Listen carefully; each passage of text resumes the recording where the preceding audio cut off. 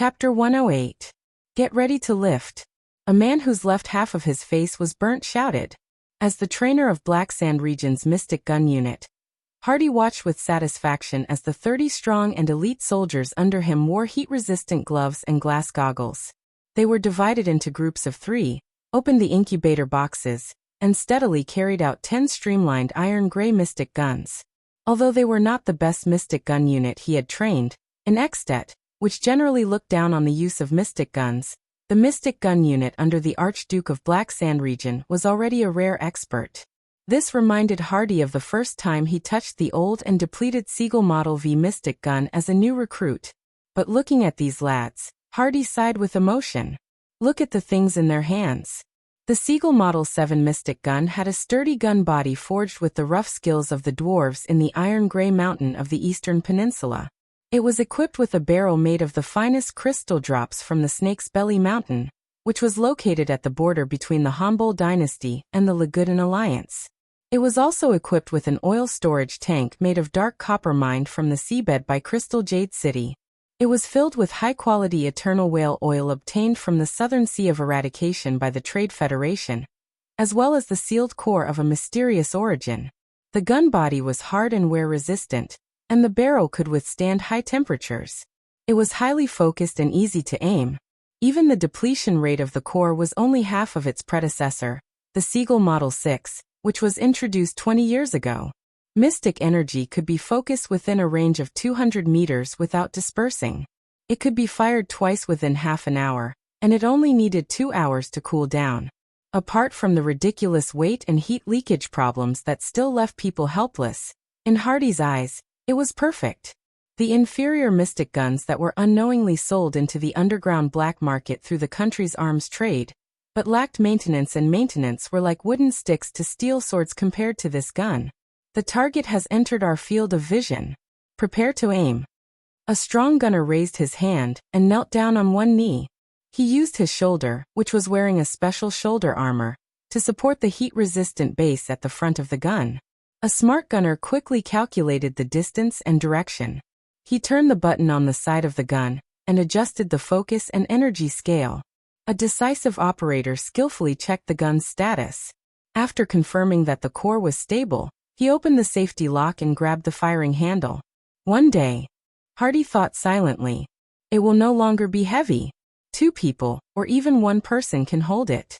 It was no longer complicated. 1 person could aim and fire. It was no longer dangerous. The core would not become the fairy bell of Hell's River that could endanger the gunner's life at any moment. It was no longer expensive, and every soldier would be equipped with it in battle, instead of being limited to a small team of a few dozen people. It was no longer mysterious. The nuclear core was no longer a mysterious item that was imported through special channels. Everyone knew its origin and principle. One day, Hardy gently looked at the Mystic gun beside him that had entered firing mode. He subconsciously touched his broken left arm, and felt the dull pain on the left side of his face. It would become the king of war, take away the pride of the power of eradication, and completely eliminate metal weapons and physical combat from the world. Even in the north, it would tell people how heavy the price of war was and how precious peace was. Unfortunately, I won't be able to see it. Attack position. Hardy solemnly raised his right hand and shouted the second last word. 10 shooters pulled on the handle with built-in springs, and the mysterious core at the back of the gun began to vibrate and make disturbing noises. Hardy looked at the group of Constellations who had just broken through the light infantry's encirclement. They heard that their newly found prince was inside. Is that so? Hardy flashed a smile. Lucy, my daughter. You will always be the pride of your mother and me. No matter how desperate the situation is, you must be strong and live on. The next moment, the weathered man, who only had half a face, smashed his right arm with all his might. His face was distorted as he roared. Fire! The soldiers set up a densely packed shield formation, blocking a large area of vision in front of them. Everyone else hid behind the shield formation. Arclight shields, distribute them evenly. Araka roared. Don't miss any spot. Fales was pressed to the ground by Portray. He could not even lift his head. No matter what, hide behind the others, Portray said with a stiff expression. Lampard must be crazy. Thales gritted his teeth, but he could not stop the doubts in his heart. Are they mystic guns? He remembered that not long ago, Morris of the Brotherhood had gotten 2 of them from the army at a high price, but he gave them to his subordinates for self-defense. At least, that was what Leorc said. Thales had always thought that aside from using mysterious energy, it was similar to the weapons in his previous life. They were weapons that could be raised and fired at the enemy. But now it seemed more complicated. At least, looking at how Araka and the rest looked as if they were facing a great enemy, it should be, at this moment, Araka roared madly, "Fire!" The soldiers clenched their teeth and trembled. They held the metallic arclight shields in their hands even tighter. A strong, crimson-red light attacked from the front. The light penetrated the shield formation. The weather was very cold, but at this moment, it was as if they were being shone by the sun. A gentle warmth enveloped them. "Hold on, scatter them away." Before Araka could finish speaking, a strange change occurred around the constellations. Asterisk swoosh. Asterisk the moment the snowy ground beside them came into contact with the red light, the accumulated snow immediately shrunk and turned into water, then evaporated into thin air. Thales frowned slightly. This is? The red light spread to a short tree on the snowy ground. Thales stared at the top and bottom of the tree in bewilderment. Every inch of the tree instantly turned black, and then emitted tongues of fire. The next moment, the small tree suddenly exploded, and countless sparks burst forth. Asterisk boom. Asterisk the flying sparks scattered to the crowd.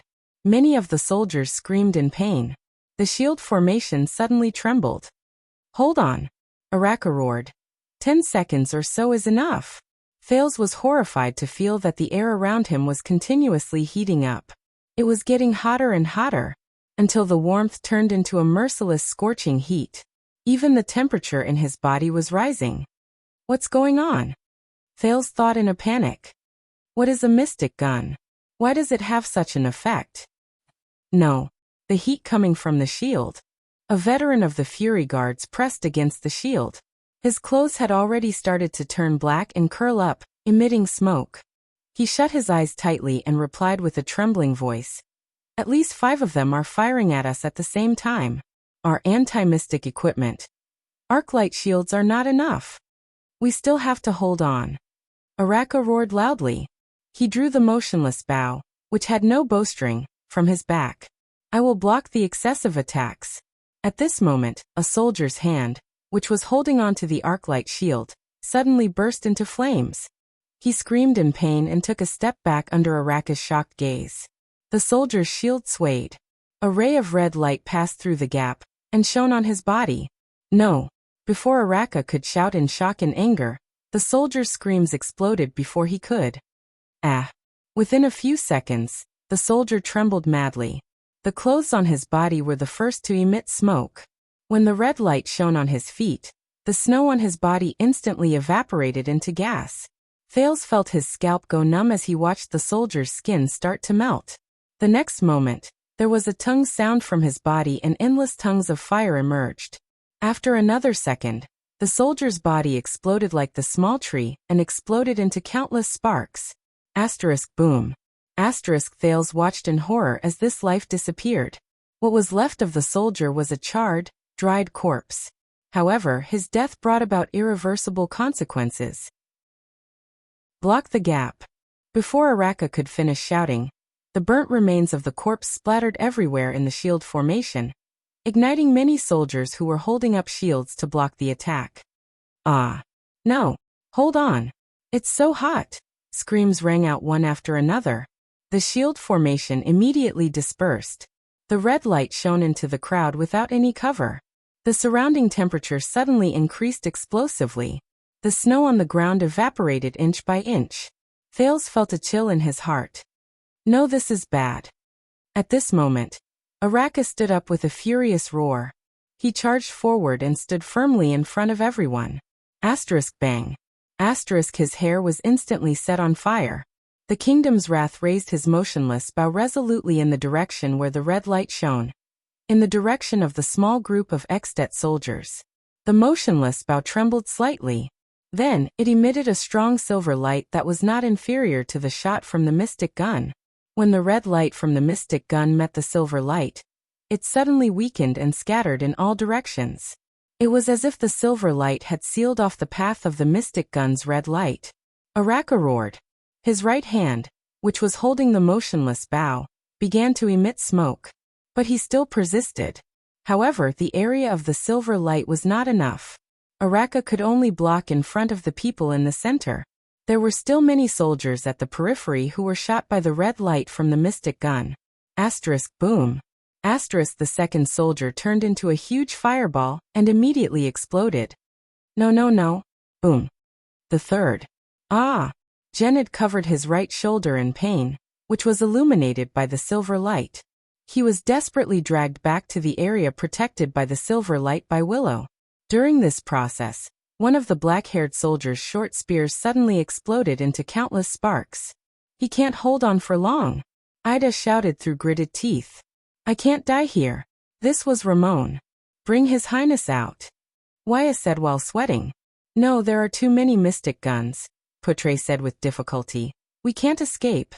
While everyone was in a mess, no one noticed that the second Prince of Constellation was in a strange state.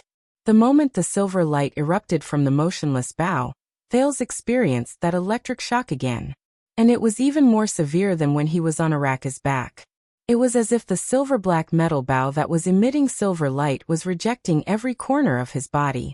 Thales lay on the snow-covered ground. His face was contorted and trembling. No. Is the legendary anti-mystic equipment really rejecting me this much? The silver light suddenly weakened. Araka's right hand started to catch fire. In the endless scorching heat, the kingdom's wrath still gritted his teeth and endured. A few rays of red light leaked in and shone on Thales' body. At that moment, Thales suddenly shuddered. His clothes started to smoke. He only felt the cells in his body suddenly heat up. So hot. It was as if he was on fire from the inside out. That familiar fluctuation surged through his entire body. Time seemed to have slowed down again. In the vision provided by the fluctuation, the red light and the silver light were like two pairs of enemies that were strangling each other, melting each other. However, where the light intersected, the silver light obviously had the upper hand. It was just that there were more red lights. However, at the same time, Thales only felt that his body was getting hotter and hotter. No, so hot. Thales closed his eyes in despair. He opened his mouth wide and howled as he felt the heat that was almost burning him. He stretched out his hand and screamed. So hot. Then his heart suddenly skipped a beat. Thud. A feeling that he had never felt before assaulted his senses. At that moment, Thales only felt that his vision had penetrated the distance.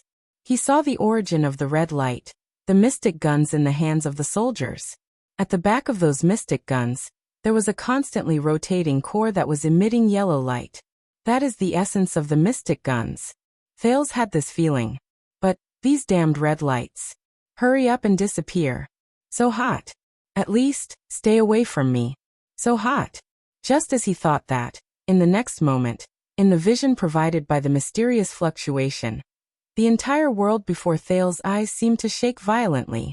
In his field of vision that others could not see, the crimson light from the mystic guns suddenly scattered as if it had a mind of its own. It made a turn in the air, avoided the constellations, and shot behind them. Swoosh, swoosh. The snow on the ground a few hundred meters behind the constellations instantly evaporated. In the next second, the red light from the mystic guns disappeared before everyone's eyes. Araka knelt on the ground with a thud. However, he still fiercely raised his burning right hand and extinguished the flames on his head and hands. The constellations seemed to heave a sigh of relief and fell to the ground one after another. In the scorching air, many of the soldiers had already turned into charred corpses or were burned to death. One round of shooting has ended. It seems that their aim was not very accurate. Araka gritted his teeth and climbed up. He said, but if they were using Seagull 7? At this moment, a shrill horn resounded through the sky. Beep. Araka furrowed his brows. Putre and the other veterans suddenly trembled. We survived. Putre's lips trembled as he survived the disaster. He shut his eyes tightly. This is Extet's retreat bugle call. The hurried sound of hooves came from afar. A knight wearing a gray helmet galloped towards them. Enough! The kingdom's wrath! The knight wearing the gray helmet shouted from afar. There have been enough battles and deaths. Araka raised his head and laughed mockingly. Told ya! The Fire Knight! Come! He raised his almost charred right hand, and the motionless bow that was almost brand new. He gritted his teeth and said, Step over my dead body and take it. Come and take the motionless bow that I snatched from your hands 12 years ago. The battle between us has ended. With a solemn expression, Lord Tolja said discontentedly from his horse, one of the 10 co-rulers of Extet, the Honorable Archduke of Black Sand Region, Lord Chapman Lampard, has invited the second Prince of Constellation, His Highness Thales Jadestar, to meet him. Araka was startled. Are you messing with me? At this moment, Putre cried out in shock. Thales had no idea what happened after that. He only had one feeling now. Pain. Numbness from the pain. Numbness from the pain. This was the after effect of the previous time when he lost control. Now it struck him again. Intense pain erupted from all over his body in waves. It was even more severe than the last time. It was as if every molecule in his body was cracking and collapsing. Then this pain was transmitted to every nerve in his body. What's wrong with him? Thales tried his best to open his eyes and saw a knight wearing a gray helmet in front of him. He lowered his head to look at the vigilant Araka. Maybe he's exhausted. After all, it's such a long journey. This was Putre's anxious voice. Oh God, His Highness is bleeding. No, his breathing is weakening. This was Waya, who was panic-stricken. Where's that doctor? Let him come here. The last thing Thales saw before he lost consciousness was Ralph, who was running towards him anxiously, and Ramon, who was dragged over by Ida. Those two voices again. Thales thought in a daze, it's like a dream. I'll probably forget about it once I wake up. Oh, it's him again? How long has it been? Just a few minutes? Forget it. This time, it can finally stay, right? Yes, although the buoyancy of the soul is still strong. I can feel that its body is close to collapsing. Wait. It's different from the last time. Someone is stimulating the potential in its body and mending its life. And its life force seems to be exuberant, too exuberant. It can't be. When was the last time we encountered such a tough fellow? Thousands, hundreds, or decades ago. I can't remember clearly. I think it was that arrogant knight-cum-wizard. Sigh, what does Mother think? Mother is still unwilling to accept it. I can only say that having a strong life force is a good thing. Even Mother is lenient. There's no point in thinking too much. Mother has her own plans. Do you still remember the Sovereign of the Abyss from a long time ago? He even had 3 of his hearts destroyed by that calamity.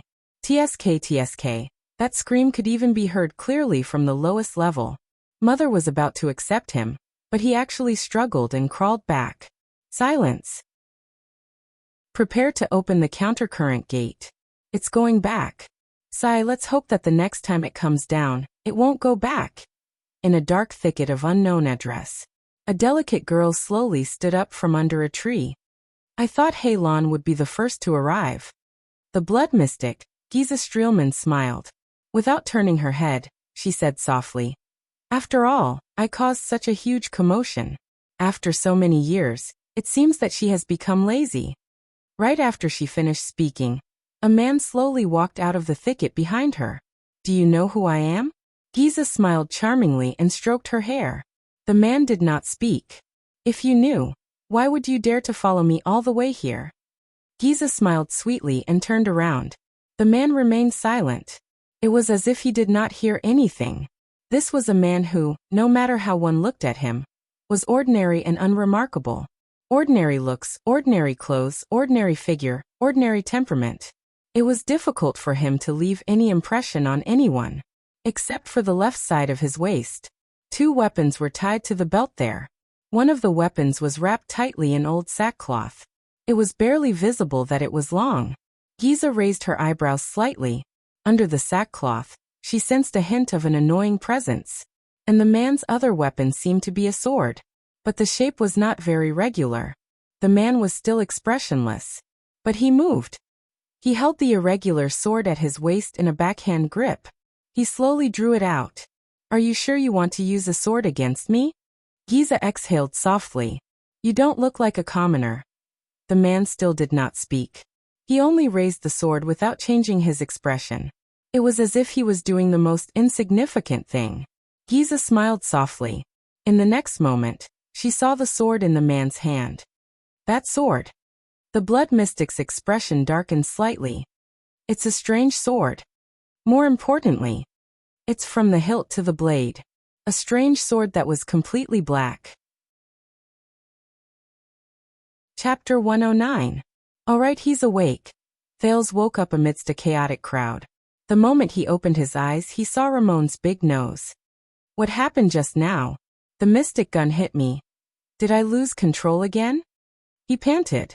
Ramon was squeezed out of his field of vision, followed by Putre's thin face, Waya's anxious expression, and Aida's half-face under the cloak. What's wrong? Thales asked weakly. Get out of the way. Get out of the way. Respect the doctor. Ramon's dissatisfied voice came from the side. Give us an empty space. His Highness needs further examination. The three faces in his field of vision disappeared, and Ramon's big nose reappeared. How am I? Thales asked softly as he felt his entire body. You are fine now.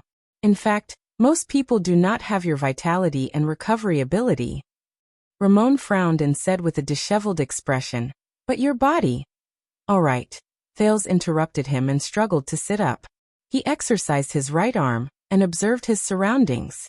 Now is not the time to talk about this. Ramon clearly felt the abnormality in his body, but how could he talk about it in this place? However, Ramon did not seem to want to give up, and his next sentence made Thales clench his fists. Listen, Your Highness. Ramon was bandaging his shoulder that was injured during the chaotic battle just now. He clenched his teeth and said softly, The others might not know, but I can feel that those mystic guns did not miss their target.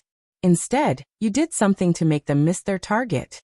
Ramon wrapped up his shoulder that was injured during the chaotic battle just now. What? Thales tried his best to control his astonishment and not show that he was too shocked. What did he know? I don't know what you're talking about, Thales replied bluntly. I should get up and tell them that the prince is fine. But Ramon still chattered on with a dissatisfied expression.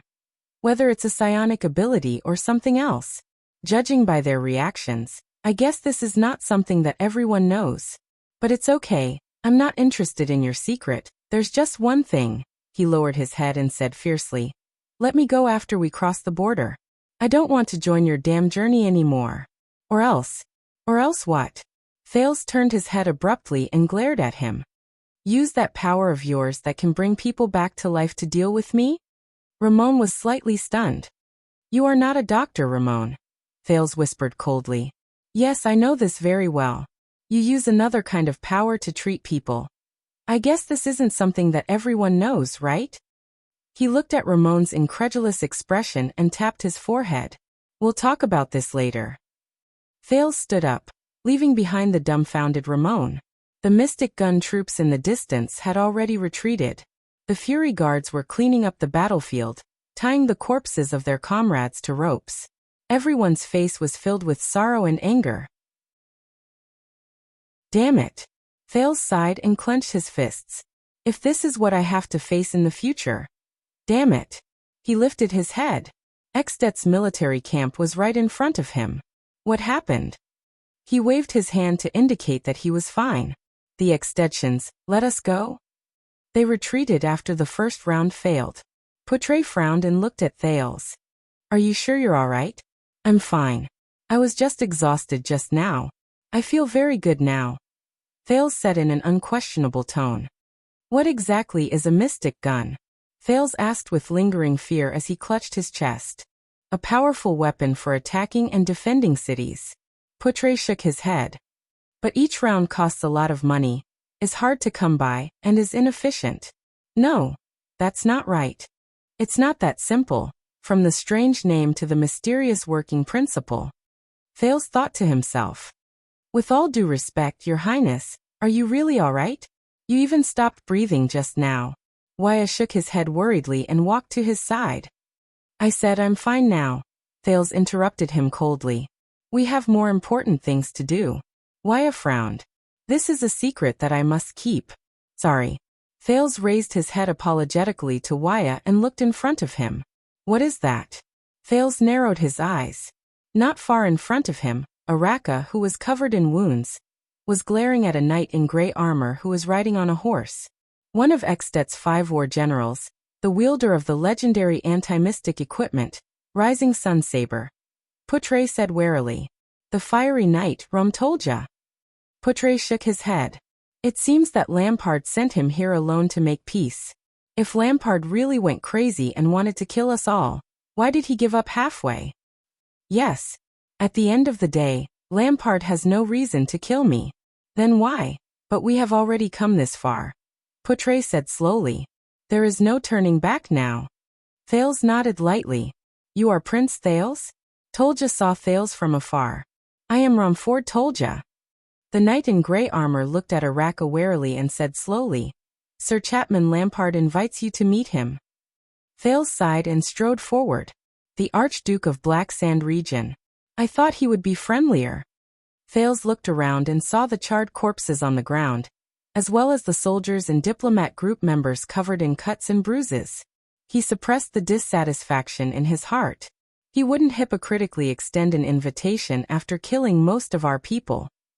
Tolja raised his head and looked at Broken Dragon Fortress in the distance. If you have any opinions, you can ask the Archduke himself. The Fire Knight's gaze under his grey helmet was sharp and profound. I am only responsible for bringing you to him. Thales clenched his teeth and exhaled.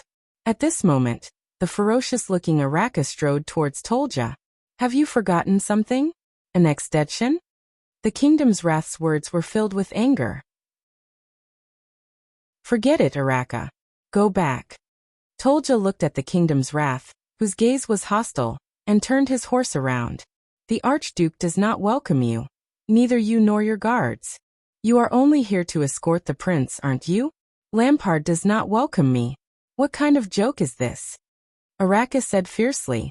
His brother died in his hands, and his father died in my hands. With this in common, we should be able to chat very well. Thales furrowed his brows. Especially when I killed so many of his soldiers, and he also killed so many of mine. Araka said coldly. We will definitely become good friends. The battle is over. You cannot change its outcome. Tolja answered nonchalantly, as though he was already used to the other party's provocation. The dead who died in the battle are certainly worthy of commemoration, but the living cannot forget their mission. What is your mission, Araka?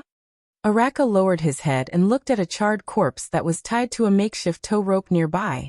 He clenched his fists tighter and tighter. You fought very bravely, but your mission has been completed. Tolja stared coldly at his opponent. You should be glad that we did not take the opportunity to snatch the motionless bow. Why don't you try? Araka fiercely grabbed the motionless bow and stood one end in the snow. You brought that knife anyway, didn't you? One day I will. Tolja's eyes shone brightly.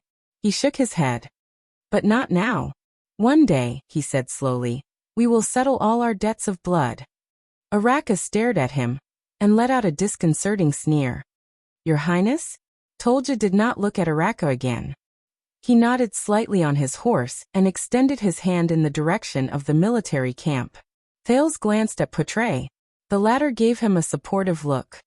I think we do not have any other choice, right? Thales looked at the grey-armored knight. The latter smiled at him. All right. Thales looked at the messy battlefield and exhaled. He walked forward. Let us go and see the organizer of this welcoming ceremony. Thales looked at Araka, whose expression was hard to read. Thank you, Baron Murch. And your Kingdom's Wrath, Thales added hesitantly. Araka did not respond. He only watched silently as his guards cleaned up the battlefield. Thales sighed and lowered his head. He turned around and walked towards the military camp. Putre was the first to catch up with Thales. Waya and Ralph followed closely behind him. Ida looked at the corpses around her, and walked to the back of the group. Willow supported Janet. Ramon, on the other hand, followed Thales in dissatisfaction after being pushed by a few soldiers. Child. Thales turned around in surprise.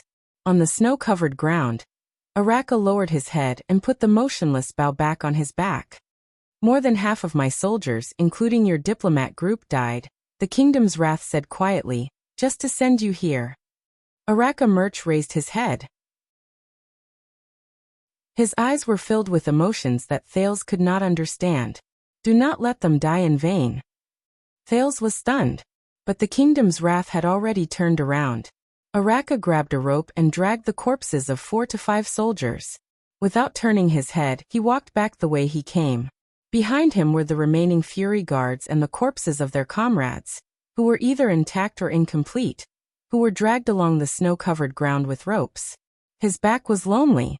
The Extettion's military camp appeared wild and crude. The camp walls were simply built from tree trunks cut from the coniferous forest beside them. The tents that the soldiers rested in were built from thick branches. But in comparison, the Extettions left a deeper impression on Thales. They were really too passionate. Thales even suspected that if Tolja had not led his horse and led the way at the front, the Extettions would have pounced on them. The Extetion soldiers who were standing guard stared at the group of Constellations with hostile expressions. There was even a sentinel who spat fiercely at his feet. A group of cavaliers who had just returned to the camp passed by them. They looked at the constellation flag that they held high and let out provocative laughter at them. Go back, Southerners. An Extetion soldier who carried heavy armor and a greatsword shouted at the diplomat group in disgust. Northland does not welcome the people of the Empire. Just keep dreaming about the Empire. A half-naked burly man sat by the bonfire and sharpened a great axe. He pounded his chest and roared. First, we have to spit out our territory. Northland only belongs to the Northlanders. They killed our prince, but sent a child to sue for peace. They walked past a circle of soldiers who were sitting on the left. A leading soldier pointed at the diplomat group and scolded. This is the shamelessness of the Empire. The people around them responded angrily and glared at them. Do you know why? The soldier said loudly. Because all the men in their country were killed by us 12 years ago. The people around him burst into laughter and echoed his words. They should have sent a princess. A little boy is fine too, a soldier said mockingly. As long as he's pretty enough, we don't care if he's in front or behind. Another round of laughter rang out. Thales raised his head and sighed. Should I be surprised? Or is this how the Extensions say hello to the Constellations? Do not be surprised, Your Highness, Putre said to the stiff Thales in a relaxed manner. The relationship between Constellation and Extet has never been good since the founding of the country more than 600 years ago. Whether it is the history of the Empire or the competition in the Western Peninsula, there are enough reasons for our hostility. Cold Castle was snatched from Extet by us 400 years ago. History was the first to breed hatred, and hatred is the first to write history. Putre sighed. Only the Peninsular War can make us temporarily forget our opinions of each other, and fight side by side, which is rare. During the Third Peninsular War, the hero Chara and the Oathkeeper King Midir were close friends. Together with Khemu Union's prophet Kai Peng, they worked together to fight against the Eastern Peninsula's expeditionary army. Unfortunately, they turned against each other in the end, and the rare chance for the Dragon and Constellation to mend their relationship was lost just like that. But this is a military camp. Other places are much better. Many Northlanders do not care about those meaningless things. Waya nodded. After all, the civilians who work hard for survival are different from the soldiers who have tasted blood. They call us citizens of the Empire. Why? Thales frowned and asked. Isn't the final empire a history from more than 600 years ago? Even if there is a real grudge, it has to be traced back to the ancient empire more than 1,000 years ago, right? This is their mockery of us. Putre shook his head and said with a complicated expression. The Constellations have always been proud of the empire's bloodline and inheritance, but unfortunately, the empire did not leave a good impression on the world. It's not just the Northlanders. The people in Alumbia Kingdom in Thornland and Anlenzo Dukedom in Dragon-Kissed Basin also do not have a good impression of us. Whenever there is a need, such as during a war, This ancient emotion that has been passed down from generation to generation will be exaggerated and exaggerated. It is much more effective than increasing the soldiers' rewards. The Empire. The citizens of the Empire. Thales sighed and hid this information in his mind. Speaking of which, the recruitment of more than 10,000 people is almost the limit of Black Sand region. Poutre looked at the densely packed military camp in front of him. I think Lampard's supplies and expenses are also quite difficult. Black Sand region is not a rich place. For the Northern Territory, they must have planned for a long time and spent a lot. The Constellations finally followed Tolja and walked to a huge tent. A tall nobleman in military attire who had been waiting in front of the tent walked forward and nodded slightly at Tolja. The tall nobleman bowed to Thales and said, "Is this Prince Thales? It's our first meeting. I am Lesa Kintvita, Viscount of Ekstedt. My fief is located in Black Sand region's halting light city. Everyone in the diplomat group, please follow me to rest. As for His Highness..." Viscount Kintvita nodded and looked at Thales. "The Archduke is waiting for your visit." Thales raised his eyebrows. "This is a private meeting." Kintvita stared at Thales with a burning gaze. "The Archduke of Black Sand region and the Prince of Constellation. Do not worry." Viscount Kintvita raised his hand and stopped Poutre and Waya, who wanted to say something. His tone was firm. "His Highness is already here. At least before we reach Dragon Cloud City and meet His Majesty, he will be fine." Thales sighed softly and smiled. "I think we still don't have much of a choice, don't we?" "Do you know, Your Highness, I suddenly thought it through," Poutre said quietly, his eyes shining brightly. "Lampard is not crazy." Thales thought of something. Kintvita furrowed his brows and gestured for Thales to go ahead. The Archduke's own tent was tall and spacious, but it was not bright. The ground was covered with a thick carpet, embroidered with the picture of a powerful iron fist. A rough-looking man in his 40s sat beside a thick square table filled with food. He had gray hair and blue eyes.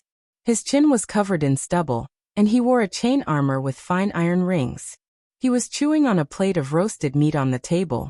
An iron brazier burned fiercely by the side, illuminating the man's face, making it look even more mysterious. Thales noticed that a saber with a polished leather scabbard was also placed horizontally on the table. He calmly stared at the actual ruler of Black Sand region, Archduke Chapman Lampard. Lampard stuffed a ball of roasted meat into his mouth while staring at him, making Thales feel uncomfortable. "You're calmer than I thought," the Archduke said slowly. Thales sighed. "Perhaps." He walked to the table, climbed onto a chair, and sat down. "But in the face of an enemy who owes me hundreds of lives, I really can't think of any other expression. Even anger seems unnecessary." Lampard picked up a wooden wine cup and poured the wine into his mouth. His Adam's apple bobbed as he swallowed. The Archduke put down the wine cup and wiped away the wine that flowed out with the back of his left hand. He grabbed a piece of hind leg meat and took a bite. "According to the news that spread from Constellation, you really don't look like a 7-year-old child. When life isn't easy, you have to learn to mature earlier." Thales shrugged. "Eat up, this is good venison." Lampard pushed a plate of roasted meat over. "The Prince of Constellation can't starve to death in my military camp." Thales stared at the crudely styled roasted meat and frowned. "All of you have guts. Your counterattack was indeed beyond my expectations," Lampard said coldly. "Who made this decision? Maybe I should reward him properly. He ruined all my years of planning." "You." Thales pulled the plate in front of him. Without raising his head, he took out his dagger and started cutting the meat. Lampard raised his eyebrows. "This is your decision, Your Grace."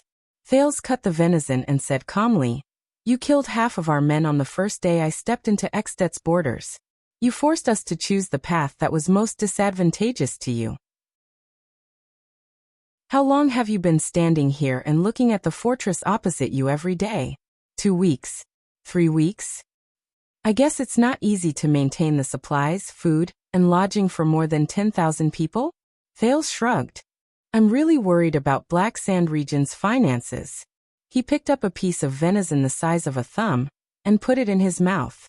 "It tastes good." Lampard stopped eating and drinking. He stared straight at Thales with a fierce look in his eyes. You know, the Archduke said slowly, I originally planned to spare your life and only kill the people around you. Thales frowned. His venison was not cut well. But we encountered the mystic gun unit. That level of attack. Thales snorted softly and began to cut off a piece of meat. It was to kill me. That was an accident, Lampard said flatly. An accident. Thales was so angry that he laughed. He put down the dagger in his hand. Your mystic gun. But he was immediately stunned. Wait. Poutre said that Lampard did not go crazy. So. Thales stared at Lampard in a daze. Could it be? That was an accident? Thales asked in disbelief. It was an accident. Lampard placed his arms on the table, his eyes burning. Thales closed his eyes and exhaled deeply. After a while Thales opened his eyes and said with certainty, You did not send out the mystic gun unit. I did not. Lampard put down his wine glass and shook his head slowly. You did not intend to kill me either, Thales continued. I did not. Lampard's eyes were burning. Thales clenched his teeth. So that's how it is. He exhaled and laughed. Someone else is commanding the mystic gun unit. Lampard had no reason to kill me from the beginning. The mystic gun unit is an uncontrollable killing weapon. No matter how stupid he is, he will not use this kind of thing against me. Thales sighed. Lampard closed the wooden plate with the venison, pulled it in front of him, and grabbed a piece of meat. You are much smarter than I thought. Lampard's expression was unpleasant. He stuffed the meat into his mouth and narrowed his eyes slightly. Do you understand why we met here? Yes, I understand. Thales wiped the dagger with his sleeve and put it back on his waist. He sighed and said, But I really did not expect that the command of the mystic gun unit under the command of the famous Archduke of Black Sand region would be so easily tricked by someone. Lampard suppressed his anger. That officer is called Hardy. He has been in charge of training my mystic gun unit since 3 years ago. The commander of the unit fell ill this morning, so he is only temporarily in charge. How is he? Thales asked quietly. After the signal to retreat was sounded, he still ordered a second attack, but there were soldiers who immediately questioned his orders. Lampard said gloomily. Then, Hardy did not hesitate to slit his neck and committed suicide. We are still investigating the person behind him. This also explains why you hurriedly blew the signal to retreat after only 1 shot. Thales sneered. Even the command malfunctioned. Sorry, I really do not know what expression to use at this time. Archduke Lampard pursed his lips tightly and said nothing. Their goal should be to use you to kill me, or to use my death to plot against you. Thales sneered. I think the latter is more likely. My enemies are all in the country.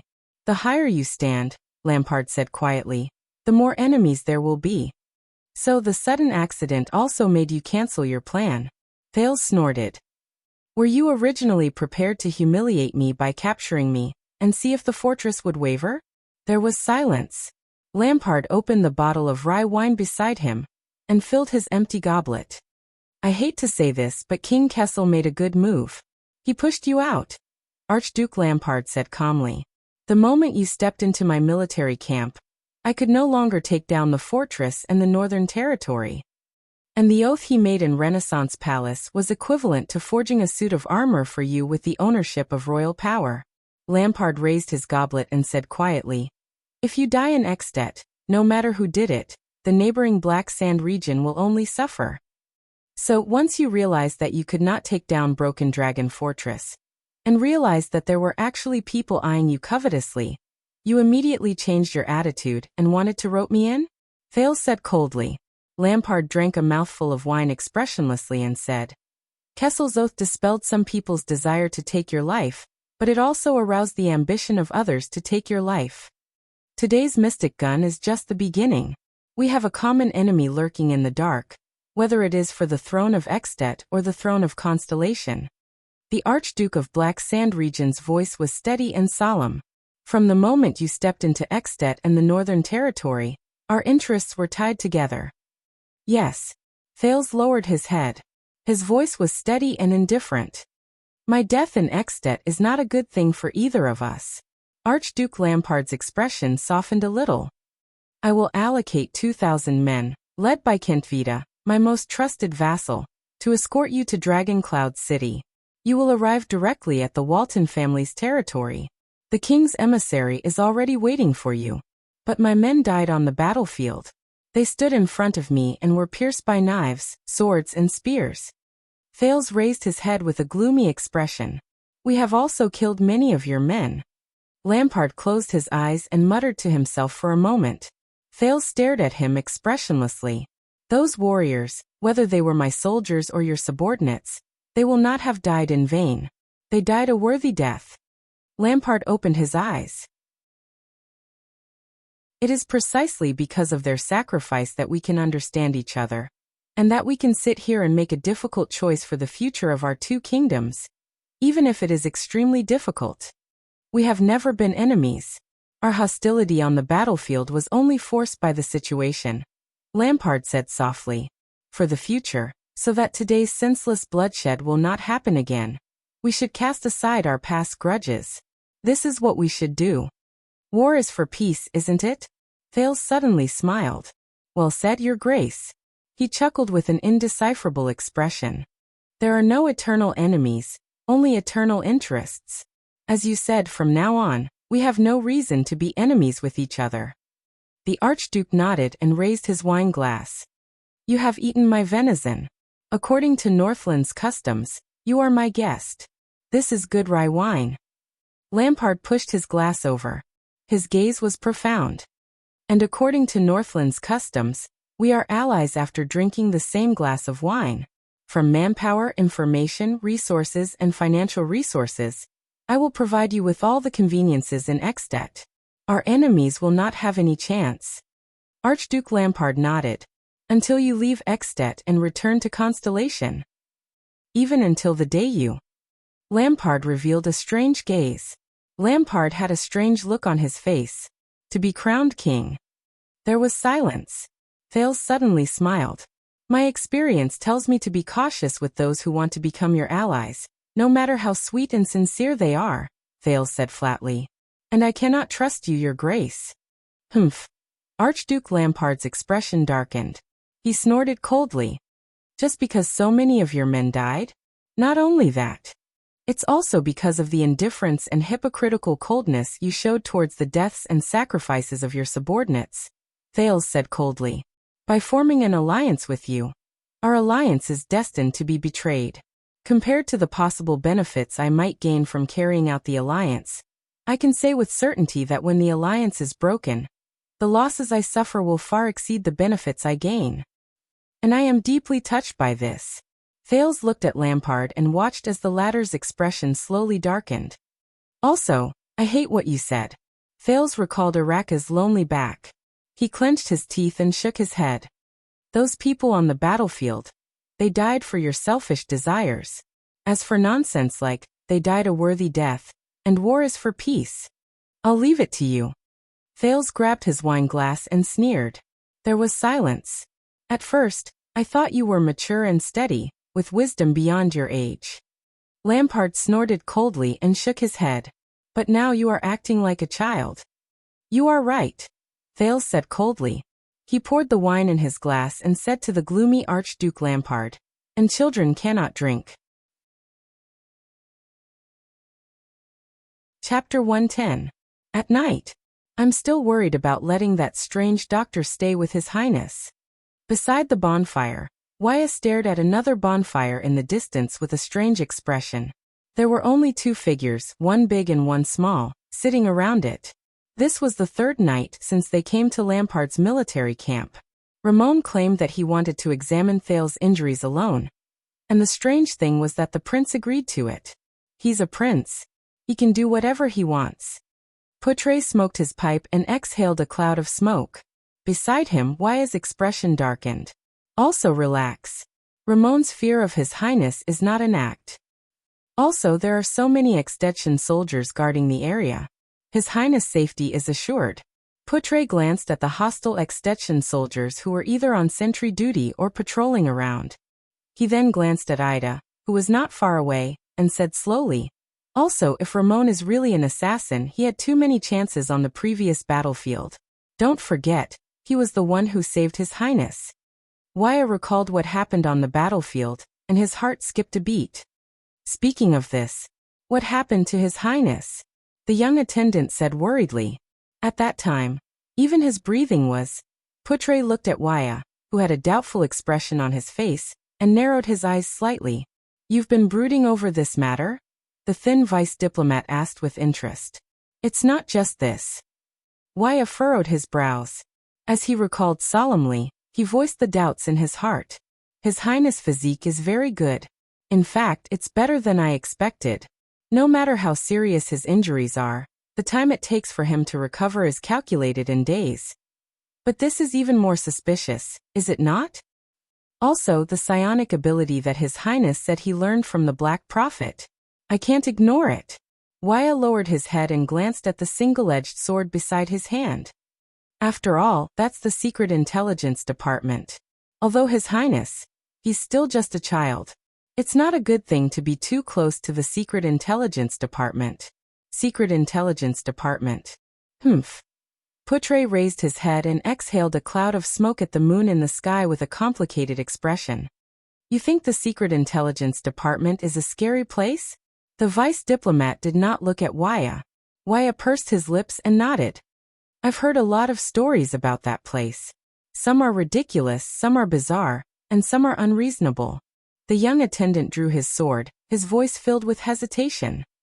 But I have to admit, the mysteriousness of the kingdom's secret intelligence department and the reputation of the Black Prophet are terrifying. I thought that with your age, you wouldn't have heard too much about the Black Prophet. Putre chuckled. After all, Morat has been in charge of the Secret Intelligence Department for more than 30 years. I even suspect that when the young Adi II was crowned, Morat was already working in the Secret Intelligence Department. Waya wiped his sword and shrugged. When I was training in the Tower of Eradication, I heard this joke. An incident happened in each of the 4 major intelligence agencies in the world. The Red Witch broke a teacup, the White High Priest burned an oil lamp, Lieutenant Qing wore an old robe, and the Black Prophet broke a pillowcase while sleeping. Guess which incident had the most serious consequences? Putre took a puff of his tobacco and the corners of his lips curled up. The gray sword guards broke a scabbard. Waya and Putre chuckled together. Master Xiao is not as heartless and terrifying as the rumors say. It's just that as the Tower Master of the Tower of Eradication, he's more level-headed and prudent. Waya revealed a nostalgic expression and nodded. Besides, other than his hair and beard, there's no part of him that's gray. After the joke, Putre slowly became serious. Waya, as an attendant, it's good to be concerned about the prince you serve, but he looked at Waya Casso with a threatening gaze. Do you want a piece of advice? Waya raised his eyebrows and showed an expression that he was all ears. Every Jade Star prince is like a separate secret intelligence department. They all have a lot of secret treasuries, Putre said with a profound gaze. Just be concerned about what you should know, and that's enough. Waya frowned. Don't make life too difficult. Putre sighed. You have to know that the prince's lives alone are difficult enough. Especially when their surname is Jade Star. Putre said quietly. The figure of the past appeared in his mind. Waya stared at the crackling fire with a complicated expression. Sir Putre, I still remember what you said that day in the birch tree forest. Waya flipped his weapon over and said quietly, were you once an attendant as well? Putre's pipe was no longer smoking. The vice diplomat spat out the cigarette holder and looked at Waya. The latter raised his eyes and asked him with a calm expression. Then which prince did you serve back then? Putre's gaze, which was focused on the fire, paused for a moment. A few seconds later he said slowly, just like your father. But I was more experienced and left the prince's side earlier. Waya stared straight at him. He stopped wiping his weapon without realizing it. Is that so, attendant? The young attendant's expression was complicated, but his gaze was profound. Then do you have a family? Putre turned his head and gave Waya a profound look. How funny, he said quietly. Constellation's famous cunning fox, the leader and signatory of the Fortress Treaty, Can't even handle his own family properly. But his gaze immediately darkened. How much better can I be? Listen, Waya. The vice diplomat stroked the slowly cooling pipe in his hand. His tone was heavier than usual. Gilbert is a competent and outstanding attendant. He is orderly, meticulous, and loyal to his ideals and goals from the beginning to the end. He has his own principles. Waya gently tightened his grip on the tip of his sword. Even if sometimes, those principles are so callous, the young attendant said faintly. Callous? Portray snorted softly. Sometimes you have to make a choice, no matter how difficult it is. Before Waya could respond, a discordant voice interrupted their conversation out of nowhere. Good evening, Constellation's two esteemed guests. Viscount Kentvita, the Archduke of Black Sand Region's subordinate, and his most trusted advisor, walked over from afar. He was dressed in a thick military uniform unique to Northland. I hope I did not disturb you. Kentvita smiled and sat opposite Portray, whose gaze was contemplative, and Waya, whose expression was unpleasant. You did indeed disturb us. Waya stared at Kentvita with a hostile gaze. He gently flicked the sword in his hand, and it let out a clear, crisp sound. Very well, that means that I have attracted your attention. Kentvita nonchalantly took off his gloves and warmed them by the fire. Why don't you stay in the tent? The weather is very cold, and this is Northland. We like the open country, replied Portray coldly, turning away the ashes from his pipe, his thin face flashing in the light of the fire. It is beautiful, and the view is open. Do not worry. Kentvita smiled softly and saw through their thoughts. You are an extet, and extettians do not have the habit of eavesdropping on tent corners. He turned his head and looked at the Prince of Constellation and his doctor in the distance. The prince is safe here. Kentvita narrowed his eyes. He is truly a special prince, isn't he? Otherwise, the Archduke would not have given such an evaluation. Waya snorted in disdain. Portray furrowed his brows. They are starting to pay attention to the prince. The child probably said something strange in Lampard's tent a few days ago. This is not a good sign. The vice diplomat pulled out his tobacco pipe, grabbed a handful of tobacco, and said flatly, Looks like we will have to depart tomorrow. Waya raised his eyebrows. Kentvita's expression froze. He looked at Portray warily. You already know? It's written all over your face, and the soldiers who go back and forth through the night. Besides, Portray nonchalantly picked up a burning branch from the fire and lit his pipe again. Isn't this the purpose of your visit? To convey your lord's will? There was silence. Kentvita stared at Portray seriously, as though he wanted to observe him again. Yes, the Viscount of Black Sand Region said calmly. We will depart tomorrow. I will lead a troop of 2,000 men, including 500 cavaliers and the Fire Knight, Lord Tolja. We will escort His Highness straight to Dragoncloud City. On the way, we will not rest in any of the suzerain's castles or towns. At most, we will set up camp in the wild. 2,000 men and going around the castles? To ensure that no one will find an opportunity to plot against them? Portray chuckled softly.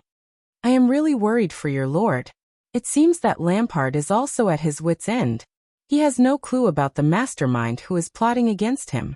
Kentvita's expression changed slightly. And here I thought that keeping promises and being absolutely loyal was the glorious and proud tradition of Northland. Portray said softly as he puffed out a cloud of smoke. But look at this military camp right now. There's the smell of conspiracies and schemes everywhere. Who else can you completely trust? Kentvita's expression gradually stiffened. Do you know what this is called? Portray snorted softly. Even a crooked beam will have a crooked shadow, whether it's King Nuvan or your lord.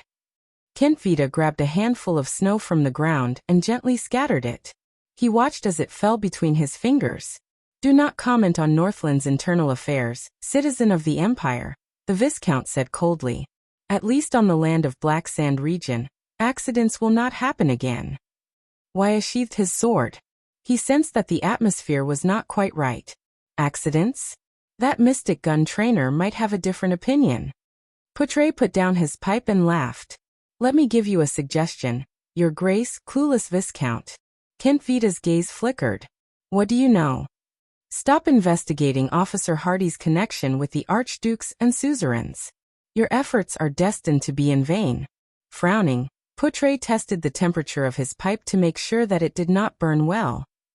Why don't you look for his business offline and start investigating the discarded mystic guns sold on the black market?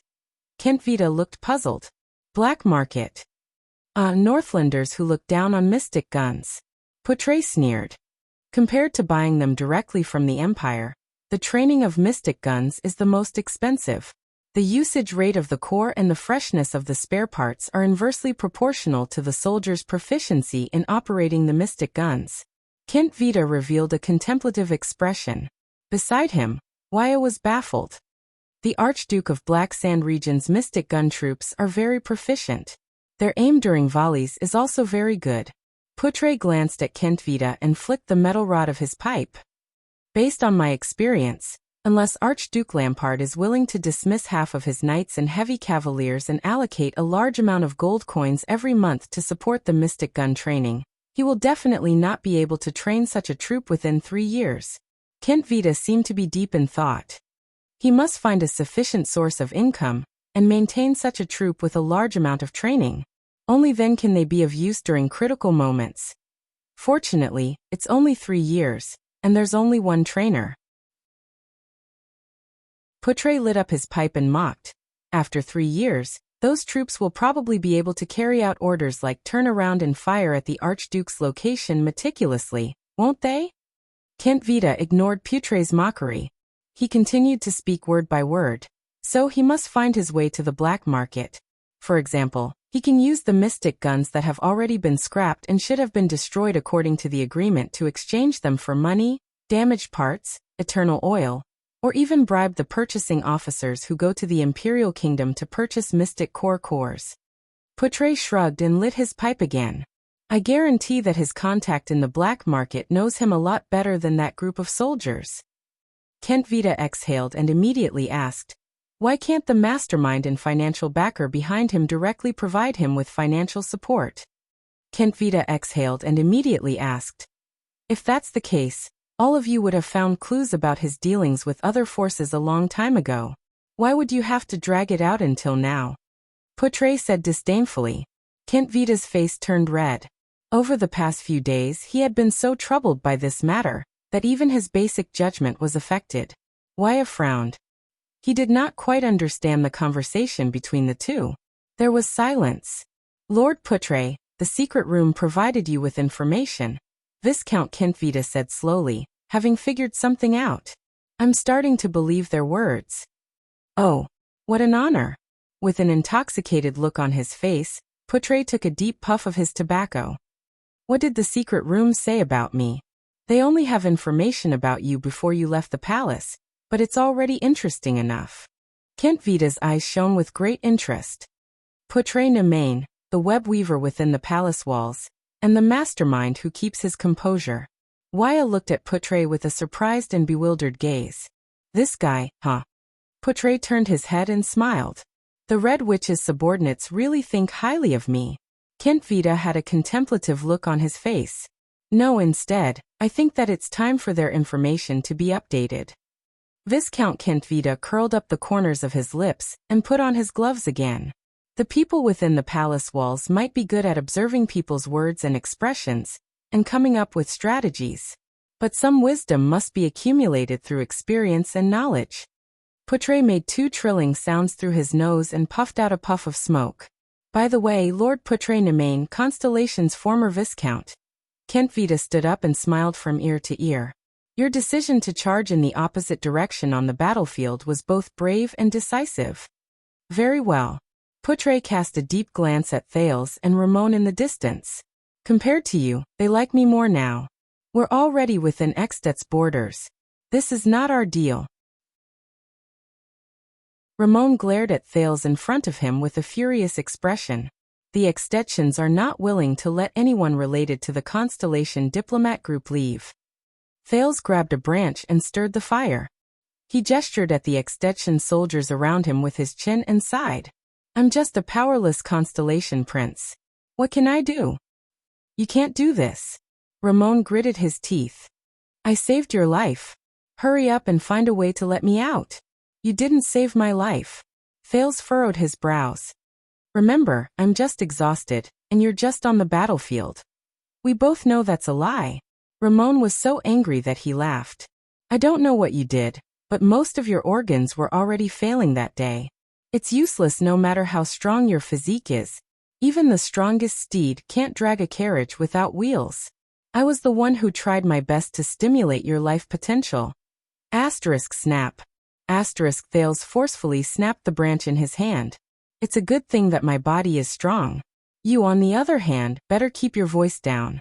You don't need to raise your voice when examining a patient's body, Thales said coldly. If you don't want that pitiful little secret of yours to be known by others. Ramon, doctor. He especially emphasized the word doctor. Ramon looked around and said with an uncertain expression, Speaking of this, all right, at least find me a messenger crow. Thales snorted through his nostrils. Don't worry, doctor. Thales scratched on the snow-covered ground and recalled many of the memories that popped up in his mind over the past few days, such as those block words that looked like pictures. The gangsters won't dare to provoke a well-trained army. You don't have to worry about Blood Bottle Gang. At the end of the day, gangsters are just gangsters. Ha, Your Highness, do you really think so? Ramon turned his head and smiled mockingly. Thales was expressionless, but his heart sank. Actually, what Ramon said is not without reason. Those two gangs might not be as simple as they seem. Especially when Blood Bottle Gang is the power of Asda and Giza, two lunatics, the power of the calamities. How strange. Even if Blood Bottle Gang often helps powerful nobles do some dirty work, they can't ignore the threat of mystics, can they? Why would Constellation allow such a gang to occupy Eternal Star City? Is it because they are confident in the legendary anti-mystic equipment in their hands and believe that they can control mystics? How is it possible? Thales recalled Giza's figure and laughed self-deprecatingly. Even though Asda did not seem to care about the survival of Blood Bottle Gang, why would someone as powerful as him meddle in a gang's territory that he doesn't care about? Isn't Red Street Market a brothel? And Black Street Brotherhood? They actually dared to harbor people from the Regicide family, the Charlton family in the capital. They even suppressed Blood Bottle Gang. After all, Blood Bottle Gang was backed by both mystics and great nobles. Those two gangs. Thales could not help but recall his 5 years in the Brotherhood. There were too many suspicious points. And there was one in front of him. Thales looked at the strange doctor with the big nose. The latter stared at him in the firelight.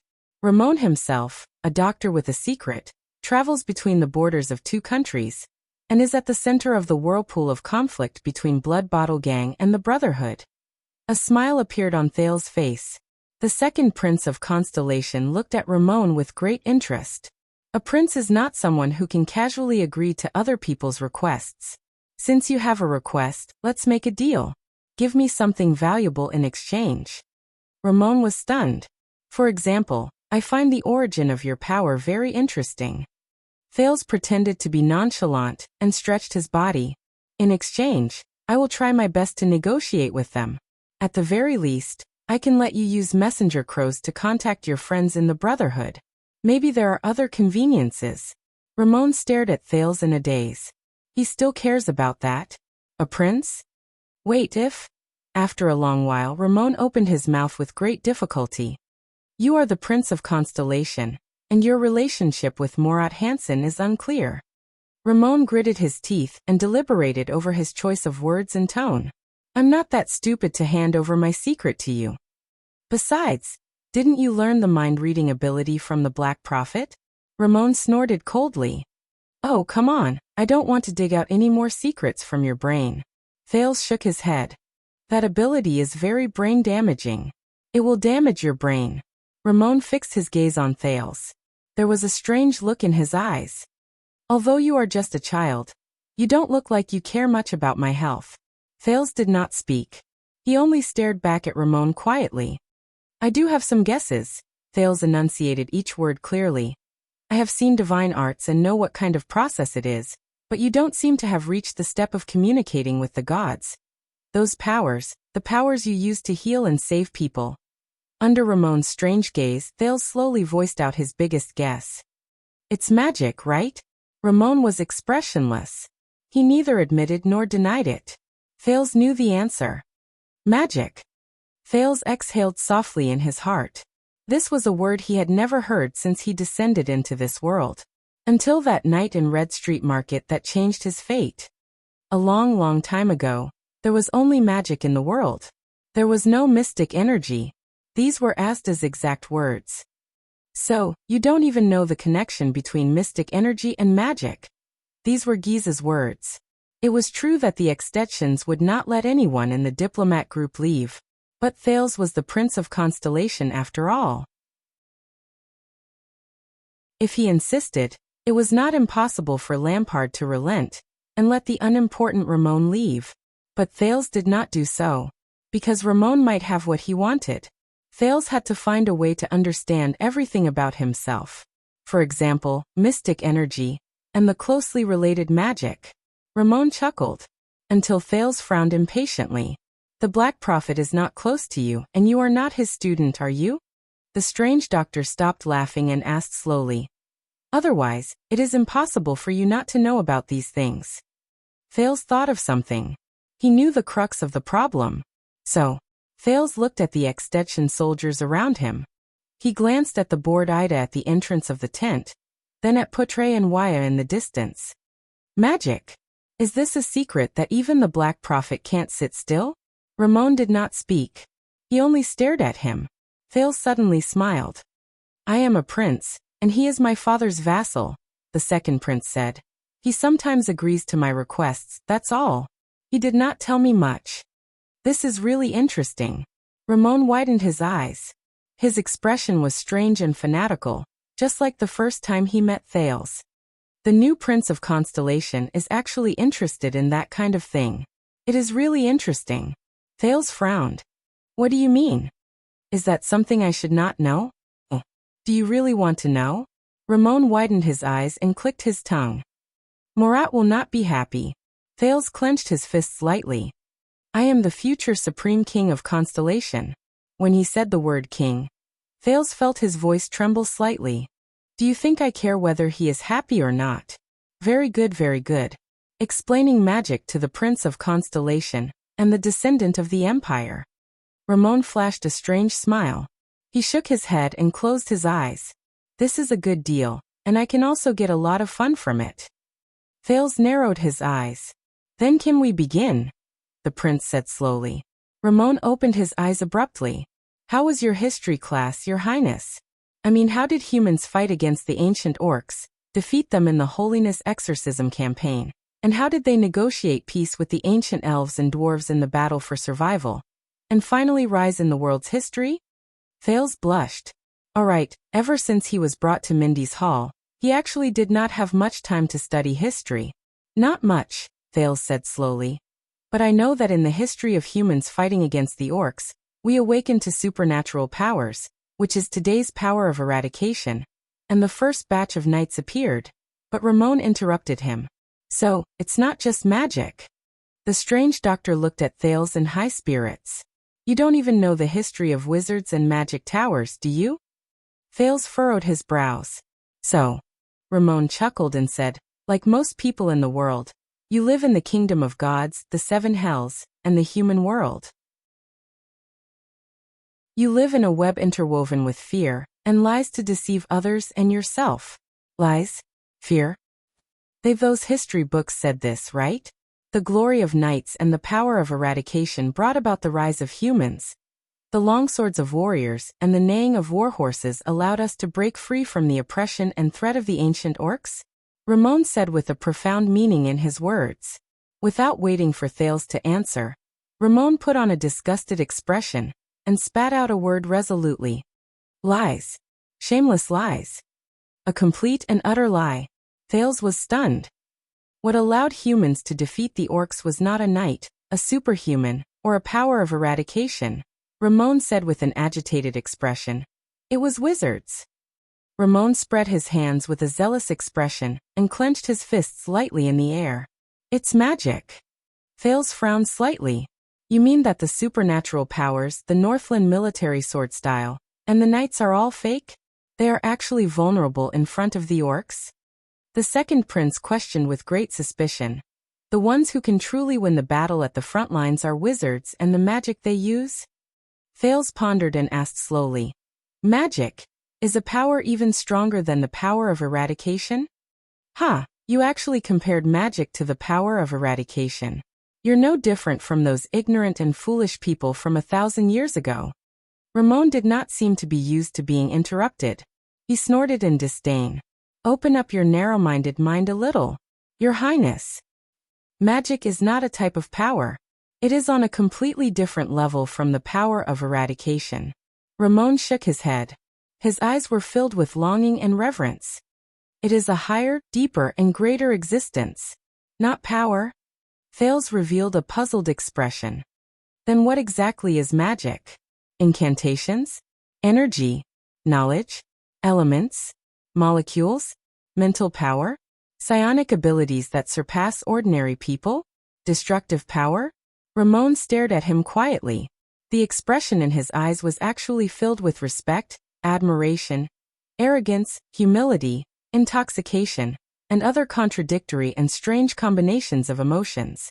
Thales had never seen that kind of gaze in anyone's eyes in this world. No, Thales was slightly stunned. Perhaps he had seen it before. In that dark chess room. That blue-robed figure. Magic.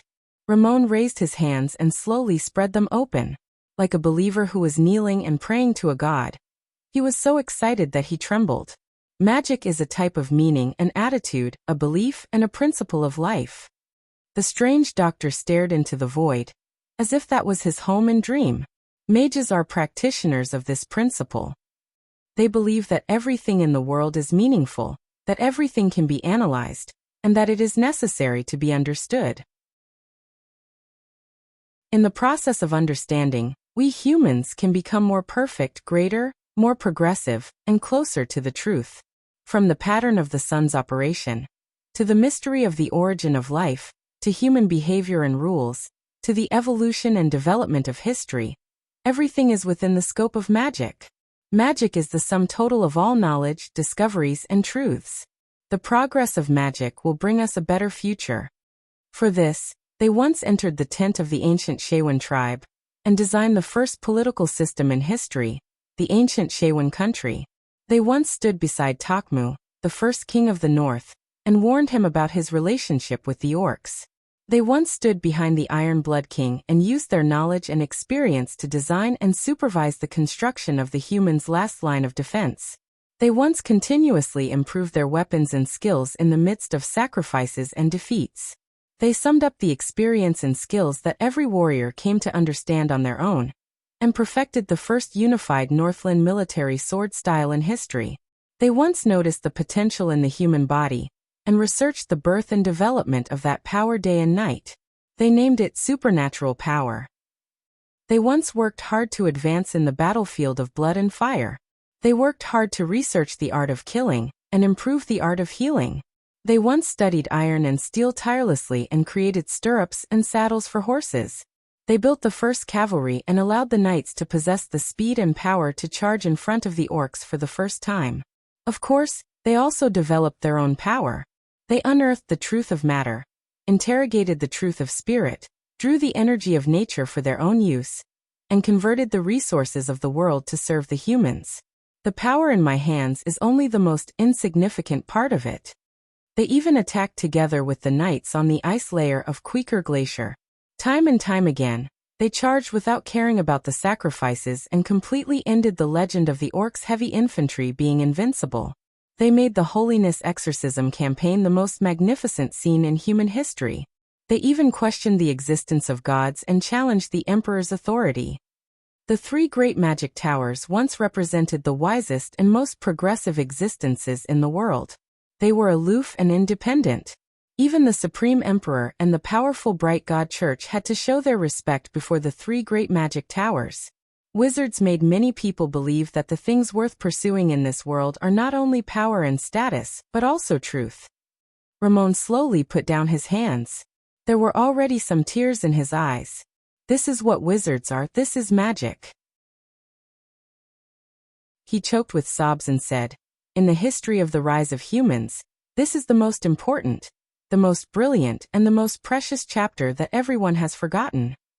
And now, Ramon lowered his head and said desolately, no one in the world remembers magic anymore. Only people like me, who are both unfortunate and fortunate, are left. Through books and scrolls, I struggled to burn the embers of magic. Thales stared at Ramon in a daze. He did not even know that the branch in his hand was burnt. He could not believe what he had just heard. He could only try his best to widen his eyes and open his mouth wide. Magic. Wizards.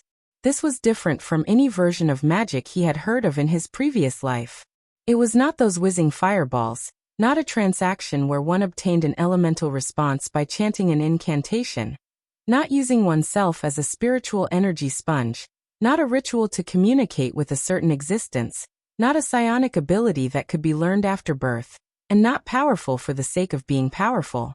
Magic is a kind of meaning, a kind of belief, a kind of principle. Thales was completely stunned. At that moment, Asda's words kept echoing in his mind. Wizards seek the truth of the world. With all kinds of ingenious methods and wisdom, they use the resources and energy of the world to serve a better world. Chapter 111. Extet, on the road from Black Sand region to Dragon Cloud City. Your Highness, I would still advise you to put away those 2 flags. Especially the constellation flag with the double cross-shaped stars. Among the marching groups of Northland soldiers, Viscount Kentvita held the reins in his hand and rode to Thales' side, who was heavily surrounded. He ignored Putre and Waya's unpleasant expressions and said to the second prince of Constellation. He ignored Ramon's and Waya's unpleasant expressions and said to the second prince of Constellation. Although we have 2,000 well-trained Northland elite soldiers, it is obviously not the best choice to let everyone along the way know that the Prince of Constellation is here. Thales did not pay any attention to the snowy scenery on both sides of the road, the indistinct mountain range in front of him, and the occasional chimney smoke. The reason why he missed the majestic scenery of the snow-covered mountains in Northland was partly because he was still thinking about what Ramon said 2 days ago, and partly because of the horse beneath him. At that moment, he was riding alone, carefully controlling the horse beneath him to prevent it from swinging its back from time to time. Ralph followed nervously by his side, ready to use the wind to lift his little employer at any time. Even though Gines and Gilbert had taught him almost every trick in riding a horse during the 1 month he spent in Mindy's Hall, Thales seemed to have a natural conflict with horses. Regardless of whether it was the foal in Mindy's Hall, or the Northland noble's horse that was borrowed by Archduke Lampard, which was usually docile and obedient, and was specially equipped with a child's saddle, they all clearly rejected him from riding them or even getting close to them. Right, saddle. Didn't Ramon say that it was also invented by the wizards? So, magic can be said to be the science of this world? Then what's with mystic energy? Unfortunately, the conversation that day was soon interrupted by Kentvita. It seemed that he would have to find another chance. Thales watched in fear as the horse beneath him crossed an uneven snow pit. He breathed a sigh of relief. I thought it was international practice for the diplomat group to show their flags to show their identity. Thales turned his head and looked at Kentvita helplessly. At the same time, he carefully paid attention to his mount, which was chewing in dissatisfaction. Besides, an army of 2,000 people stretches for hundreds of meters. With such a huge commotion, even if I don't raise the flag, won't the people know that the Prince of Constellation has set foot on Extet's territory? Or perhaps Archduke Lampard feels that there is no benefit in appearing too close to the Prince of Constellation at this time. Kentvita smiled. Your Highness, please believe in the Archduke. But Putre interrupted him. He had no choice but to send 2,000 people to ensure that the prince would not die in his own territory. But he also had to appropriately display his hostility towards Constellation for his own people to see. Putre slowly smoked his pipe and sneered. Archduke Lampard's situation is actually very difficult. He mobilized his territory at all costs, but he was unable to take down Broken Dragon Fortress. It's really too painful for him. Kentvita's expression turned a little unpleasant. It did not show up when they were traveling and fighting, but Thales had a feeling that once he started interacting with people, Vice Diplomat Putre seemed to have returned to the battlefield where he was most at ease. Kent Vita came to Thales' side a few times during the journey and intentionally brought up political topics, but Kent Vita rebutted him with words that were sometimes humorous and sometimes embarrassing. You should talk to King Nuvan directly, not a strategist under the Archduke of Black Sand region. Putre explained calmly in private. Lampard officially withdrew his army 2 days ago, and the diplomat group departed at the same time. As the horses jolted, they would walk out of the northern plains today and enter the Sighing Hills. The southwestern part of the hills was still the territory of Black Sand region, but the northeastern part of the hills was the territory under the jurisdiction of Exdet's Archduke of Reformation Tower, the Trentida family. Even though Thales had rejected Archduke Lampard's offer of goodwill and alliance without hesitation, Archduke Lampard still generously allocated 2,000 men to protect Thales on the journey. The regular soldiers among them would protect Thales on the journey, while the conscripts would gradually disperse and return to their homes. Thales did not know whether this was the Archduke's generosity or hypocrisy, or a combination of both. At this moment, a knight in grey armor in front of them parted the infantry formation and rode to their side. Thales could sense that Ida, who was riding on the horse behind him, was slowly changing from a bored and undisciplined state to a nervous state. In fact, after being nourished by that wave of fluctuation, all of Thales' senses seemed to have been improved slightly, but definitely. It seemed that the fluctuation was not just something he could rely on during emergencies. Its existence was also slowly changing Thales' body, but this was precisely what Thales was most worried about. He did not quite remember what happened during the time he was dead, when Serena grabbed him by the neck, or rather, he lost consciousness for a short period of time. But Thales kept feeling that he had experienced something important, and after he woke up, that fluctuation appeared. Raymond Pass is right in front. The knight in grey armor in front of them was the supreme class elite who confronted Araka on the battlefield previously.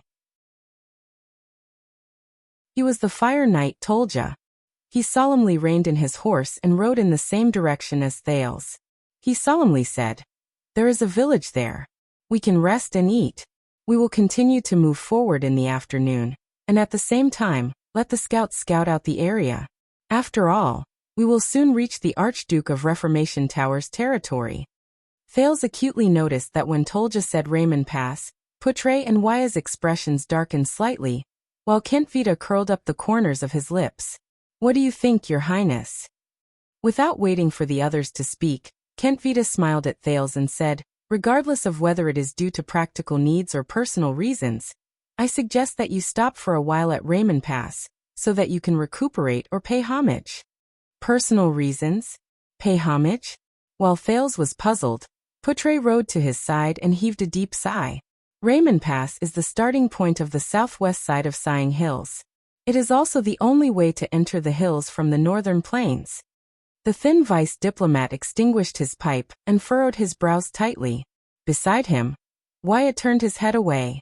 But that was also the place where Constellation's former second prince, Prince Horus, finally lost his life during the Bloody Year. Putre said with a displeased expression. Thales' expression changed. He understood why the other people's expressions had changed. As the Prince of Constellation, Thales lowered his eyelids in a timely manner and sighed. "Of course, Horus is also my blood relative." However, he was also mumbling quietly in his heart. Did the genius swordsman of eradication in Kessel's words, and the royal general with cruel military rules in Sonia's words, die here? But this is also a chance to further understand the truth behind the Bloody Year. He turned to Putre. The cause of the prince's death? At the end of the Bloody Year, the winter was unusually warm. King Nuvan gathered 7 archdukes and an army of nearly 100,000 men. They had sufficient rations and weapons to besiege the fortress, which had few troops. Putre sighed in response to Thales' question, and was the first to answer. At that time, the southwest battlefield in Constellation had reached a critical juncture. Duke John had the last main force of the rebel army pinned down at Blade's Edge Gap. Victory in the battle to quell the rebellion was within reach, but this also meant that they could not go north to provide aid. The reinforcements from Broken Dragon Fortress were nowhere in sight. Portray shook his head and put away his pipe. His gaze was complicated as he said, catapults, siege crossbows, mystic guns, and countless troops who went up to the city walls. Faced with an incessant and fierce attack that disregarded sacrifices, Prince Horus believed that it was only a matter of time before Broken Dragon Fortress was breached. So he took the risk and attacked. He brought a small number of troops to cross the pine forest in secret, and broke into the rear of Extet's supply line. Waya let out a deep sigh. The next person to answer was the Extension commander. That was a risky choice, Kentvita said with a chuckle. Obviously this was Constellation's miscalculation. Horus lost the gamble and paid the price for it. Waya stared at him indignantly. That was a good choice. At least it went straight for your vital parts. Portray replied with a cold snort. Thales frowned. For a moment he did not know how to answer. With his status, it was best for him not to say anything at that moment. He had heard Gilbert's story about the tragedy of the royal family during the Bloody Year. In his story, Horus had fallen into the Extension's trap. Gilbert's statement that there were no reinforcements for 3 hours seemed to imply that Horus's death was the same as that of the other members of the royal family. He was framed. But from what Portray and Kentvita said, it seemed that Horus had taken the risk and attacked. He only had himself to blame? Moreover, they were so far away from Constellation's border. Was it not normal for them to be without reinforcements for 3 hours? He needed to understand more. At this moment, Tolja, who was beside them, spoke up. That was indeed a wise choice. When Kentvita heard this, he looked at the Fire Knight with a displeased expression. Tolja's solemn voice made Thales furrow his brows. Horus succeeded halfway. He burned nearly a quarter of our supplies. Our supply line was too long and fragile. What he did at least bought a lot of time for Broken Dragon Fortress, Tolja said solemnly. He sounded as if he was complaining about Horus's injustice. If we hadn't noticed it early, King Nuvan would have stopped attacking the city, retreated the main forces at the front line, and set up an ambush on the way back to the fortress. Yes, we blocked Horus's way back from the pine forest and forced him to the plains. Viscount Kentvita snorted, seemingly dissatisfied. Just like how we surrounded a fox. Putray's expression darkened. Thales was also very embarrassed. Waya, on the other hand, had an indignant look on his face. Any Constellatiate who heard an Extension tell the story of how they killed the Prince of Constellation would probably not be happy. That's not fair. After all, he only has a little more than 1,000 men. But Lord Tolja spoke again. He said solemnly, we used an army that was nearly 20 times our number to surround Horus on the plains. But his warriors were elites who had gone through hundreds of battles. Their willpower was as tenacious as the Northlanders. Under their counterattack, the Archduke of Elafir City's troops suffered heavy casualties. The Archduke of Beacon Illumination City and the Archduke of Prestige Orchids wore banners, even wavered and retreated. King Nuvan had no choice but to use the rest of his troops and send the elite White Blade Guards under his command to block the gap. Only then did he manage to stabilize the battle line. The battlefield was terrible. The black smoke burned so much that even the fortress could see it. If Broken Dragon Fortress had sent reinforcements at that time, they might have had a chance to rescue your prince from the side of the chaotic battlefield. Portray gripped the reins tightly. Thales was stunned. But they did not send their troops? Thales recalled the scene of him being besieged under the fortress a few days ago. Puzzled, he asked, the fortress did not send their troops? No, I still remember, Tolja said faintly. From the afternoon until the sky turned dark, the people in the fortress watched Horus's troops fall one by one on the plains. There were no reinforcements for 3 hours. Thales recalled Gilbert's words and furrowed his brows. Regarding this, Portray said with a straight face, the fortress had its own reasons for choosing to do so. Enough of that. Kentvita snorted coldly. Even us Extensions feel bitterly disappointed when we see them leave us in the lurch. Leave us in the lurch. Thales gripped the reins tightly and gritted his teeth as he endured the jolt of the horse. Kentvita cast Thales a meaningful glance. Of course, perhaps they were just as cautious as the fortress flower 2 days ago. Thales turned his head and asked in puzzlement. Who? When Horus led his troops outside, who was the one who guarded Broken Dragon Fortress? Putre looked worried as he looked at Thales. Go on. Kentvita chuckled. Tell your prince, who is responsible for Horus's death. This is not a secret. Thales suddenly realized that it was not appropriate to talk about this in front of the extensions. Putre glared at Kentvita in dissatisfaction, but he still sighed and answered. The Northern Territory was in danger at that time. His Majesty the late king ordered the surrounding nobles to provide assistance, and the largest number of reinforcements came from the Land of Cliffs region. The Duke of Constellation's territory, which was the closest to the Northern Territory. Putre watched Thales' expression worriedly, until he was certain that Thales' emotions did not change too much. And after Horus left, the commander of Broken Dragon Fortress was naturally the person with the second highest status at that time. The vice diplomat said slowly, the guardian duke of the Land of Cliffs region, Rudolph Nanchester. Thales was slightly startled. Putre furrowed his brows, but continued. He was also the current duke of the Land of Cliffs, the elder brother of the one-eyed dragon Koster Nanchester. Later, when Broken Dragon Fortress was breached, he was captured by Extet and died in prison. The moment he finished speaking, Thales' heart trembled. The former Duke Nanchester. Could it be that the brother of the current Duke Nanchester had something to do with Horus's suspicious death? At least, when Horus was besieged, the one-eyed dragon's elder brother stood by and did nothing to save him. Is that so? More importantly, does Kessel think so too? What about the one-eyed dragon? What does he think? What does he think of Kessel? And the one-eyed dragon's already dead elder brother? Could it be that? And the one-eyed dragon's words when I set off from Eternal Star City. Thales thought about the relationship between the two, and his brows furrowed. Putre patted Thales' saddle and shook his head at him. Don't think too much. Thales felt that this was what he meant. And at that time, Horus probably felt that he no longer had any hope of returning to the fortress. The Fire Knight, Tolja, stroked the sheathed blade on his saddle. With a nostalgic expression, he smiled bitterly and said, he made a decision that no one would have expected. Putre shook his head. His expression was desolate. Thales raised his eyebrows. What did Horus do? He no longer tried to break out of the encirclement in the direction of the fortress. A smile of admiration appeared on Tolja's face. Like all of you, Horus turned around and ran in the opposite direction. He broke out of the encirclement all the way to the north. Thales thought of something. Like us? He remembered what the man known as the Kingdom's Wrath said to him on the battlefield a few days ago, before they broke out of the encirclement towards Lampard's flag. A long time ago, in a hopeless situation, a Jadestar told me, since there is no way to retreat, why not go forward with all your might? So, what Araka said was, after an entire day and night, they escaped here. We, the army of Black Sand region, also chased them here. Tolja's expression was complicated. He raised his hand and pointed at the snow-colored hills that had begun to rise and fall in front of them. Thales turned to look.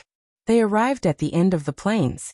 A black mountain peak that was half covered in snow began to appear in front of them. There was only a narrow entrance between the two low mountain peaks. It was only as wide as the gallop. The Extet troops moved slower and slower until they stopped. We are here, Viscount Kentvita said faintly. This is Raymond Pass. This is the battlefield from back then? Thales looked at the strange rocks covered in snow in front of him and asked Tolja, who was beside him, with a strange feeling in his heart.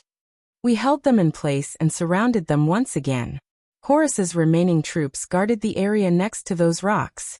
Tolja nodded and said with a profound gaze, the former Archduke of Black Sand region lit a torch and personally led his guards to besiege them continuously. He also ordered them not to use crossbows.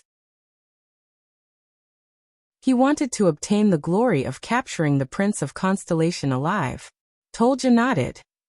Horus, on the other hand, personally wielded his sword and wore his black armor. He stood guard under his 9-pointed Star War flag. No matter how the people around him fell one by one under the blades and axes, he never took a step back. The best warriors from both sides roared and pounced on each other. Then one by one, they fell between the rocks. That night, Even though we had the advantage in numbers, the 4 Supreme Class elites on our side were all injured. One of them even lost his life there. When he talked about the history of the battlefield, the Fire Knight seemed to be filled with emotions. Kentvita, on the other hand, remained silent. He only looked at Tolja with a frown. Horus pierced my chest with his sword. Before he could stab me again, I was snatched away by someone behind me. Tolja sighed and touched his right chest. Thales furrowed his brows. The Sword of Reversing Light, huh? His Highness Horus's sword skills came from the Tower of Eradication. He also experienced the baptism of the army and the battlefield. In the history of the Jadestar royal family, only the enemy of the wolves can compare to his bravery. Putre said slowly as he stared at the strange rocks in front of him with a profound expression. Thales felt Ida snort softly behind him. The old Archduke of Black Sand region gave up on his goal. He realized that his intention to capture Horus alive would only cause us to suffer more casualties. In the final, fierce battle, Horus, who was wounded more than 10 times, beheaded the unceasing fire Tyrend. Then his heart was pierced through by a sword. Tolja urged his horse forward and stared at a rock that was half the height of a man. He felt as if he had returned to that night 12 years ago, when the shadows of swords and blades flashed. A prince died here. Kentvita shook his head. This place will probably become a tourist memorial in the future. Waya glared at him mercilessly. Yes, Putre replied sarcastically. All of you should build a statue for Prince Horus, to commemorate his bravery and fearlessness, as well as his ability to kill his enemies. Thales sighed. He closed his eyes and lowered his head deeply at the strange rocks. Another group of people who were unfortunate during the war. When they saw Horus fall, the last of his soldiers also lost their will to fight. Just when we thought that everything was over, one of Horus's soldiers snatched the bow left behind by Tyrend in the chaos. Tolja continued to say faintly. Kentvita's expression suddenly changed. Thales raised his eyebrows. There was a hint of surprise in his voice. You mean? Tolja looked to the south and exhaled a long breath. That soldier carried Horus's corpse on his back. He carried that bow, and with wounds all over his body and a few crossbow bolts, he roared angrily like a madman. With the last few people, he rushed into the encirclement. For some reason, our people could not stop him, until he reached the old Archduke of Black Sand region. And then, Tolja flashed an indecipherable smile and snorted softly. In the chaos, the soldier disappeared into the night. From then on, Araka Murch was known as the Kingdom's Wrath. Tolja stroked his own blade.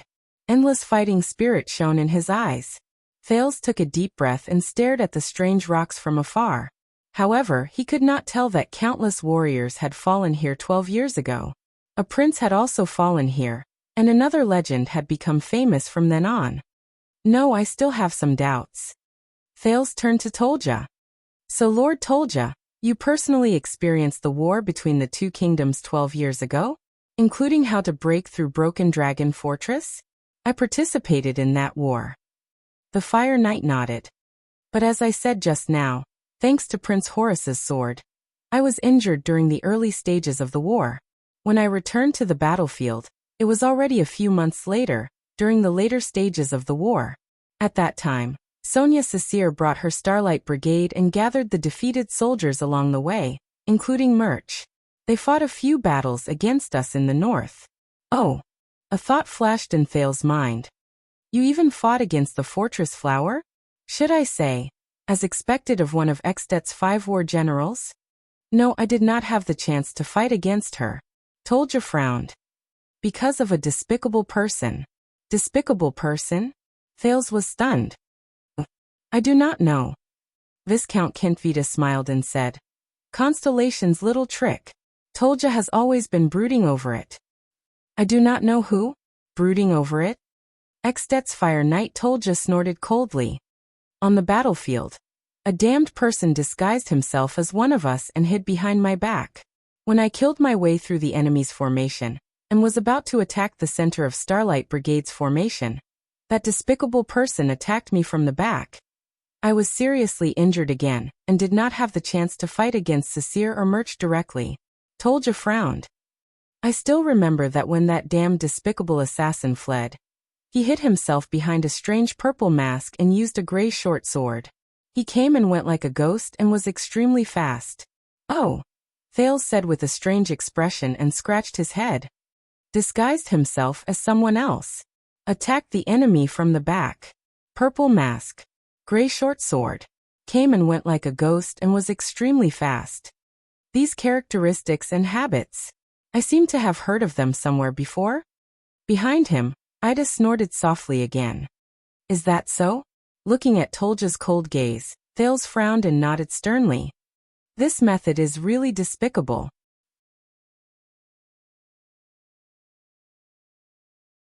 Chapter 112. The undulating land you see in your eyes is the Sighing Hills. It is spread out on the western edge of the Sighing Mountains. Look, those snow-capped mountains in the distance that reach the clouds are the Sighing Mountains. Putre, who was riding on his horse, pointed at the mountains that towered into the clouds in the distance, and explained the geography of Northland to Thales. Thales raised his head and widened his field of vision. He exhaled a breath of hot air in the chilly environment. The Sighing Mountains used to be the highest mountain range in the land during the era of the ancient empire. It is connected to the Quaker Glacier in the north and separates the Northland Province and Eastern Wasteland Province in the north of the empire. It gradually extends south to the north of Greenheart Province, which is now Constellation's Eastern Sea Hill, and Duke Cullen's fief. The danger and difficulty of climbing the Sighing Mountains made travelers shrink back at the sight of it. They could only lower their heads and sigh. That's how it got its name. Putre put down the pipe in his hand and sighed softly with his head lowered, as if he was responding to his own words.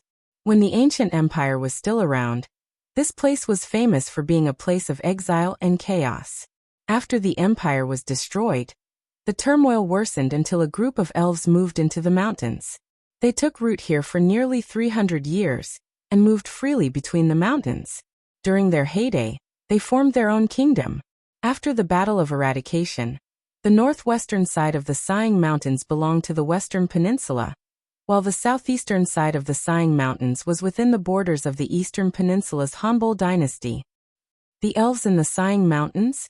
Wait a minute. I think it was mentioned in the War of Eradication. Heavens fall and earth rend? Speaking of elves, Thales could not help but glance at Ida behind him. What's wrong? Ida spread her hands in exasperation. I don't even know which generation of my relatives they are. I'm not good at history. Thales shook his head and turned around to continue listening to Putre's explanation. I can't count on this elf who can't even remember his own name, even if he's in supreme class. Archduke Trentida's Reformation Tower and the lonely old tower of the Fries family of Constellation are located on two different peaks, facing each other across a valley. Both sides are extremely wary of each other, but they are both easy to defend and difficult to attack. Further north and south of the mountain range are the fiefs of the Archduke of Ekstedt's Horn Deer City, and the Guardian Duke of the land of Star Cliff. However, due to the precipitousness of the Sighing Mountain Range and the high temperature in the north, Ekstedt's Horn Deer City and the land of Star Cliff, which are located in the mountain range, are faced with the predicament of having territories near the Sea of Final Freeze and few ports. Putre took a puff from his pipe and looked at the mountain range in the distance with an intoxicated expression. Hence, during the First and Second Peninsular Wars, the Allied forces from the Eastern Peninsula crossed the Sea of Final Freeze and landed from Constellation's Eastern Sea Hill or South Coast Hill.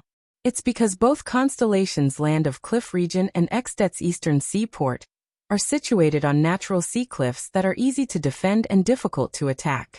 It was only during the Third Peninsular War that the Eastern Peninsula Army pretended to attack Constellation's eastern seaport, but launched a surprise attack on Ekstedt's coastline. With a small number of troops, they attacked the sea cliff and achieved amazing results. In the end, they broke through Elk City and entered the heart of Ekstedt. Peninsular War? Another question popped up in Thales' mind. The war started from the conflict between the two continents, such as the whales in the Sea of Final Freeze. After the Battle of Eradication, we discovered that the eternal oil in their bodies is the best fuel, even better than charcoal. Putre answered Thales' doubts. Fishing rights, quotas, areas, and rest periods have always been the focus of dispute between the countries on both sides of the Peninsular War.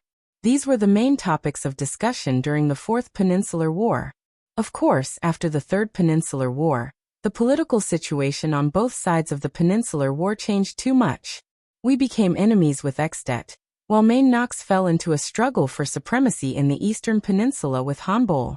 In the end, under the virtuous King Mendes III's new policy, we formed an alliance with Main Knox while Extet became close to Hanbol. This caused the Fourth Peninsular War that started in year 468 of the calendar of eradication to become a world war in name only. The flames of war were no longer limited to the tangled forces of one side and crossed the sea to invade another side. Instead, it affected every corner of the world. Thales remembered the smiling middle-aged king of the three constellation kings in Mendes Hall, the portrait of his head carved on the silver coin, and the burned scar on his chest. He then remembered the pair of blood clan sisters in Corleone, and the so-called Starry Night Alliance. Thales shook his head and chased these thoughts out of his head. "Do you not agree with Mendes's foreign policy?" the prince asked curiously. "That is not the case." Poutrey shook his head. "Forming an alliance with Main Knox is the trend of the times." There is also an old Far Eastern proverb that says, "Befriend distant allies and attack nearby enemies." Although the scale of the Fourth Peninsular War was huge and the price was heavy, Poutrey said slowly as he pondered, "In my opinion, the new political situation has also strengthened the connection between the two peninsulas.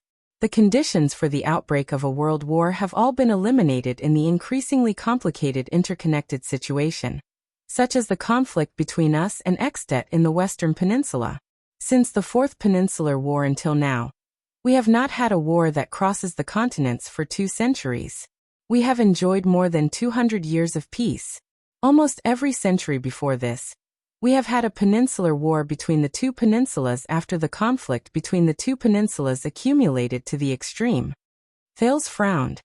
He had always felt that the so-called Peninsular War was a little strange with such a country's productivity and political system. Crossing the sea to conquer the peninsulas. How much manpower and logistical supplies do they need? Can the price paid by the various countries really be compensated with just a little bit of eternal oil? They moved forward under the gazes of the soldiers on both sides of the road. Soon a village appeared in front of them. Thales raised his eyes. He noticed that the trees outside the village were tied with ropes. Many of them were tied with food such as jerky, bread, and so on. There were even deer, foxes, snow rabbits, and other prey. "Is this a Northland custom?" "My soldiers have confirmed the safety of this village." At this moment, Kent Vida followed them from behind. He passed the crowd, rode into the village, and got down from his horse. He handed the reins to a soldier. "We will dismiss a portion of the recruits whose hometown is nearby. You can rest for a while in one of the taverns inside and enjoy lunch." With Ralph's help, Thales got down from his horse. He heaved a long sigh of relief because he could temporarily get rid of the horse. Then he raised his head with great interest and observed the village next to Raymond Pass. This was supposed to be a quiet little village that did not even have walls. But at that moment, it was filled with burly men who were well built and armed to the teeth. Even though most of the escort troops were stationed at the front and back of the village to rest, Thales could still see Northland soldiers bustling about under the eaves of the single-story houses built with bricks, wood, and earth.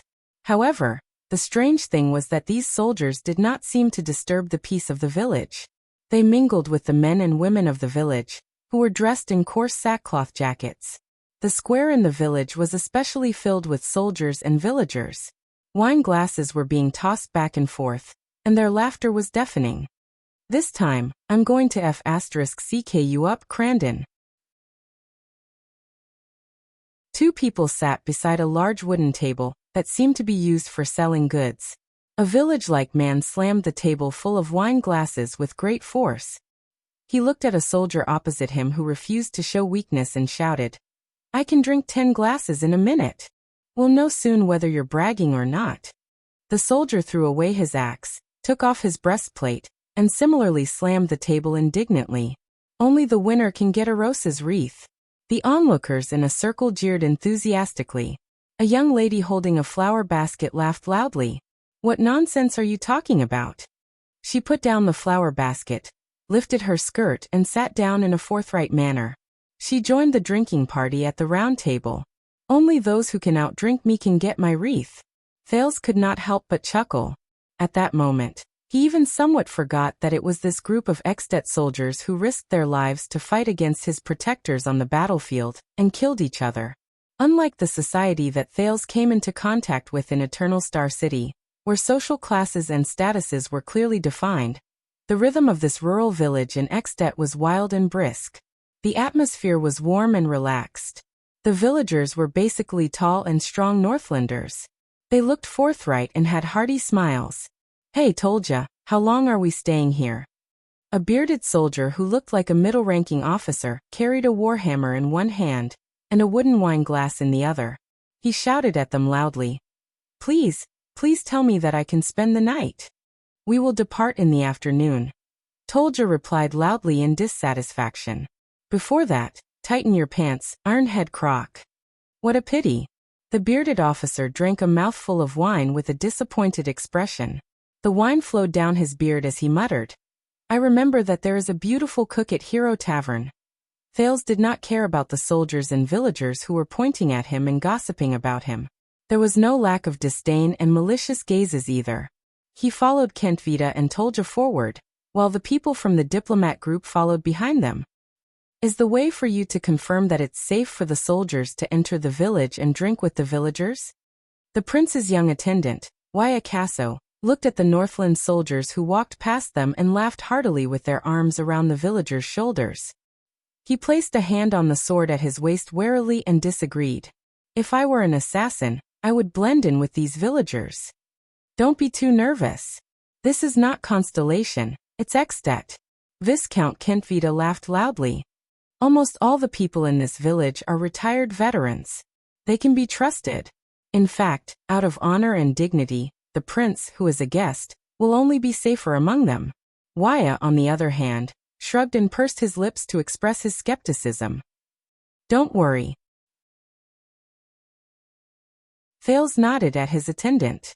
The soldiers have all spread out and infiltrated the village. Even if they are assassins, they will have to consider the possibility of an assassination and the price to pay. This is Mountain Pass Village, isn't it? Putre looked around with nostalgia. I remember that there is a tavern here, and the owner is very famous.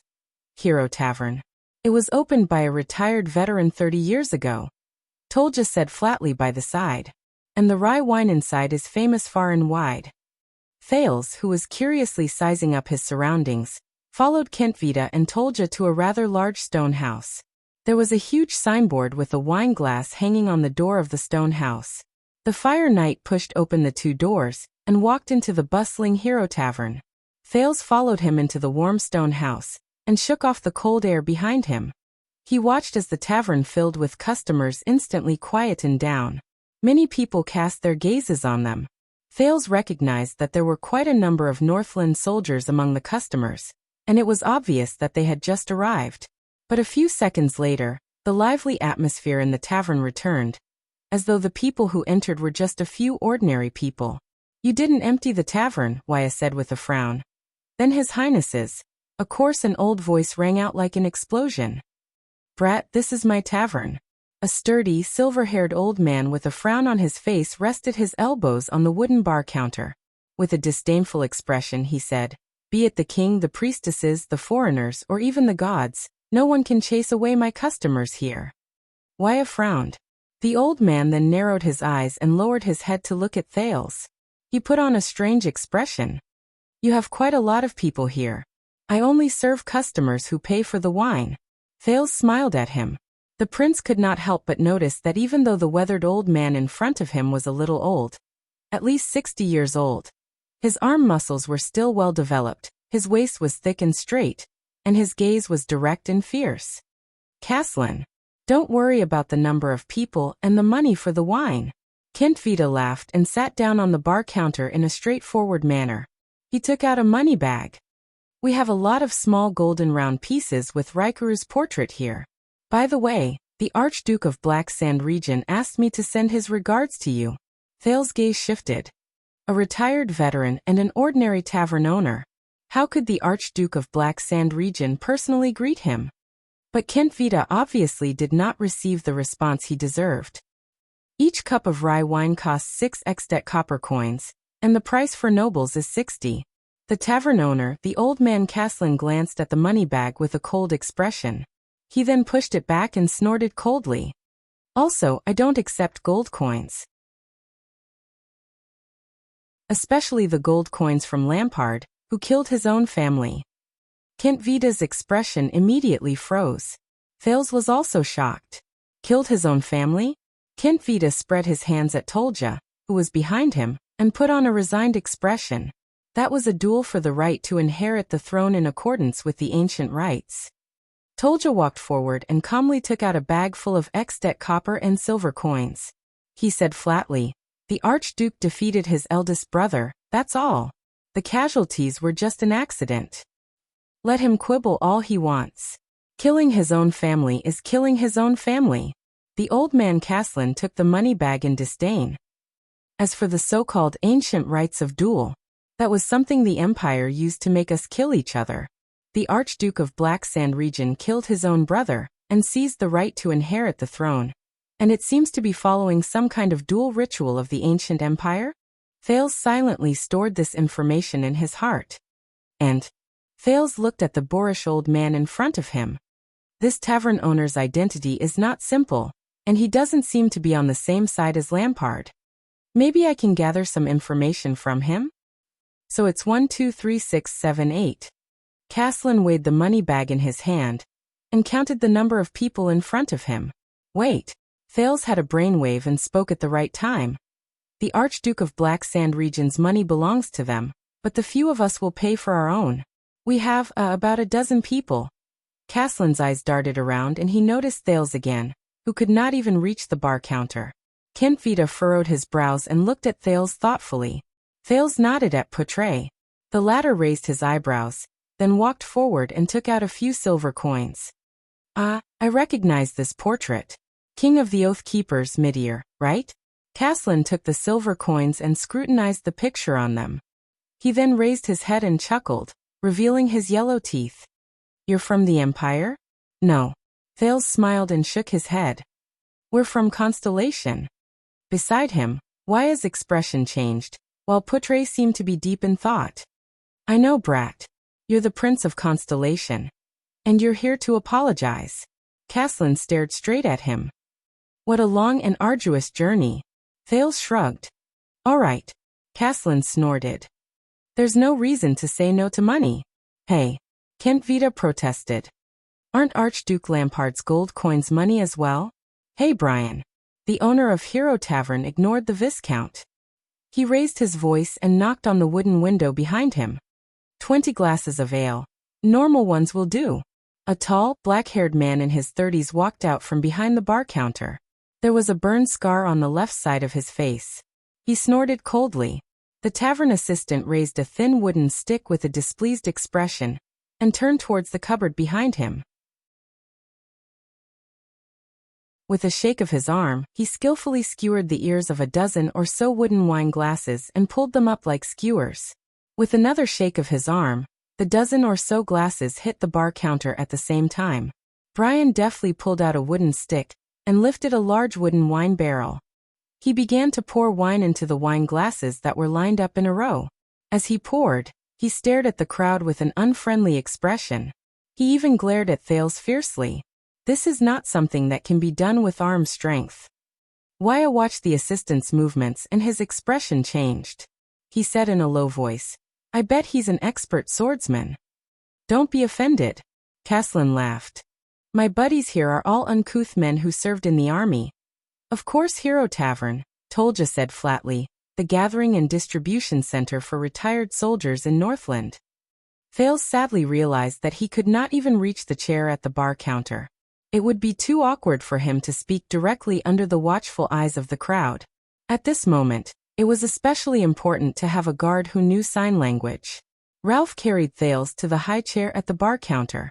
Waya, the attendant, who realized that he had lost his job again, furrowed his brows again. Kentvita and Putre sat on either side of him. The people from Constellation and Extet were divided into two distinct groups. They sat at two round tables respectively. The soldiers glared at each other fiercely. My God. Willow looked at the rowdy Northland drinkers around him and said in high spirits, I've never come to a place so far away to drink. Hold on to your guns. The veteran Genid furrowed his brows and said, They might pounce on us at any moment. Sir Caslin. Thales curled up the corner of his lips and brought out his ability to strike up a conversation with people from his memory. When did you open Hero Tavern? Why is it called this? It's been 30 years. Caslin watched lazily as Brian filled the wine cups and brought 3 of them to the bar counter. He let Brian serve the other one on a plate. After I retired due to an injury, I returned to my hometown and opened the tavern. As for why it's called Hero Tavern, it's a boring name my wife gave it. Oh right. Thales touched the wooden wine cup that was half the height of his head. Rationally, he decided not to touch it. When I entered the village, I found all kinds of food tied to the tree at the entrance. What's going on? The day before the bitter cold winter is coming. Caslin yawned and served a few plates of black bread that did not look appetizing. That's a gift from the mountains. Tolja and Kentvita grabbed the black bread habitually and ate it with ale. The latter looked like he was watching a show as he stared at Waya, who had a distressed expression and did not know what to eat. It's best if you eat more, Kentvita said flatly. We still have to continue our journey in the afternoon. We'll only set up camp at night. A pampered constellatiate. Kentvita chuckled in his heart. This is Hero Tavern's signature dish, the common coarse grain of the Northland villagers. Waya frowned as he stared at the black bread in front of him. Putre sighed and grabbed the bread. It seems like this will be our lunch today. It was probably Kentvita's deliberate action to test the prince's attitude, or to take revenge for the prince's indifference. But immediately after, everyone watched in astonishment as the Honorable Second Prince of Constellation, His Highness Thales Jade Star, grabbed a thick and hard piece of black bread with both hands. Then, he took a bite without a care. His expression made it seem like he was not eating the black bread that was difficult to swallow. But, a gift from the mountains? Thales chewed on the hard bread in his mouth and curiously asked in a muffled voice, The day before the bitter cold? The taste is actually not bad. I only need to chew and chew it. It's not like the black bread in the Brotherhood, which needs to be roasted with fire when it's bad. Caslin's expression changed. He looked at Thales with an increasingly amused gaze. The day before the bitter cold is a weather unique to Northland. At that time, Northland will welcome the coldest period of the year. The amount of sunlight will be drastically reduced. Those who go out must wear extremely thick leather jackets and bring along enough fire supplies. They cannot go too far either. The time for outdoor activities will be reduced to less than 3 hours every day. Putre stared at Thales, who was eating with gusto with a strange gaze. It's because I travel outside all year round that I've developed a tough mouth and a good appetite. But the prince... Waya ate a mouthful of bread with a distressed expression. He felt like vomiting, but when he saw Ralph beside him, who was also enjoying it, his appetite and fighting spirit were instantly reignited. The day before the bitter cold will last from a few weeks to a month. Putre continued saying, As for the gift from the mountains, that's a gift to the gods. The owner of the tavern, the old Caslin, chuckled and took over the conversation. The first prey that is hunted and the first food that is touched will be hung on the treetop, and it will belong to the gods. Only travelers who have to go out during the day before the bitter cold winter can take it. It's a gift from the gods. Gods. Thales swallowed. Which gods are they? Sunset, bright moon and dark night? In his memory, the more famous gods in Eternal Star City, who also had their own temples, seemed to be these 3. But Caslin chuckled. None of them. What we commemorate is the gods that have been passed down since ancient times in Northland, and even the world. They are generous gods who look after the land and the mountains, and protect the travelers in the wild. People call them the Master of the Mountains. Constellation, the Western District of Eternal Star City, the entrance of the Western District Police Station. Sorry, Captain Cohen Caribbean has taken a month's leave. The secretary of the Western District Police Station, Miss Yora, looked at the young girl with short brown hair before her with a cold expression. I mean, at least a month. Taller than me. Longer legs than me. Perkier but than me. Miss Yora thought indignantly. Fortunately, my breasts are bigger than hers. Immediately Miss Yora straightened her proud posture, stroked her long red hair, and said proudly, if you want to look for him, you can leave a message. I see him often. I can help you pass the message to him. Also, not as feminine as me. Looks like a boy. Miss Yora sized up the brown-haired woman before her. The other party slowly furrowed her brows and said, is that so? He's not here. She also speaks in a gruff voice. Not like a woman at all. As Miss Yora thought of this, she immediately felt a lot better. That's a croaky voice. She would never admit that it was heroic. The brown-haired woman was silent for a while, quietly watching Miss Yora. Miss Yora felt a little embarrassed. The brown-haired girl immediately lowered her head and looked at the emblem of the Twin Tower longsword on her right hand. Her lips curled up into a smile. All right then, please leave a message for him. The brown-haired girl looked at Miss Yora's expression and said with a playful smile, just say. Under the secretary's impatient gaze, the brown-haired girl licked her lips. That day at Red Street Market, the woman lying in his arms misses him. Miss Yora's expression changed as if she had been struck by lightning. Red Street Market, lying in his arms, woman, miss him. Miss Yora widened her eyes in disbelief. She furrowed her brows and looked at the woman before her with an uncertain expression. How could this be? This woman?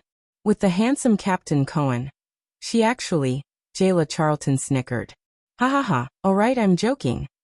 Under the secretary's murderous gaze, the descendant of the assassin's flower stroked her abdomen and waved her hand with a smile. I've only met that blonde, green police officer once. I just happened to save his life. You like him, have a crush on him, love him to death, and want to give birth to a child for him. Jayla shook her head under the secretary's strange gaze. I don't care about any of that. I'm not your competitor or rival in love either. I'm just asking him for a favor. Don't worry, he's not my type yet. The former bartender flashed a bright smile. The secretary blushed, which was rare for her. She looked at Jayla's sincere gaze and was momentarily at a loss of what to do. She was speechless. The silence lasted for more than 10 seconds. Miss Yora finally exhaled. All right. Miss Yora turned her head away in embarrassment. The blush on her face had yet to disappear. She said helplessly, actually, Captain Cohen has returned to the Tower of Eradication, and we can use messenger crows to contact him. You can write him a letter, and then... Jayla smiled. All right, I'll write him a letter. The young former bartender nodded and thought about something. Thank you, Miss Yora. Actually, if it's not too troublesome, the secretary said a little embarrassedly. Maybe I can help you. After all, you're Cohen's friend. Although I am just the secretary of the director, I know a lot of people. For example, my brother is serving the royal family. He can come into contact with a lot of important people. This way, you don't have to look for Captain Cohen. Miss Yora clenched her fists in her heart. Do you think it's over just because you don't like him? What a joke. Don't look down on a woman's persistence, whether it's for yourself or for your rival in love. Jayla looked at Yora in astonishment, then broke into a smile. You can't help me with this. Jayla shook her head in resignation.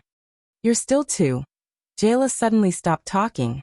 She seemed to have remembered something. Miss Yora revealed an expectant gaze. Maybe you can really help me, she said slowly. Yora, you're the secretary of the police station. You can see all cases, wanted posters, and intelligence. Can you help me pay attention to some information? Miss Yora smiled and nodded. Of course, if it's not a secret. What do you want to know? Jayla exhaled and said in a low voice, I want to investigate the locations of large arms smuggling cases from Constellation to other countries over the past few years, especially those related to Blackstreet Brotherhood. There's a guy called Rhoda. Miss Yora took out a pen and paper. Jayla hesitated, but in the end she still said, Also, I want to find 3 children. Their characteristics are very obvious. They might have been abducted by the Brotherhood, but they are not in Eternal Star City. Miss Yora raised her head in puzzlement. A 10-year-old boy called Sinti. He's a little bigger than the average child. A little girl with a circular burn scar on her face called Korea. She's about 4 or 5 years old. A 7 or 8-year-old boy called Ryan. He doesn't have a right hand. That's it. Miss Yora nodded. I'll go back and look at the recent case reports regarding the crackdown on human trafficking. Wait. Jayla raised her head and said with a serious expression. I'm looking for another little boy. He went missing near Red Street Market. He might have fallen into the hands of Blood Bottle Gang. Black hair, gray eyes, about 7 or 8 years old. He's a... Jayla's gaze darkened. A child who doesn't look like a normal child. Miss Yora raised her head in astonishment. He's a little too smart and mature. Jayla lowered her eyes and continued to explain. Is that so? A precocious child.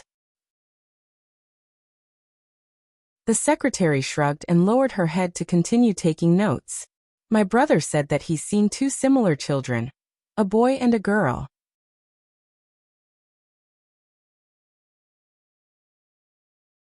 Chapter 113. Master of Mountains? Thales was stunned. How come I've never heard of it? Because this god does not have a representative in the human world. It does not have a temple or a church. Putre explained with a chuckle. There are even very few credible records of the manifestation of divinity. It only exists in the stories and legends that are passed down by the people.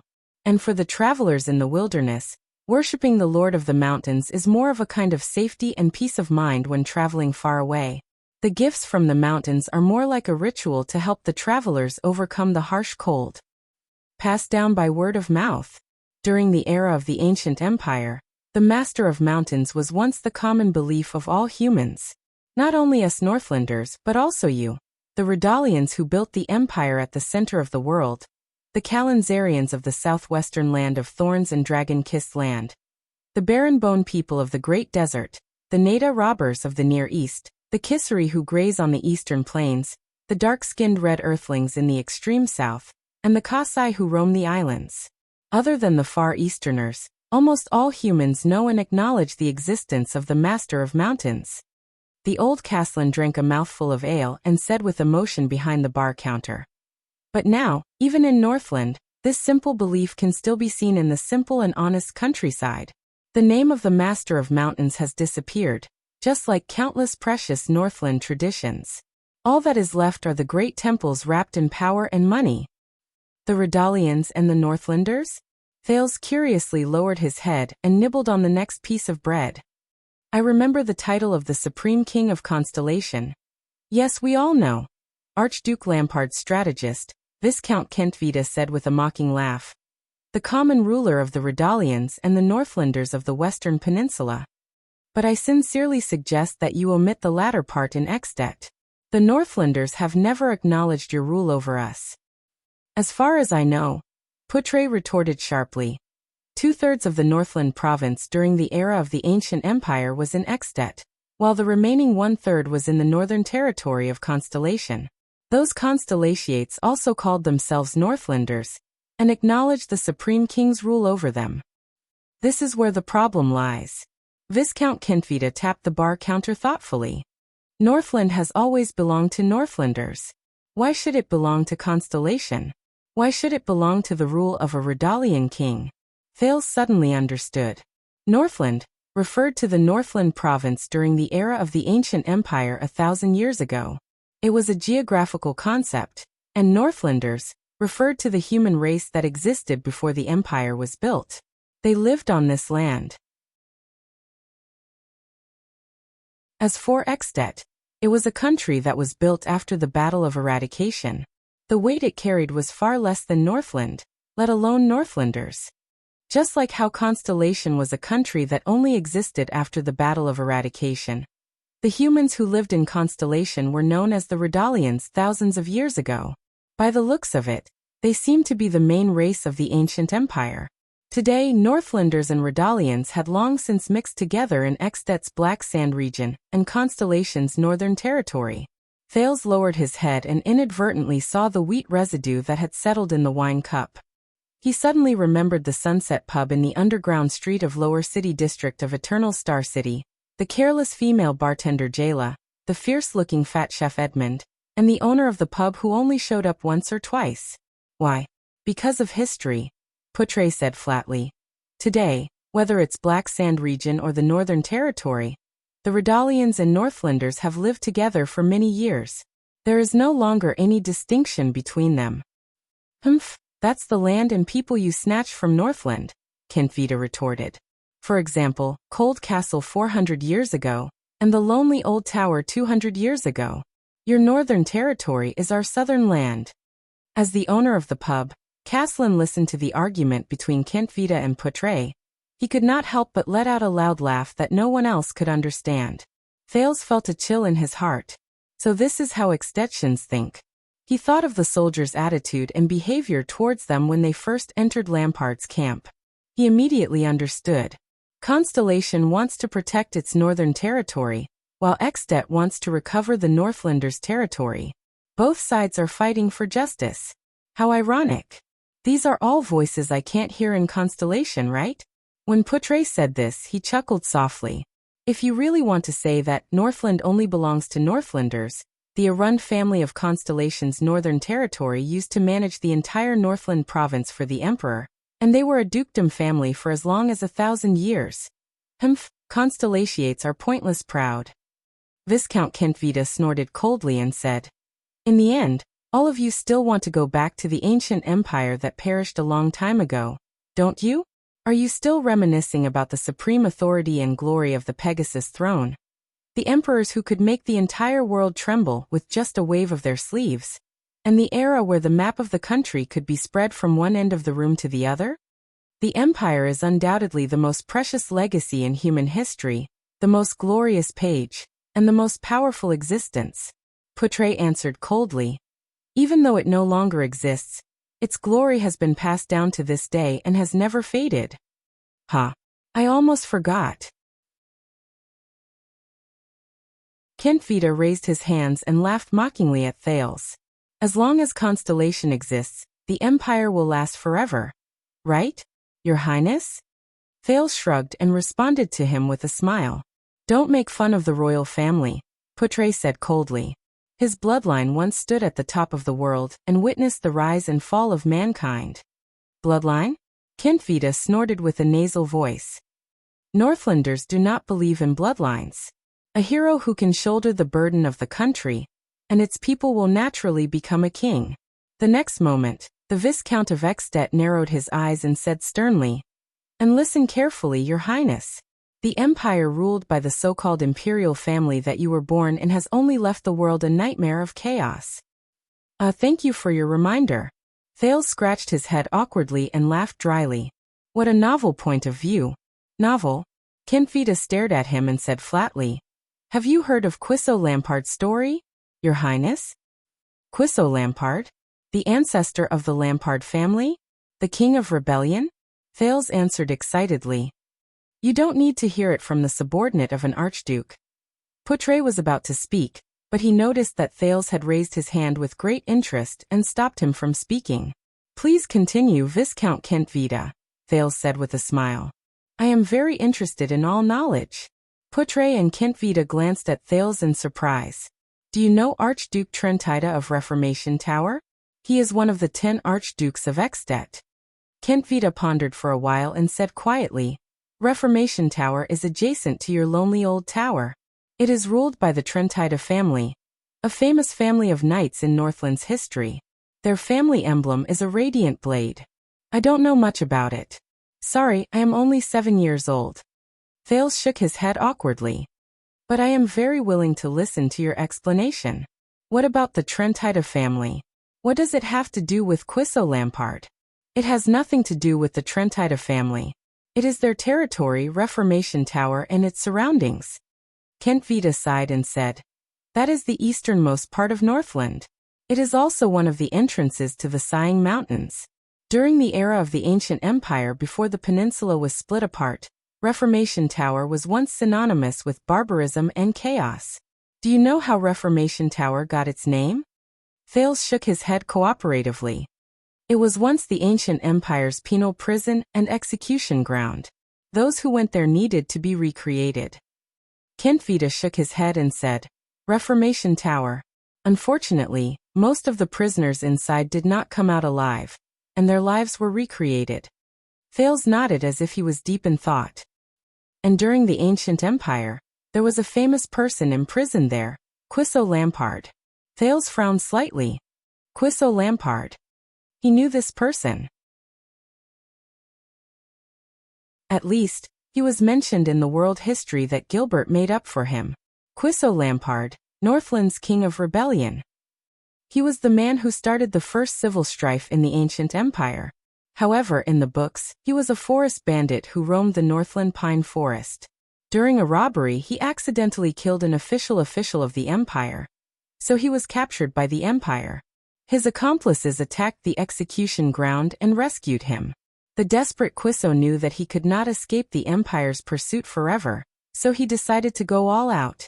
Taking advantage of the Northlanders' dissatisfaction with Duke Arun's harsh governance, he spread rumors to divide Northland, stirring up a storm of chaos in Northland, and completely embarked on the path of rebellion against the empire. In the end, his rebellion was easily extinguished by the empire's army at Lonely Old Peak. However, the empire's first civil strife also broke out because of this, and it became more and more intense. However, today Kentvita told him a completely different story. Kentvita said faintly, "It is said that the Lampard family is the descendant of Takmu, the first king of the north, during the uncivilized era before the orcs invaded. More than 1,500 years ago, Quisso Lampard was just an ordinary lumberjack in the Northland province of the ancient empire. However, he was highly skilled, forthright, and righteous. He helped the poor and the weak. He was very famous in the area. Even the Northland province's Duke family Arund knew of him. That was the so-called empire's most glorious era. The elves compromised with the empire, the dwarves became craftsmen, the orcs fled to the glaciers, the dragons went extinct, and only the Far East remained unconquered. Therefore, when the empire's campaign to conquer the Far East was in full swing, Quisso was enlisted into the army. With the glory and pride of fighting for the empire in his heart, he gladly went to the battlefield. He fought bravely and was good at fighting.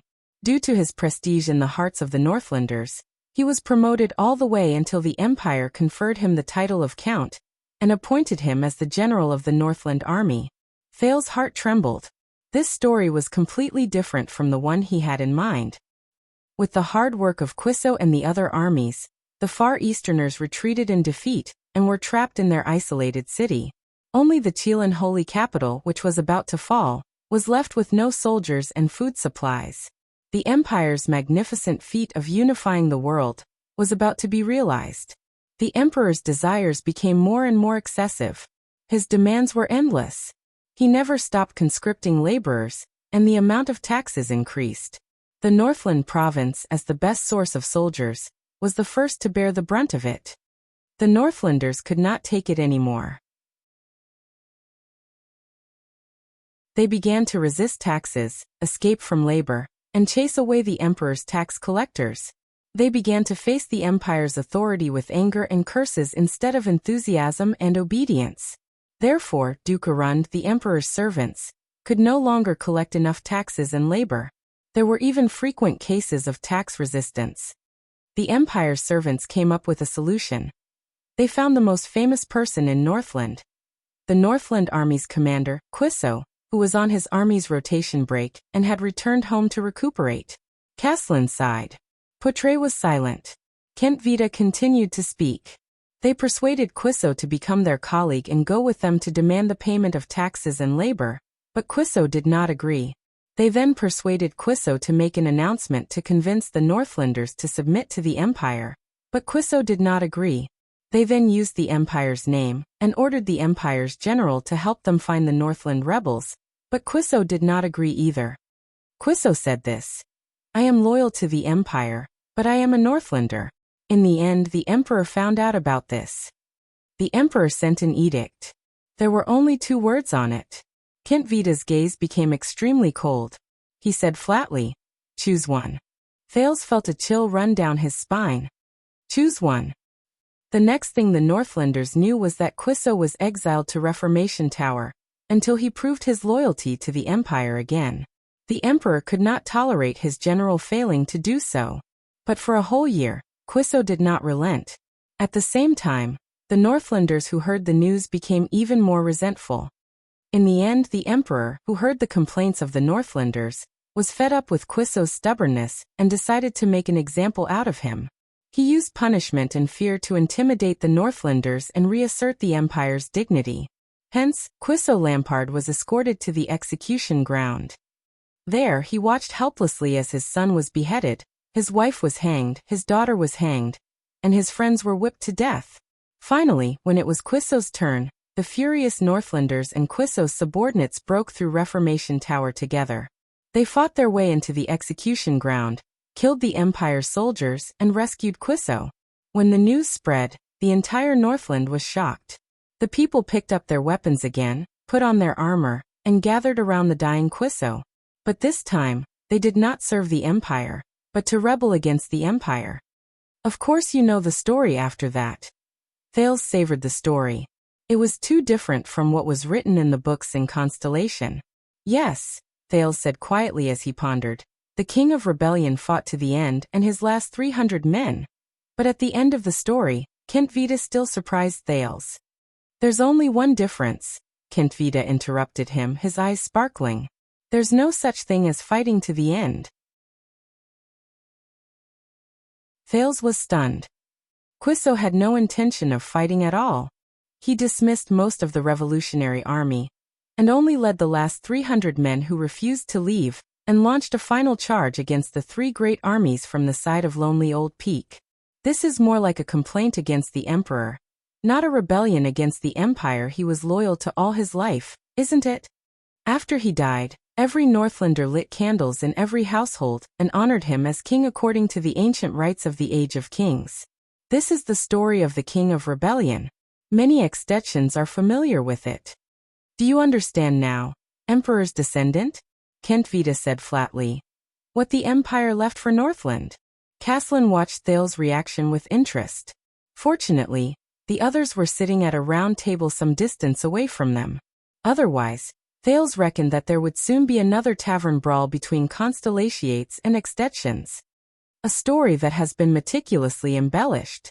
Poutre snorted and laughed. I'm curious though. How did you know the Emperor's edicts so clearly? Are you sure that you didn't miss a single word? Go ahead and be sarcastic, citizen of the Empire. Anyway, your mind is only filled with the glory of the Empire. Kentvita's gaze was filled with disgust. He continued. What did the Empire give the world? Endless military conquests, unreasonable and harsh taxes, greedy and corrupt high-ranking officials of the Empire, cruel and oppressive rule by the ignorant people, ugly and dark religious oppression. Do you know that primitive beliefs like the Master of Mountains, the Maiden of the Sea, the Father of the Grasslands, and so on disappeared under the ancient Empire's ban and the conspiracy of the Emperor and Bright God Church? And the Temple of Knights in the north that was forcefully demolished by the Emperor 1,000 years ago. That was the cradle and sacred land of the Knights, the legendary place where humans fought against the ancient orcs together in Northland. Citizen of the Empire. Kentvita took a sip of wine and sneered. Stop lying in the glory of the past and wallowing in it. You have no idea how ugly your positions are. Continue to hold on to that thought, but history cannot be changed. Even now, Poutre said in disdain. I only see your carriages running on the roads built by the Empire. Your currency is minted according to the gold, silver, and copper standards set by the Empire. No matter how many languages you speak, your northern accents and habits are still derived from the ancient and common language of the Empire. Your armies follow the Empire's system of regiments, brigades, guards, and squads. Your nobles follow the Empire's system of dukes, earls, viscounts, barons, and lords. Your paintings, poems, and music all draw nourishment from the glory of the Empire. Without the Empire, I'm afraid that Northland would still be a piece of scattered sand, backward and barbaric land. What can that prove? Kentvita interrupted him rudely. If we call the things that the Empire imposed on us with violence a gift and feel complacent about it. Imposed? Portray seemed to be enraged as well. The knights of the Northland kings joined the great Emperor Camelot Caruther almost at the same time as the chauvinistic king's army. You are the great emperor's earliest supporters, the most active swords and blades when he built the empire. Very well, Kentvita said coldly. Now we, the children of the northern wind and the dragon, no longer need that evil empire. We are self-reliant. Please put away your pride in the empire, citizens of the empire. I have seen a lot of northern wind, Portray said flatly. As for the dragon, if you are referring to the one embroidered on Extet's flag, the material is not bad. The significance of the dragon on Extet's flag does not lie in whether it exists or not. After all, we do not rely on a legendary beast to protect this country, Kentvita said solemnly. But it represents the beliefs and temperament when Extet was founded. That is the revelation that Raikuru, the Northland hero, left to us during the Battle of Eradication. Strength, patience, strength, tenacity, pride, persistence, and... Kentvita glanced at the people from Constellation, then picked up his wine cup and took a big gulp. With a rather profound smile he said, "Never surrender, even if it is a colossus like the Empire." "And what is left of all of you?" Kentvita sneered and said. "Constellation is just an antique. There is no meaning to its existence at all. The reason for its existence is only to testify to a piece of past history, to summon the soul of a country that has perished for a long time." Portray was about to answer, but he heard Thales heave a long sigh at that moment. "Do you know?" Kentvita and Portray turned to the second prince of Constellation at the same time. "Be it Portray or Viscount Kentvita," Thales sighed deeply and said, "even though one of you is a Constellatiate, and the other is an Extension, in your unpleasant encounter, I found the two biggest similarities between the two of you." Portray and Kentvita were stunned at the same time. "So what are they?" The one who spoke was the owner of the tavern, Caslin, who had been watching the show from the side. He tapped his chin with great interest and asked Thales, "Similarities?" Thales raised his eyebrows and shrugged. "When the two of you meet each other, even if you speak from your own standpoint, your minds will only be filled with the same thing. The most unoriginal thing." Portray revealed a puzzled expression, while Kentvita frowned slightly. "The Empire," Thales said softly. He took the last bite of the bread. Portray and Kentvita were stunned at the same time. "Ha ha ha ha." Caslin clapped and laughed loudly. "What an interesting conclusion. What about the second similarity?" "The second, Thales bit into the black bread and mumbled. Even though the two of them talked so much about the Empire. But in truth, none of them have actually seen the Empire with their own eyes, whether it was the final Empire 600 years ago, or the ancient Empire more than 1,000 years ago. Caslin's laughter grew louder. Portray and Kentvita's faces darkened at the same time. "Well said. The second prince of Constellation." Caslin slammed the table in extreme joy and laughed loudly as he looked at Thales. "They have never seen the Empire. Thank you for your support." Thales shrugged. "On one hand, it shows that the Empire's influence is indeed far-reaching. On the other hand," he stared at the two quarreling men in resignation, "both of you are arguing with each other's imaginations." "Really?" Portray and Kentvita turned their heads at the same time, and no longer looked at each other. "Get over it, boys." The old Caslin shook his head.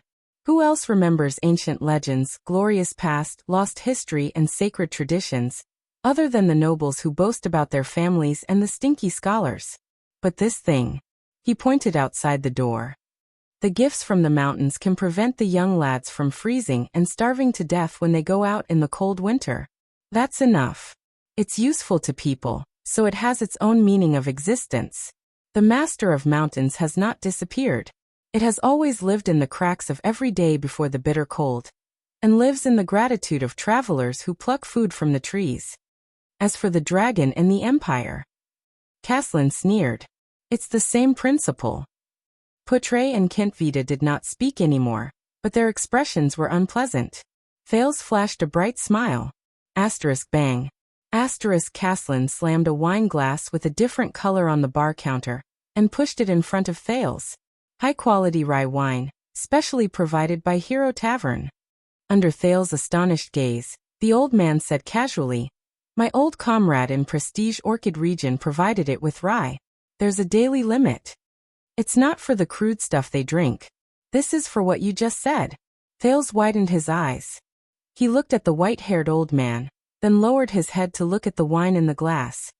"Don't hesitate, boy. Drink it up."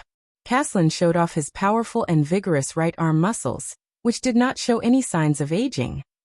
The standard to judge a good warrior is, firstly, whether he can swing his axe with enough strength, and secondly, whether he can drink to his heart's content. "Oh, I'm only 7 years old." Thales stared at the wine glass that was the size of his head. He widened his eyes and said awkwardly, "You know, kids can't drink. It's not good for their bodies." "That's nonsense." Caslin gave Thales a thumbs up with his yellow teeth. He then slapped Thales' shoulder, causing him to stagger. "Only 7 years old can drink."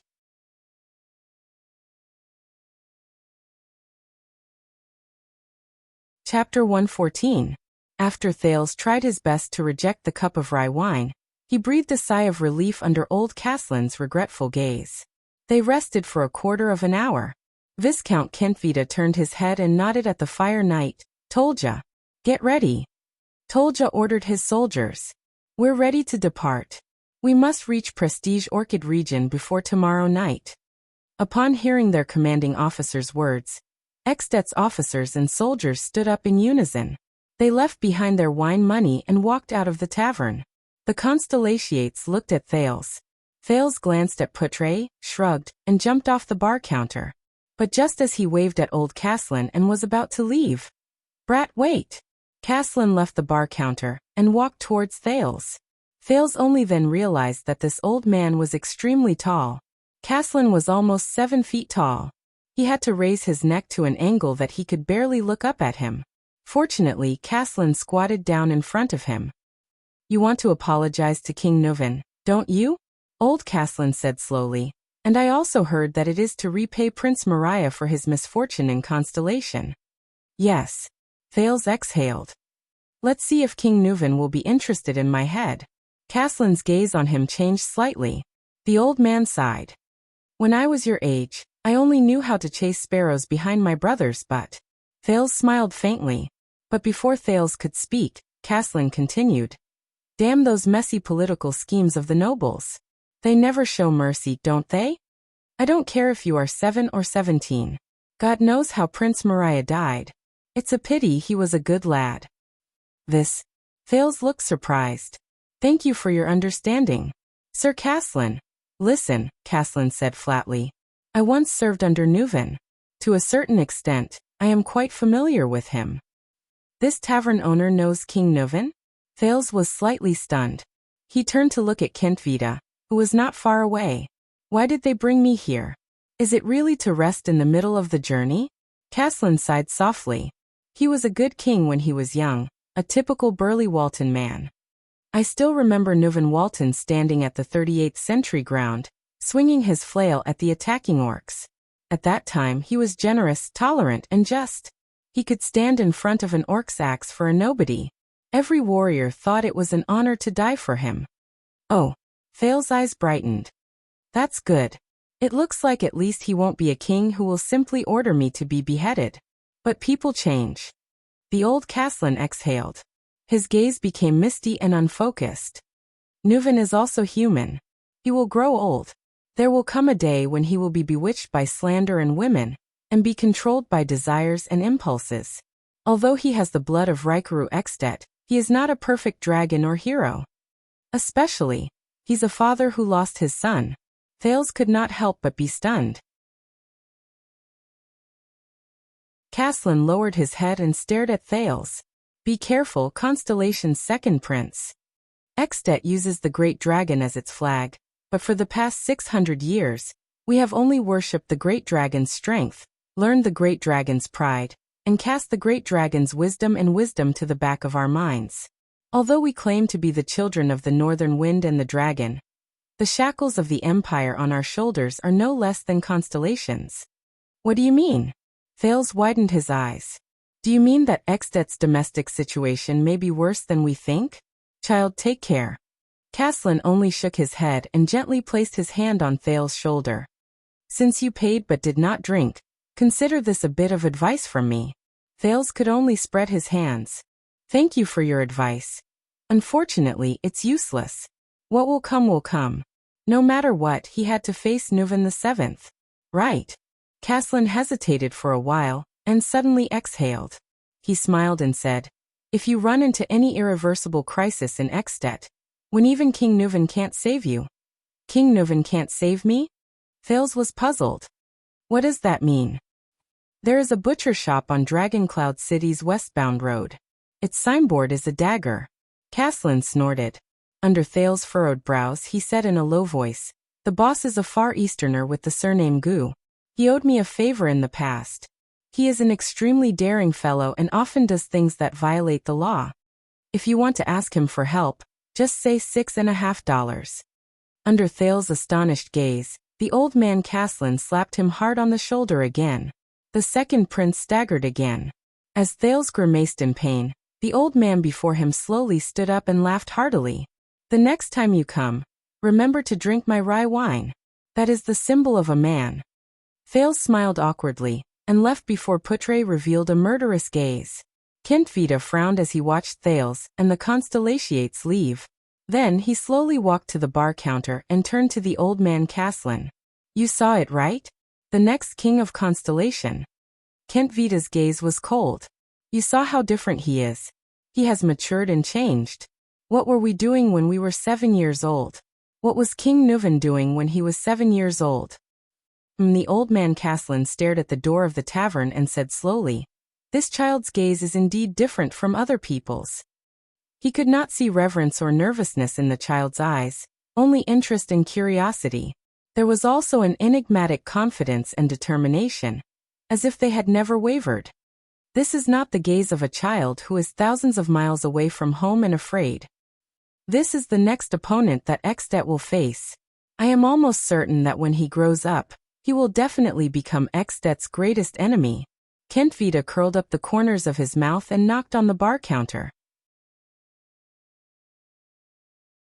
Unfortunately, the Archduke cannot attack him directly. When did we Northlanders become cowards who would scheme against and fear even a 7-year-old child? Caslin said disdainfully in a low voice. Maintaining a country amidst conspiracies and fear. This is something that only a shaky empire would do. Of course, Archduke Lampard's strategist said softly. For this we need a better king, not an old and muddle-headed person who does not enjoy his position, and does not have to be a hot-blooded person who is still wet behind the ears. Humph. Caslin grabbed 2 wine glasses and placed them in the window of the kitchen. So Chapman Lampard is really a good candidate? I believe that you still love Extet and the Dragon's Kingdom deeply. Kentvita fixed his gaze on him. Even though King Nuvan chased you out of the White Blade Guards. Hey. The old man seemed to be particularly dissatisfied with this sentence. Nuvan did not chase me away. I left on my own. Kentvita did not speak. He only stared at the old man. Really? After a few seconds he said slowly, so you still don't agree? So you still don't agree? Caslin shook his head mockingly. I am just a tavern owner. What can I agree to? Caslin the Earthshaker. As the former leader of the White Blade Guards, your name still spreads among them.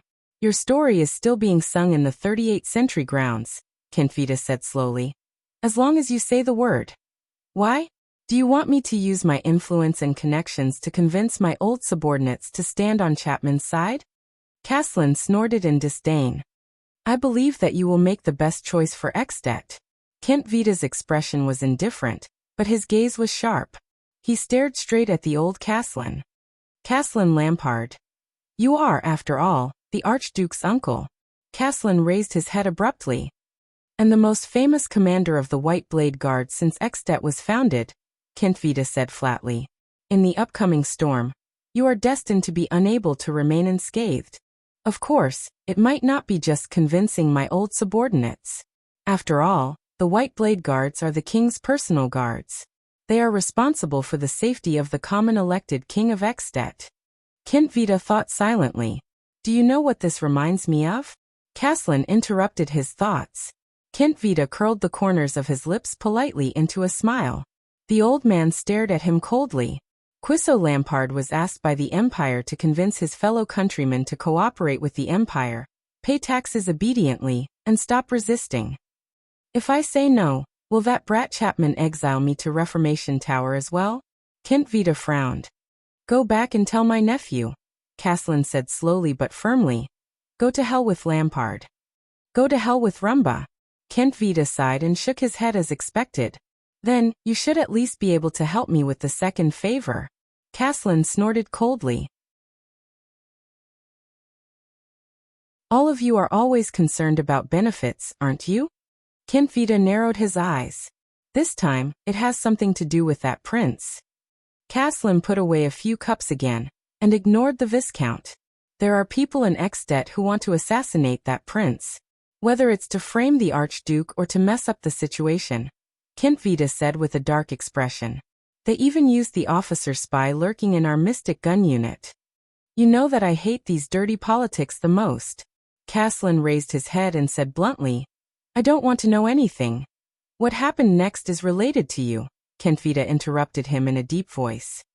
The Archduke sent a letter yesterday saying that we found a clue about the officer spy in the black market, but it was intercepted halfway. What does it have to do with me? Caslin said rudely.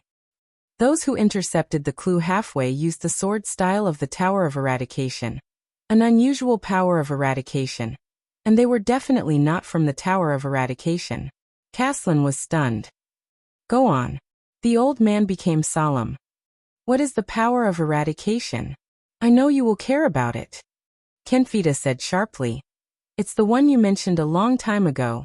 The frenzied and out-of-control power of eradication. I remember that you are still working for the Tower of Eradication? It's just to return a favor to Shao. A nostalgic look appeared in Caslin's eyes. After all, it's been so many years since I graduated. But he immediately looked at Kent Vita seriously. What else? The supra-class swordsman of eradication under us, Croche. Do you remember her? She's the daughter of your comrade, that strong little girl.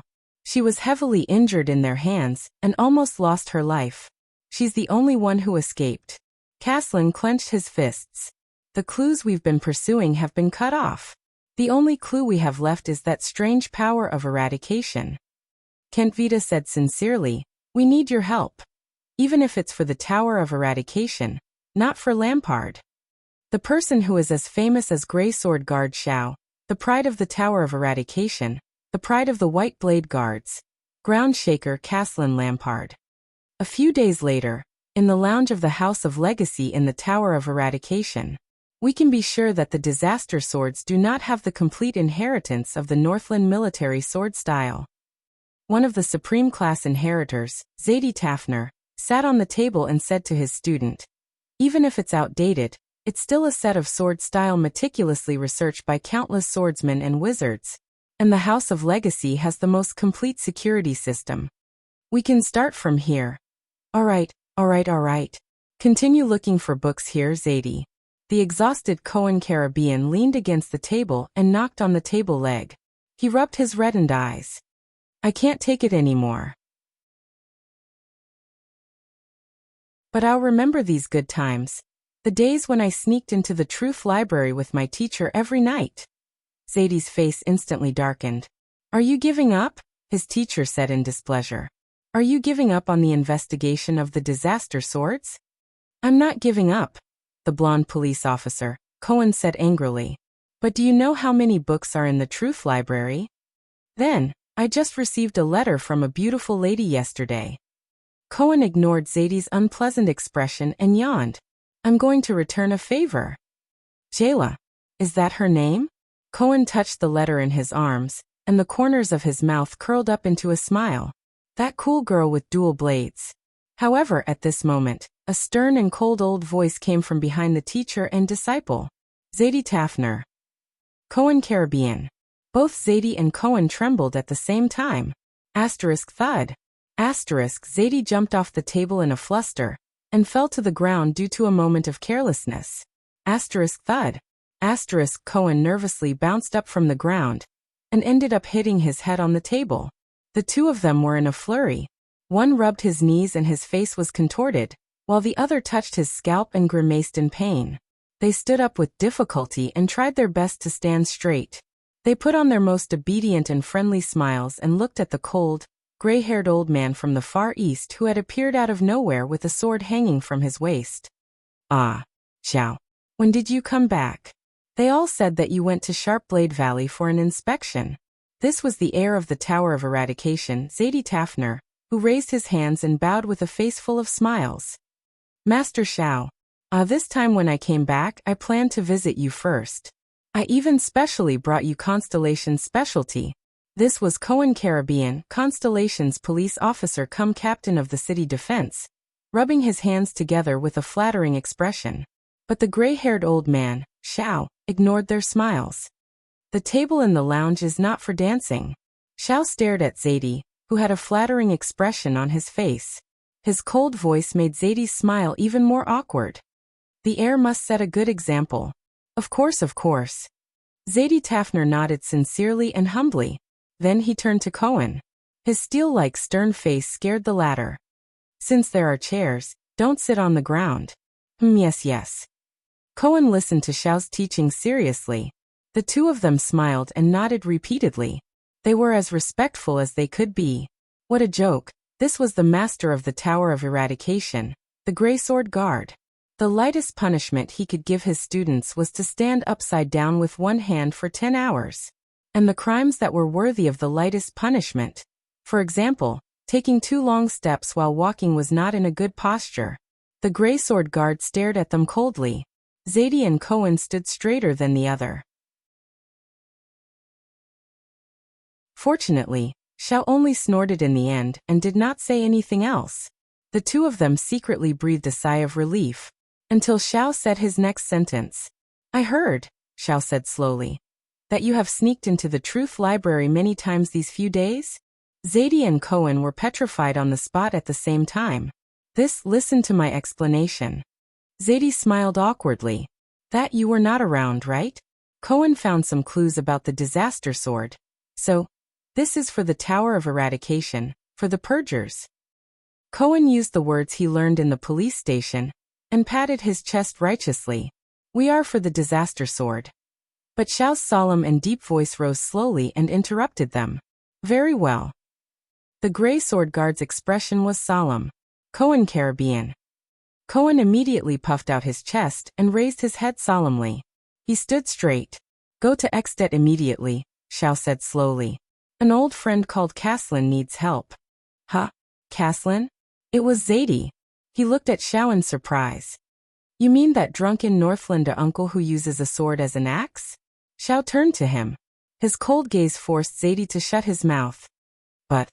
Cohen scratched his head awkwardly. "I have to return to Constellation to help a friend first." "Croche, do you remember? She was in the same batch as you," Xiao said in a low voice. "She was injured by the disaster sword. She might never be able to use a sword again in this life." Cohen looked up with a stunned expression. "Croche." The image of a Northlander girl with a buzz cut holding a sword and gritting her teeth under the scorching sun appeared in his mind. And her white teeth. "All right." The police officer turned around without hesitation and said firmly to the two scions, "I will go and prepare immediately. How serious is the situation? Do I need to bring my family's private army?" "Bringing a Constellatiate noble's private army into Extet," Zadie said in a low voice. "Are you out of your mind?" Cohen nodded in realization. "You will not be the only one," Xiao said in a low voice. "There is another person who will meet you on the way. She has just joined the purgers." Cohen was instantly stunned. "Broken Dragon Fortress. Be careful on the way. Although Lampard has retreated and the war has not started, it is still Extet." Sonia Cecire, the fortress flower, looked at Miranda Arund, who was ready to go. She chuckled and said, "Although I really want to suggest that you bring the Arund family's private army." "This is the border between the two countries," Miranda said softly. "It is impossible to cross the border with the army. Moreover, Arund." Miranda clenched the white eagle emblem on her cuff. The fortress flower looked at her subordinate and sighed. It is good to go and hide. After all, your uncles and brothers from the Arund family are really annoying. Miranda bit her lip and did not say anything. This is not to hide, she said faintly. All right. Sonia helplessly held her subordinate's shoulders. This is for a friend, right? Miranda gently patted the white sword hilt at her waist and nodded. Croche. A girl who never gives up. We are learning under the same teacher, Duke Arund's daughter said coldly. When she is in trouble, I must be by her side. I do not have much left in this world. I must cherish it. Miranda recalled the light and bright figure in white in her memory, and his always cheerful and optimistic tone. She could not help but smile. She turned around and stepped into the stirrup. Don't worry, commanding officer. I am not some helpless little tabby cat. Besides, I won't be fighting alone. Miranda Arund nodded at Sonia from her horse. An old friend will be coming with me. Once the matter is settled, I will return. She flung the reins and galloped out of the fortress's gate. Sonia looked at Miranda's retreating figure, and the faintly discernible white eagle emblem on her back. She sighed.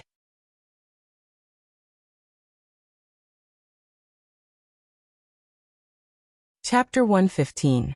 Somewhere in Eternal Star City. It was in pain. The air here was cold and moist. Its skin was wrinkled, its 6 limbs were weak, its abdomen was shriveled, its lips were trembling, and its teeth were blunt. Only the darkness around it made it feel at ease. It raised its right hand, trying to change its position, but inadvertently hit the metal cage. A sharp pain came from the surface of its skin that had just touched the metal. It opened its mouth and let out a meaningless howl of pain. This damned cage. The magic seal on it was rigorous, meticulous, comprehensive, perfect, and flawless. It was the standard product of the Alchemy Tower. It did not know whether it was the work of the Confinement Research Institute or the Spell Laboratory. It was probably the former. In the extinct Alchemy Tower, only this faction that had been in decline for a long time would study this kind of magic cage with a single function. For example, the cage that was currently trapping him here. It did not know how long it had endured such days, and even its sense of time had become numb. It even suspected that if it went on like this, it would one day even forget its own name. It was fed once a month, given a fixed electric shock every month, and had to complete work all the time. Under such circumstances, it began to miss its main body. It still remembered the pain when it was cut off from the main body, and the heart-wrenching wails and screams from the main body's mind. Even many days and nights after that. Even when it was its turn to be cut off, the pain was not comparable to the excruciating pain of being separated from the main body. It really wanted to return to its main body. If it remembered correctly, the main body should be locked up in the City of Triumph, the dam capital of the human empire. The country had already been torn apart, leaving only a small piece of territory. It was so weak, but that group of humans still shamelessly called themselves an empire. Did the weak not deserve to die? Thinking of this, its mind, which was a little muddled because it did not know how long it had been locked up, suddenly moved. That's right, hasn't it been a while since the main body sent anything over from Victoria City? Whether it was letters or items, there was nothing. The mental connection between the main body and the main body seemed to have been broken for some time. Humans no longer used it? Impossible. It did not believe that those evil humans would let it or the main body take a break. They would only endlessly, without knowing the bottom line, squeeze its value dry. Did something happen to the main body? This thought flashed through its mind. No. Although the main body was also imprisoned, at least it was intact in the City of Triumph. The Empire knew its value, and the Imperial Prince had even tried to communicate with the main body.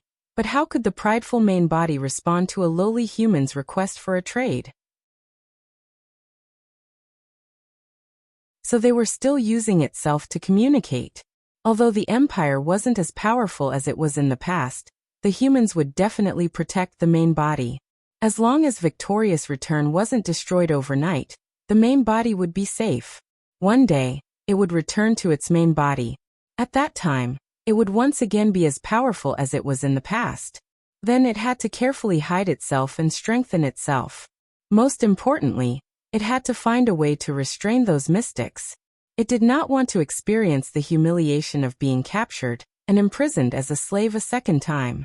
Especially that damned mystic, Giza Streelman. If the human outside the cage door had not mentioned this name recently, it would have almost forgotten about it. It gritted its teeth with a heart full of hatred. It would never forget the feeling of its flesh boiling and exploding in front of the mystic, the feeling of groveling at the mystic's feet. At this moment, a familiar swelling sensation came from his abdomen. It's here, it thought. The humiliation of being a slave and being forced to work as a slave surged into its heart once again. It did not know which severed limb it would be this time. At the top of the metal cage, the bell rang violently and urgently at the right time. Asterisk clack. Asterisk the metal cage door opened.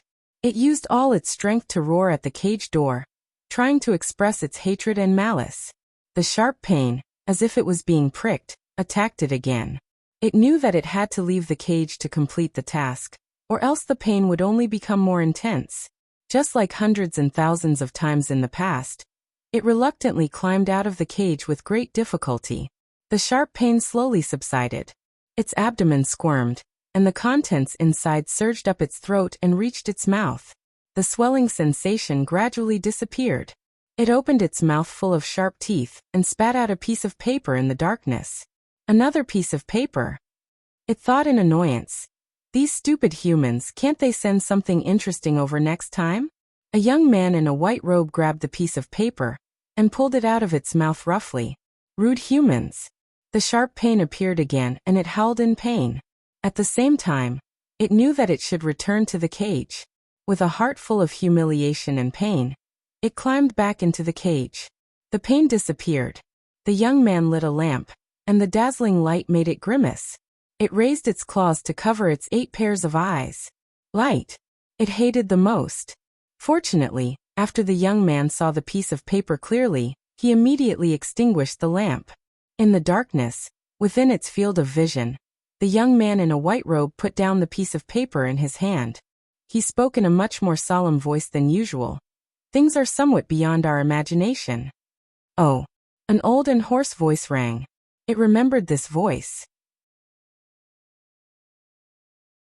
During the years when it was brought away from the City of Triumph, many humans were in charge of managing its cage, but this old voice seemed to have been in charge for a longer time.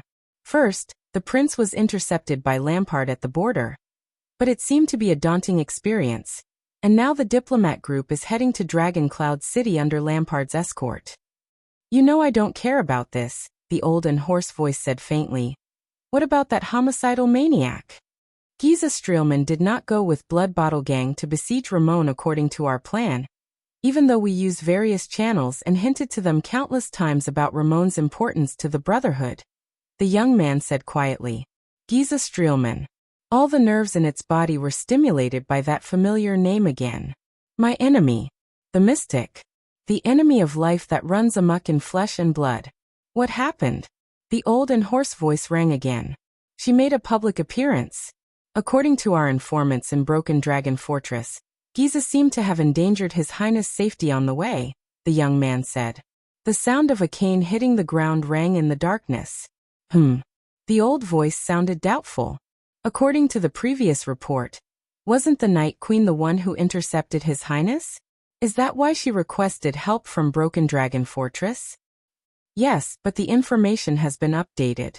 It seems that things have become a little more complicated. The young man raised his head and revealed a smile that no one could see clearly in the darkness. The blood mystic appeared for the dark night black coffin in the hands of the blood clansman. It opened its eyes abruptly. Even though it had experienced too much numbness and chaos during the years when it was separated from its main body, its memories with its main body still remained in its mind. Dark night. What a familiar term. Where did I hear it before? There was silence. The old and hoarse voice did not reply. I remember that thing was on the list of legendary anti-mystic equipment. But judging from your reaction, it is indeed an extraordinary item, right? The young man in white raised his eyebrows. You know, if we send a message and arrange for manpower now, we might be able to intercept the Night Queen. The air in the darkness seemed to have frozen in an instant. Don't ask. That coffin is not something we can touch. After a while, the hoarse voice slowly rang. Be it the coffin itself or the item in it. The young man frowned and revealed a puzzled expression. But he still nodded in the end.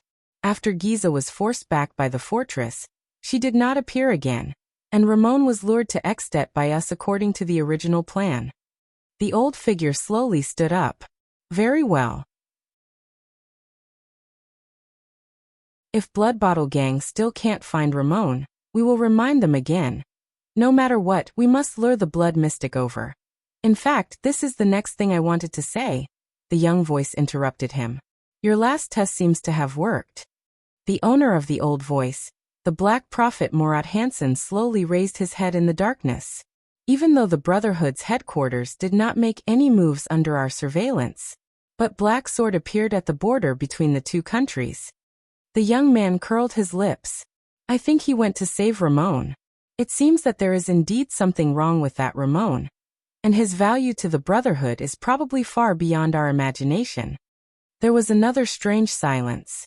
Then Morat's sinister laughter slowly rang out. The Black Prophet laughed softly. Heh, I was almost fooled by my own student and that old woman. There was a moment when I really wanted to dispel my suspicions about Ramon's identity and remove him from the blacklist. But no matter how meticulous his disguise is, he can't beat your suspicion that is stronger than that of Broken Dragon Fortress, teacher. The young man in the white robe, Raphael Lindbergh, raised his head in the darkness and chuckled sarcastically. Let the news out. Morat did not care about Raphael's mockery. He stopped smiling and said in a low voice, The prince should have already entered Extet, right? Raphael nodded.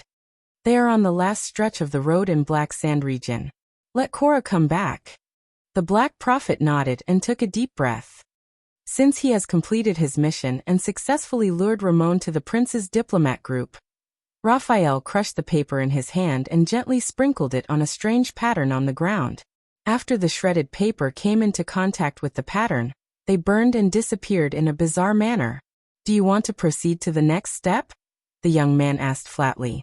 Yes, it is time to send a big gift to the secret room and the Brotherhood. The Black Prophet tapped his cane. Get ready to depart. This is your first big test before you take over as the head of the Secret Intelligence Department. Make sure that Black Sword and Giza enter Dragon Cloud City at the same time and find Ramon. Raphael flashed a bright smile. Black Sword against the Blood Mystic. I'm sure it will be a big scene. Morat took a deep breath and sat down again. What an exciting scene. So you are in charge of luring away the two legendary anti-mystic equipment in Dragon Cloud City? Raphael curled up the corner of his mouth. A fearless mystic in the capital of a country. It is secondary whether the scene is big or not, but it will definitely be ugly. Are you sure you want to do this? Especially to all the intelligence agencies, he is a notorious homicidal maniac. Raphael had a smile on his face, but he said in his heart, treat it as Constellation's return gift to Extet. Avenge the losses that His Majesty and I have suffered over the past few months. The Black Prophet sighed emotionally. After all, this is also to more efficiently deal with the threat of the Blood Mystic. I really want to see how that old woman in Dragon Cloud City is going to deal with such a situation. Also, Morat thought. With the tacit approval of the kingdom's secret intelligence department, the Black Street Brotherhood has been in the limelight for too many years. Since the Blood Bottle Gang has been dealt a heavy blow, Asda and Giza have been forced to appear. It is time for the Brotherhood, including the hand behind it, to pay the price.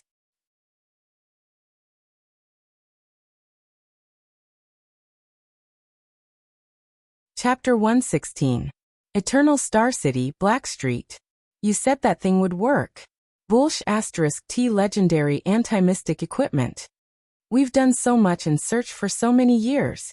Ripper Anton grabbed Sleepless Eye Lance by the collar and pinned him against the wall. And now, Black Sword used it to poke countless holes in the Blood Mystic's body. It's useless. Your goal is to kill Black Sword, isn't it? Calm down, Anton. Morris, one of the 6 powerhouses, was sweating profusely as he held Anton's hand. We received a message from a messenger crow in the north together. Although he was severely injured and we don't know if he's dead or alive, Black Sword escaped, didn't he? Even if that equipment is useless. But, at least Black Sword might still be alive. Might still be alive? Anton was still holding Lance tightly. He turned his head angrily and pointed at Morris. So you can forgive this guy? Even if he used a fake equipment to frame Black Sword? Even if under his guidance, our efforts over the years were in vain? Morris was momentarily speechless. Lance suddenly grabbed Anton's bandaged arms. Although Ramon is not here and I can't be sure, but it might not be the equipment's problem. After all, we don't even know the equipment's name and function. Lance gritted his teeth and looked straight into Anton's angry eyes. In the Secret Intelligence Department, I read the relevant files. The Blood Mystic is rather special. It can't be sealed by ordinary legendary anti-mystic equipment. But this doesn't mean F***CK your files. I won't believe a single word from the Secret Intelligence Department ever again. Didn't you see the message? Anton scolded agitatedly. That so-called legendary anti-mystic equipment that you said could seal mystics is ineffective. Just 2 days ago, Black Sword almost died in the hands of the Blood Mystic. Maybe that weapon itself was the thing that lured us into the trap. Impossible. Lance stared at Anton and said in a low voice, that news is related to the lady that even Murat is extremely wary of. Anton's grip tightened. He interrupted Lance and said fiercely, damn Murat Hansen. Fuck the kingdom's secret intelligence department. Don't forget who caused us to be in this state back then. Who turned us into the Black Street Brotherhood that has abandoned our boundaries and done all the evil things for revenge. Who turned us into the moths of the kingdom that can only survive in the shadows. Anton's eyes reddened. He gritted his teeth and said, especially you, Lance Corbian. Aren't you the spy Murat planted among us back then? Black Sword has forgiven you, but I haven't. Morris, who was dragging Anton, suddenly trembled. Undercover? Haha, it's been 12 years, and you've only come to worry about this now. Lance sneered with difficulty, not caring about Anton's strength at all. What did the past 12 years mean to you? Do you think we founded the Brotherhood for fun? The past 12 years? Was it fun? Anton seemed to have been triggered. The veins on his face bulged as he flew into a rage and roared crazily. Son of a bitch! Do you think I'm willing to manage a bunch of scumbags like thieves, robbers, and rapists? Working with lunatics like Chandar Aroda and Lazanche Faso? Being smugglers and murderers every day? Lance's expression changed. He could not help but clench his teeth as his eyebrows continuously twitched. What kind of life have we been living for the past 12 years? Anton continued to clench his teeth and said, how much have we sacrificed for that illusory news of yours? Then kill me here. Take my head to comfort the dead. To comfort that lord. Lance roared and interrupted Anton. Treat me as your greatest enemy. Treat me as if you have already taken your revenge. Treat it as if you can go back and live a good life. Enough. An even louder roar came from the side. Anton and Lance were shocked at the same time. Both of them turned to look at Morris. Lech Malone. Cabra Greteley. Delecto Ellsworth. Morris trembled. He lowered his head and clenched his fists. Names came out of his mouth one by one. Curdimo Finwë. Kyrsters Desmond. And that lord. Both Anton and Lance were shocked. Do you still remember them? Do you remember these names? The oath we swore together that year. Find all the true murderers and avenge the dead. Morris raised his head. His eyes were red at some point in time. At all costs. Do you think you're the only one suffering in silence? Skinny. Morris roared. Over the past decade or so we, who originally knew nothing about gangs and organizations, have worked hard to conquer territories, build our power, infiltrate the underground world, rope in all the people, fight against Blood Bottle Gang, evade the Secret Intelligence Department's pursuit, treat all suspects as enemies, track down Charlton and Shadow Shield, and investigate the truth of what happened that year. Isn't it all for the same purpose? Asterisk bang. Asterisk Morris punched the wall with all his might. His lips trembled. I've never killed a child before. But in the past 12 years, There were a total of 154 children from the age of 4 to 12 who died in the abandoned houses. This does not include the many child beggars killed by that son of AB** TCH Rhoda and his family 2 months ago. These are all my blood debts. I buried every single one of them with my own hands. I can almost remember every single one of their faces. The most recent one was just a year ago. A boy who ran away. In order to show our toughness and ruthlessness in front of our negotiating opponents, I used my psionic ability to suffocate him to death. Morris could not suppress his emotions. His psionic ability was slightly out of control, and even the air around him became unstable. God knows what we've sacrificed for the past 10 years, and what we've become. Anton closed his eyes, bit his lower lip, and lowered his head. Lance laughed abruptly. Yes, well said. The sleepless eye revealed an expression that looked like he was crying and laughing at the same time. Ha ha ha, Anton Lewandowski, do you think we've done so many things to correct, atone for, or pay for the sins of the past, to create a better world? Dream on. Lance, who had a terrifying gaze, cursed loudly. Go and take a look at what we've done all these years. The Western Desert's prison of bones. That's where we should be. But why are we here? Why aren't we accepting the punishment that should have been meted out to us? Lance pushed Anton away abruptly and shouted angrily.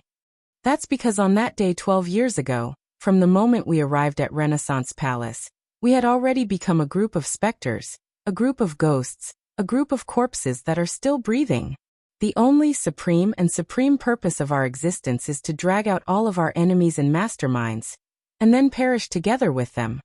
Only Black Sword knows best. We've long been in hell. The airtight, soundproof room suddenly became quiet. Thud. Anton kicked the wall forcefully, then walked to the side of the table, pulled out a chair, and sat down heavily. Morris covered his face. His fist, which was pressed against the wall, was already bleeding. Lance stared fixedly at the ground, his gaze unwavering. In the silence, only the suppressed, trembling, and hurried breathing of the 3 men could be heard. Until Morris was the first to break the silence. We have to believe in Black Sword. The plump man tried his best to compose himself and slowly said, even without the legendary anti-mystic equipment, he still has the ability to escape from the mystics, just like how he faced Asda in the past. Lance pulled his scarlet cloak up again. Let's wait for news from him.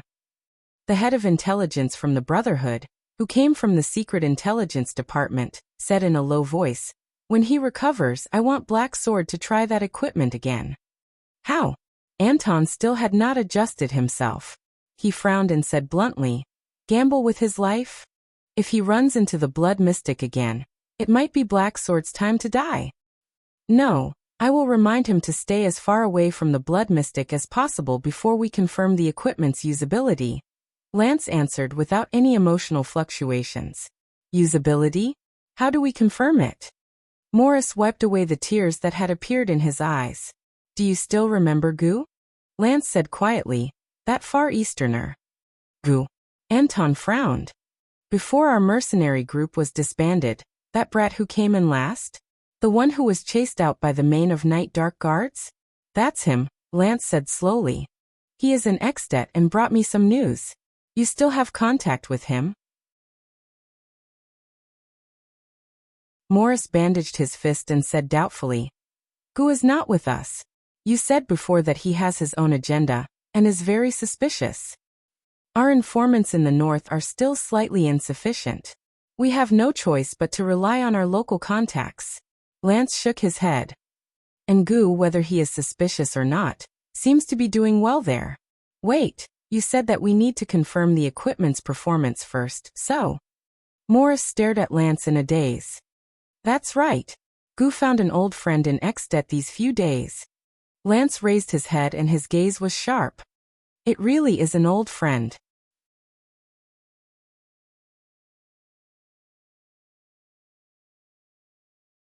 Chapter 117. The further north the diplomatic mission traveled, the colder the weather became.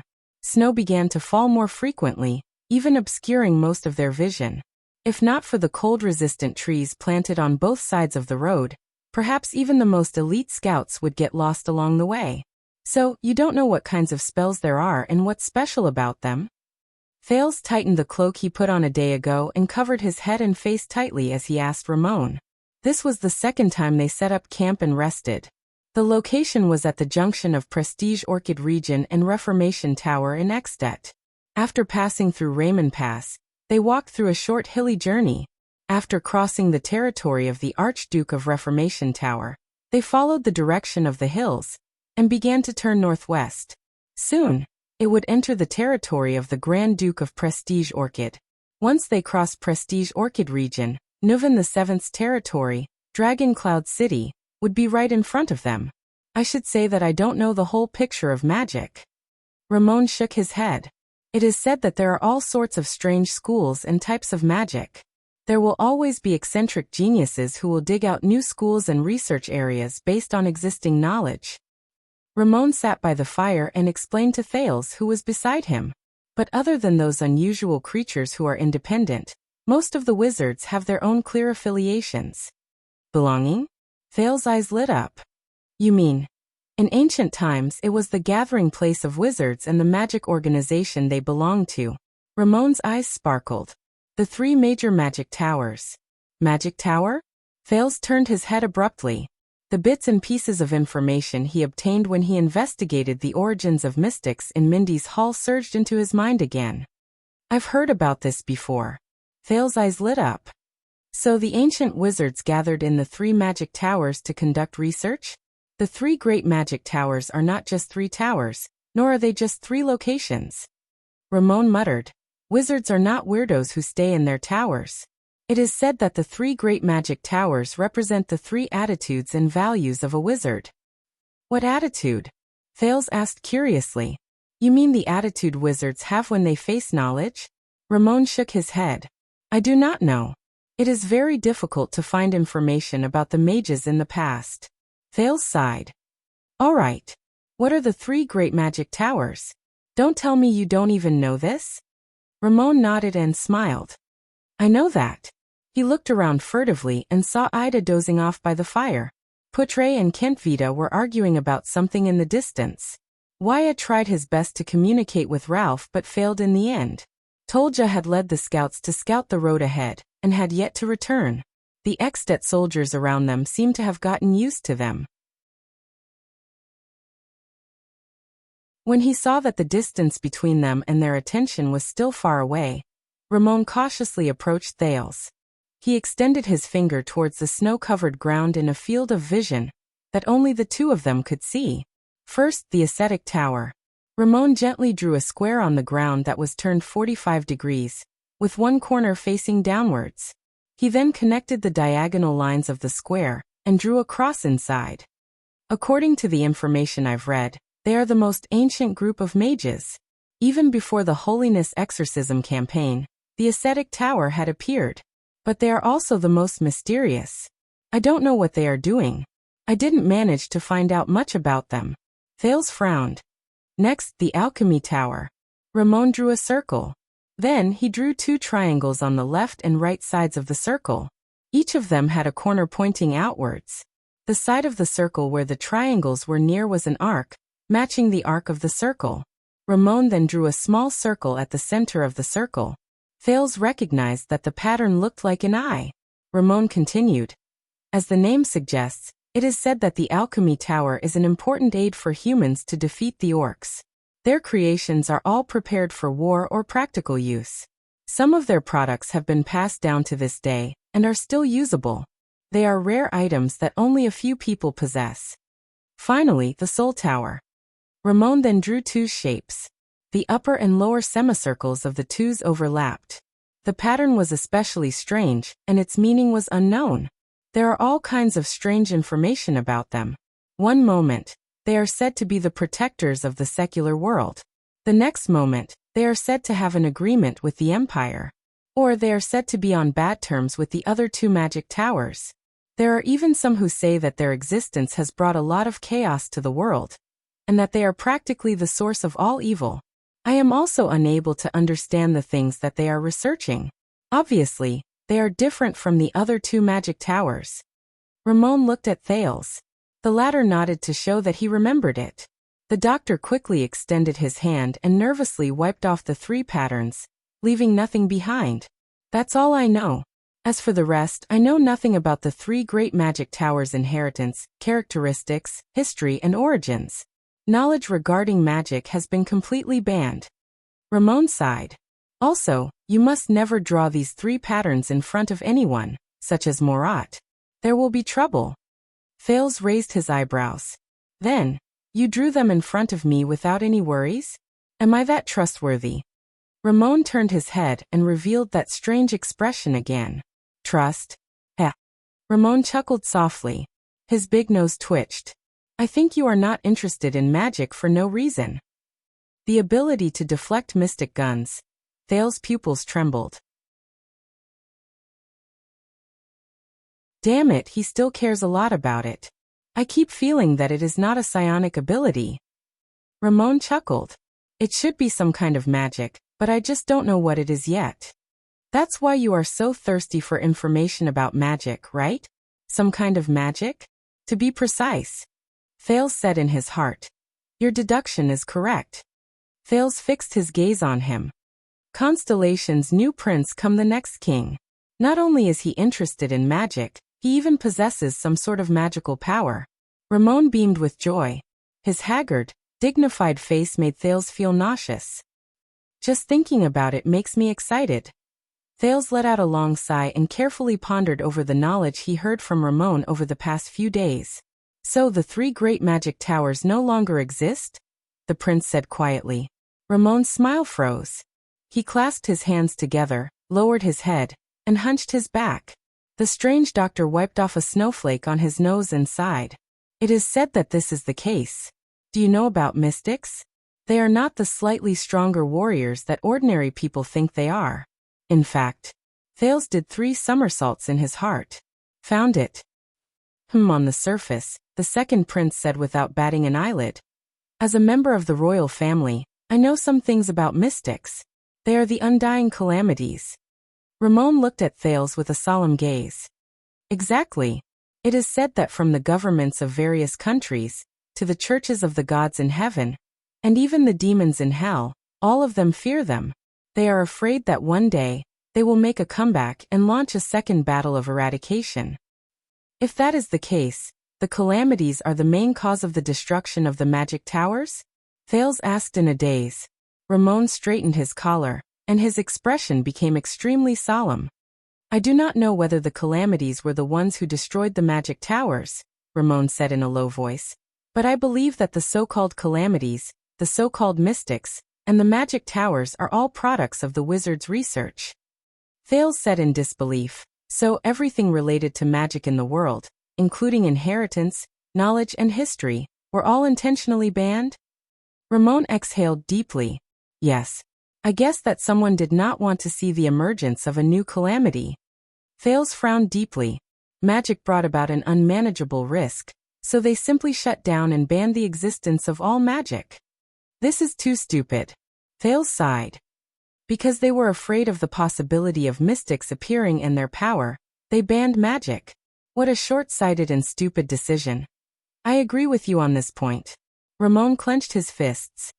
It is precisely to fight against the mystics and their harm that we need to seek possibilities from magic, isn't it? Although the 3 great magic towers were destroyed, their ruins should still exist, right? Thales stroked his chin. You didn't go there to try your luck? Ruins. Ramon curled up the corner of his lips and said with an unpleasant expression. This is the worst part.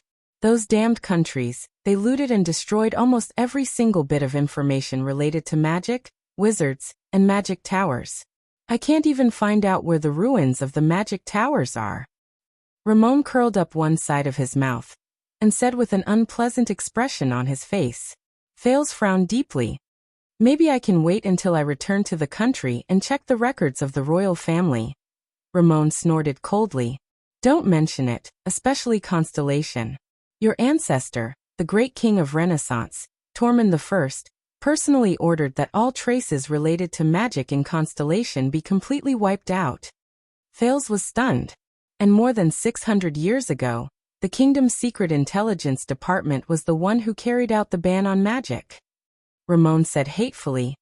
It took me a lot of effort to find some traces in Extet. They called this plan to purify the world. Thales stared at the snow in a daze and pulled his cloak tighter. How did they do it? The prince raised his head. If magic is really as important as you said. Thales was stunned. They did it. Ramon raised his head. His eyes were filled with hatred. In the decades after the Battle of Eradication ended, the various countries imprisoned all the remaining wizards and plundered all the books, scrolls, records, and artifacts related to magic. They even investigated all the people who had close contact with the wizards. The most important thing was that they wiped out all traces of magic from history. Of course, all those who intended to study magic and revive it would immediately become a thorn in the side of the various countries' agencies and the temples and churches once they were discovered. They would be eliminated without hesitation, just to ensure that magic would never appear again. All of them fell silent. For a moment, only the crackling of the flames and the mournful whistling of the cold wind could be heard. If the kingdom's secret intelligence department was in charge of the plan to purify the world 600 years ago, then there might still be a lot of information left in the secret intelligence department. Thales muttered to himself. Hey, to dig things out from the kingdom's secret intelligence department without anyone knowing. Thales sighed. It's even harder than breaching Broken Dragon Fortress. Ramon stared coldly at the fire and finished Thales' sentence. Wait. Thales thought of a question, and a strange expression appeared on his face. Doctor, he said slowly, Murat was not the first chief of the kingdom's secret intelligence department, was he? Nonsense. The kingdom's secret intelligence department was established more than 600 years ago, when Constellation was founded. Ramon snorted coldly and exhaled a long breath. Murat. He was a human, not a long-lived species or an eternal being. Thales rolled his eyes. Poor emotional intelligence. How pitiful. You didn't understand what I meant. I was saying, Thales said impatiently, who was the first chief of the kingdom's secret intelligence department, the person in charge of the plan to purify the world. Ramon was stunned. He immediately turned his head to look at Thales. This will be a clue. Thales rubbed his hands, which had turned red from the cold, and exhaled a mouthful of mist. No matter how terrifying and mysterious the kingdom's secret intelligence department is, no matter how precise, efficient, and meticulous it is, as long as it's an organization, it must rely on its members, which is the behavior and psychology of humans. And humans are always complicated. Thales blinked. Do you understand what I mean? Ramon frowned. What? Thales asked, puzzled. Ramon looked around vigilantly again. He turned his head around and said, 2 people 600 years ago. The strange doctor lowered his voice. In year 38 of the calendar of eradication, 2 people led the kingdom's secret intelligence department and were responsible for the specific implementation of the plan to purify the world. Very good, Thales said quietly. Even if 600 years have passed, we can always find out about their past. Who are those 2 people? Ramon chuckled and uttered 2 names. The first name made Thales' expression change. Leinster Covendier. The first chief of the kingdom's secret intelligence department. Ramon put on an expression that said, I knew it, and said with great interest. And the first master of the Covendier family, one of the 6 great clans of Constellation, the first Duke of Iris Flowers. Thales widened his eyes. Ramon continued. As well as his deputy, Halva Caribbean. One of the 13 distinguished families, the first master of the Longsword of Twin Towers, the first Count of Walla Hill, and later the wise Prime Minister of the kingdom. Just as Thales was carefully thinking about these 2 names and the meaning behind them, an Extension sentinel let out a loud roar that pierced through the Northland sky, where the cold wind rustled. Be on guard! The elite Extension soldiers around him immediately drew their weapons. Countless sounds of metal being unsheathed rang simultaneously. The atmosphere was tense and somber. Unlike the group battle formation of Constellation, these Northlanders had stern expressions, but they were not flustered. They formed groups of 2 with their backs against each other. They stood scattered around the perimeter of the camp, facing the cold wind and fluttering snow around them. The light cavaliers mounted their horses together under their commanding officer's command and rushed to the perimeter. The heavy cavaliers and heavy infantrymen immediately began to put on their armor. Ida instantly dashed to Thale's side. Wyatt and Ralph rushed over as well. "Be alert," the elven protector, whose age was unknown, said in a grave tone. "How unlucky. It's another army." Army. The second prince thought of something. Under the moonlight, Thale's sharp vision, which had been modified by that fluctuation, allowed him to quickly see the source of the threat clearly. To the north of the camp, the figures of countless fully armored cavaliers appeared amidst the indistinct falling snow. Light armor, gray robes, white horses and masks. They were swift and silent. They almost blended into the snow around them. In this kind of weather. Putre, who rushed over from behind, frowned. "They're elites." These cavaliers, who did not look like good people at first glance, suddenly dispersed when they were 100 meters in front of them. They moved towards them in a messy but orderly manner.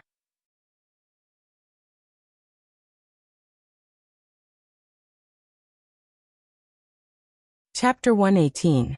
Beside his ears. Endless noise and uproar filled the air. Unknown roars and shouts erupted from the crowd. Before his eyes, the man flashed a warm smile, grabbed his shoulders, and leaned against his body while trembling. He moved his head to his ear and whispered gently, "Good job, don't worry. Good job, don't worry." In the deep darkness he suddenly woke up from a nightmare. The wounds on his body seemed to have come alive in an instant, and at the same time, an unbearable pain erupted. His face contorted, and he suppressed the cries of pain in his throat. First he focused his attention on sensing everything around him. The wind and snow howled in his ears, and a stench assaulted his mouth and nose. A few low cries of livestock came from a few steps away. He raised his trembling left hand with difficulty, and as expected, he touched an old bumpy wall made of rough bricks. The power of eradication surged. In the pitch-black darkness, his surroundings gradually appeared in his senses. This was the place he fled to after he dragged his heavily injured body and sent a message to the Brotherhood's informant. It was an ordinary livestock pen in the Northland countryside. It had a simple but thick thatched roof, a rough handmade fence on one side of the wall, and a muddy ground mixed with water, snow, urine, mud, and his own blood. Safe. The blood mystic is not nearby. Only then did he let out a low, painful groan. 2 puncture wounds, 6 lacerations, 2 bone fractures, abrasions, contusions, and muscle strains are countless. She's clearly a girl with a beautiful smile. He thought of the blood mystic and smiled bitterly. Why is she so hot-tempered? I just wanted to use the legendary anti-mystic equipment to poke a hole in your real body. When he thought of this, he touched the 2 weapons beside his hand. Lance. He sighed in pain. I've been tricked by you again. Not far away, a herd of thick-furred pigs, 2 big and 6 small, gathered together uneasily. They kept each other warm while trying their best to stay away from the new uninvited guest. A black dog stood outside the fence, bravely guarding the border of its territory, and let out a low, warning growl at him. The falling snow outside the house gradually subsided. His perception was able to extend out of the circle and touch another wooden house with a thatched roof. There were 4 people sleeping soundly inside. 2 were relatively calm, while the other 2 were young and restless. Next door was a stable, and inside it were 2 slightly different breaths. They should be 2 strong horses unique to the Northland. He smiled in the dark, thinking of the days when he was busy and had to live in different countries. Obviously, this was an ordinary northern family of 4. One of the horses was a plowing horse, and the other was a horse used for military service and hunting. They were probably rented from the feudal lord. Looking at the terrible environment around them, the pigs were probably not their own. Instead, they were reared for the feudal lord's dining table. God knows how the pigs, which looked carelessly reared, could survive in this kind of weather. After all, this place wasn't like the South, where there were completely different and meticulous methods of raising livestock. He remembered that a long time ago, she, that dirty girl, also told him that she wanted to come to the north to take a look. How did the Northlanders survive in such cold weather? I wonder if they raise piglets? She blinked her curious eyes and looked at herself. But at that time, he only lowered his head and wiped the blade on his leg. Do the Northlanders raise pigs? Now I have the answer. I have to write this down. I can tell her in the future. But now. The next moment, the smile on the man's face faded. Lying on the ground, he clenched his teeth tightly. The power of eradication surged into him and seeped out of every pore, urging the wounds on his body to close, repair, and heal. However, this process was filled with even more terrifying waves of pain, and an even more unbearable itch. It was just like the countless times he struggled in the past. But the man only trembled and broke out in cold sweat. The corners of his lips curled up slightly, revealing a bitter smile. It's all right. At least I don't have to endure Ramon's incessant chatter and mocking when he treated me. That big-nosed doctor's boring nagging is almost as lethal as a mystic's. The power of eradication surged into all his wounds like waves, forcing his nerves, his muscles, and his bones to speed up the recovery, self-healing, and reorganization. The surging pain and impact made him close his eyes while he trembled, and he could not stop breaking out in cold sweat. After a long while he finally stopped trembling, and his entire body went limp on the ground. He clenched his teeth and sighed in relief. How long has it been since I've been so badly injured? He tried his best to turn over, and his mouth and nose rubbed against the filthy ground. Filthy, huh? In the darkness he chuckled softly. I'm filthy. Now I no longer have the right to glare at her. That dirty girl. The man pressed his hands against the filthy ground, got up weakly, and sensed the condition of his body. I need some food to replenish my energy, preferably meat. He looked in the direction of the pigs. Mr. Thickfur Pig's family instinctively sensed the man's killing intent. They trembled and whimpered softly. At the same time, the 4 breaths of the Northlanders, who were sound asleep, rang in the man's ears again. These pigs are probably one of their few sources of livelihood. He sighed. The man looked at the shivering Mr. Thickfur Pig's family and flashed a smile that they definitely could not see or understand. Then he grabbed the 2 weapons beside him and flipped out of the pen. He remembered that the day before the bitter cold winter was almost here. Fortunately, this is Northland. Thank you, Master of Mountains. Thank you for your gift. And I will always remember your generosity. Spear and shield bearers. Form the first line of defense on the gentle slope in front of us. Make them slow down no matter what. Kentvita looked at the attacking cavaliers with a solemn expression and ordered resolutely. Under his command, the Extet infantrymen of Black Sand region picked up the big iron shields unique to Northland without hesitation and jogged to the front of the camp to form a line of defense. Heavy infantry, 1 minute. You must be ready and follow the line of defense. 2-handed heavy swords in front. Aim at the horse's legs. Heavy armored axemen at the back. As long as it falls from the horse, whether it can move or not, smash it with your axes. Phil. Kentvita turned his head and shouted at the archers at the side of the camp. Have your men get ready. The enemy appeared too suddenly. There's no time to shoot. As his voice faded away, a short Extet soldier suddenly shouted at the archers who stood in 2 rows at the side of the camp. Knock the arrows, draw the bows, and prepare to shoot in unison. Cavaliers, get on your horses and look for an opportunity to attack from the side. Shoot the signal arrow, and at the same time, send light cavalier messengers to the campsite at the back. Have the rear guard quickly reinforce them. In comparison, the Constellatiates, who were heavily protected by the Black Sand region army, were much quieter.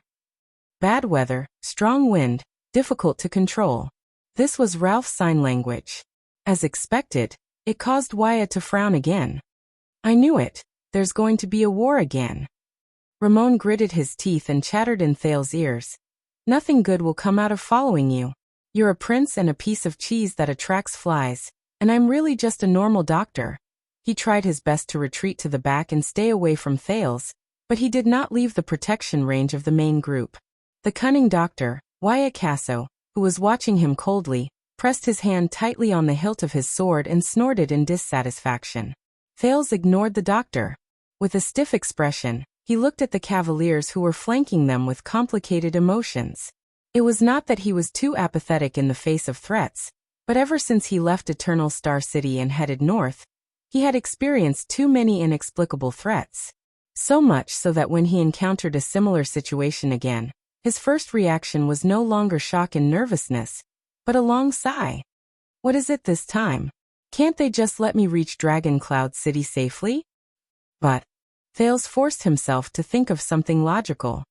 Black Sand Region's army of more than 2,000 soldiers had been vigilant along the way, and they had been careful in their journey.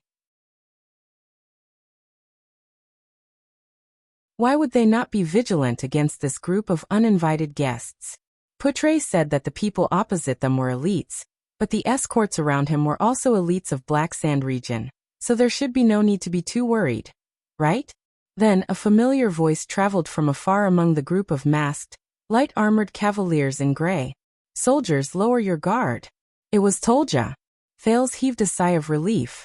The Fire Knight of Black Sand Region, one of the 5 war generals of Extet, who had set out to investigate, appeared from among the cavaliers opposite them. He stopped beside the campfire at the outermost perimeter. These are King Nuven's personal guards. They are the troops he sent to receive the Prince of Constellation's diplomat group. Old friend, it's not that I don't believe you, but nowadays, it's never wrong to be more cautious. Viscount Kentvita drew his sword from his waist and walked to the front of the camp under the protection of a group of soldiers. Is there anyone from the king who can testify? Kentvita suppressed the unspoken words in his heart. There might even be traitors among the Archduke of Black Sand Region's subordinates, right? The cavaliers in gray reined in their horses and stopped in front of the camp. Thales could not help but notice that their steeds were quiet and steady in the face of the cavaliers' rude reins. They did not even whinny a lot. These cavaliers lined up in a line and stood neatly an arrow's throw away from the camp, displaying superior mobility and discipline. Elites, huh? A masked man with brown hair and a white cape rode out from among the cavaliers. Tolja followed behind him and rode all the way into Black Sand Region's camp. I've seen these people when I was traveling before. The vice diplomat beside Thales took a deep breath when he saw the figures of these elite cavaliers clearly. Based on their attire, they are indeed the king's personal guards of Extet. Thales rolled his eyes and breathed a sigh of relief. Fortunately, they should not be enemies for now. Beside him, the attendant from the Tower of Eradication, Waya, was obviously stunned. You mean the White Blade Guards? Waya whispered. The White Blade Guards, who are comparable to the elites of the Royal Guards of Constellation, and are known as the Dragon's Imperial Guards. White Blade Guards. The King's personal guards. The Dragon's Imperial Guards. Thales stored this information in his heart and observed the development of the situation cautiously. The masked man rode in front of Kentvita. He first cast a glance at the Archduke of Black Sand Region's most trusted strategist, then looked sharply in the direction of the Constellations. His gaze stopped on their double-cross stars flag for a moment before he turned his head. As the captain of King Nuven's personal guards, I should be considered one of the king's men, right? The masked man pulled down his scarf, revealing a pale and well-defined face. There was a weapon of unknown shape on his back. The white handle protruded from the snow-white cape. Nicholas, it's you. Kentvita saw the other person's face clearly and his expression turned unpleasant. The pale-faced man in the cape snorted coldly. He nimbly dismounted from his horse in front of Kentvita and threw a scroll with wax seal into Kentvita's bosom. I brought the White Blade Guards to welcome the Prince of Constellation. If you have any questions, go and see the king's warrant. With a frown, Kentvita tore open the seal. I met them during my scouting, the White Blade Guards. The Fire Knight behind the cloaked man. Lord Tolja immediately dismounted from his horse. With a tense expression, he said, "It seems like King Nuven really values this Constellation diplomat group." After Kentvita finished reading the warrant, he sighed and sheathed the sword in his hand. At the same time, he gave an order to the army of Black Sand Region. "Stand down. Let them in." The masked cavaliers in gray capes, the White Blade Guards, rode into their campsite as if there was no one else around. Even though their faces were hidden under their veils, their gazes were sharp and fierce. They glared fiercely at everyone in the campsite, whether it was the extensions from Black Sand region, or the constellations at the center of the campsite, mobilizing an army of nearly 2,000 soldiers to protect this prince. The man in the white cloak walked towards the direction of the Constellation diplomat group. He looked at the situation around the campsite and snorted coldly. Lampard is really a generous archduke. Hearing the sarcasm in his tone, Kentvita and Tolja both frowned.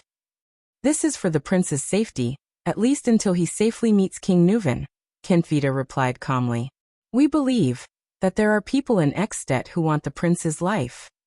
According to the information we received, Black Sand region surrounded and intercepted the prince in front of the fortress, and shot him with mystic guns.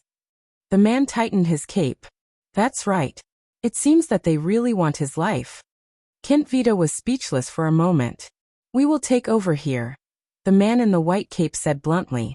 As for your mission in Black Sand region, it has ended. Go back to where you should be. It's not a good idea to bring a few thousand people into another suzerain's land, especially when the day before the bitter cold winter is approaching. Lampard's ambition ends here. His Majesty will settle the score with him. Tolja replied coldly. The Archduke's order is to protect the prince until he reaches Dragon Cloud City. Even if he leaves with you willingly, we must still follow him to Dragon Cloud City. It's up to you. If you want to follow, then follow. It's not my money that's going to be wasted anyway. The man knocked on the white handle behind him and said nonchalantly, Next time, Tolja, let's spar again. Tolja snorted in dissatisfaction, and subconsciously pressed his hand on the saber at his waist. The man in the white cape chuckled and continued walking towards Thales. By the order of King Nuvan Walton, the great common elected king of Ekstedt and the successor of Rikaru the hero. Surrounded by his subordinates, the man in the white cloak ignored the rest of the people and walked straight to Thales' side. He lowered his head to size up the only 7-year-old boy in the military camp. There was not even a hint of a smile on his pale face. You are Thales Jadestar? Putre's expression changed. He could sense the hostility in the man's tone. Thales also noticed the coldness in the man's gaze. He slowly furrowed his brows. Something's not quite right. But in the end, Thales only took a deep breath and flashed a smile that looked like a formula. Beside him, Putre frowned. He glanced at Kentvita and Tolja, who had unpleasant expressions on their faces, but did not say a word. He cleared his throat and said to the group of white blade guards, who had unpleasant expressions on their faces, This is Thales Jadestar, the second prince of Constellation, by order of King Kessel. However, before Putre could finish, he was rudely interrupted by the man in the white cape. My name is Nicholas, the commander of the White Blade Guards. The man named Nicholas shook his head expressionlessly and lowered his head to speak to Thales. A long time ago, people used to say that the blood of the Empire's royal family came from the gods. That's why it's brilliant gold. When it flows out, it will even sparkle under the sun. So is your blood golden as well? Will it sparkle? Nicholas. Putre and Wyatt seemed to have heard this name before. Both he and the attendant looked at each other in shock. Thales, on the other hand, mulled over Nicholas' words. He was a little confused. Golden blood? What the hell? I don't know. Thales narrowed his smile. After all, I don't really bleed. Or are you, King Nuvan's personal guard, so eager to see me bleed? The second prince rebutted Nicholas' words without flinching. As if. Humph. Nicholas chuckled. His expression immediately returned to being cold. I also know a Jadestar. You're really too inferior compared to him. Putre took a deep breath. Wyatt quietly took a step closer to Thales. He gritted his teeth and stared at Nicholas. Thales turned to look at Putre's reaction. His heart was filled with doubt and wariness. Who is this man? And Thales pondered over his words and was slightly stunned. Too inferior? What does this mean?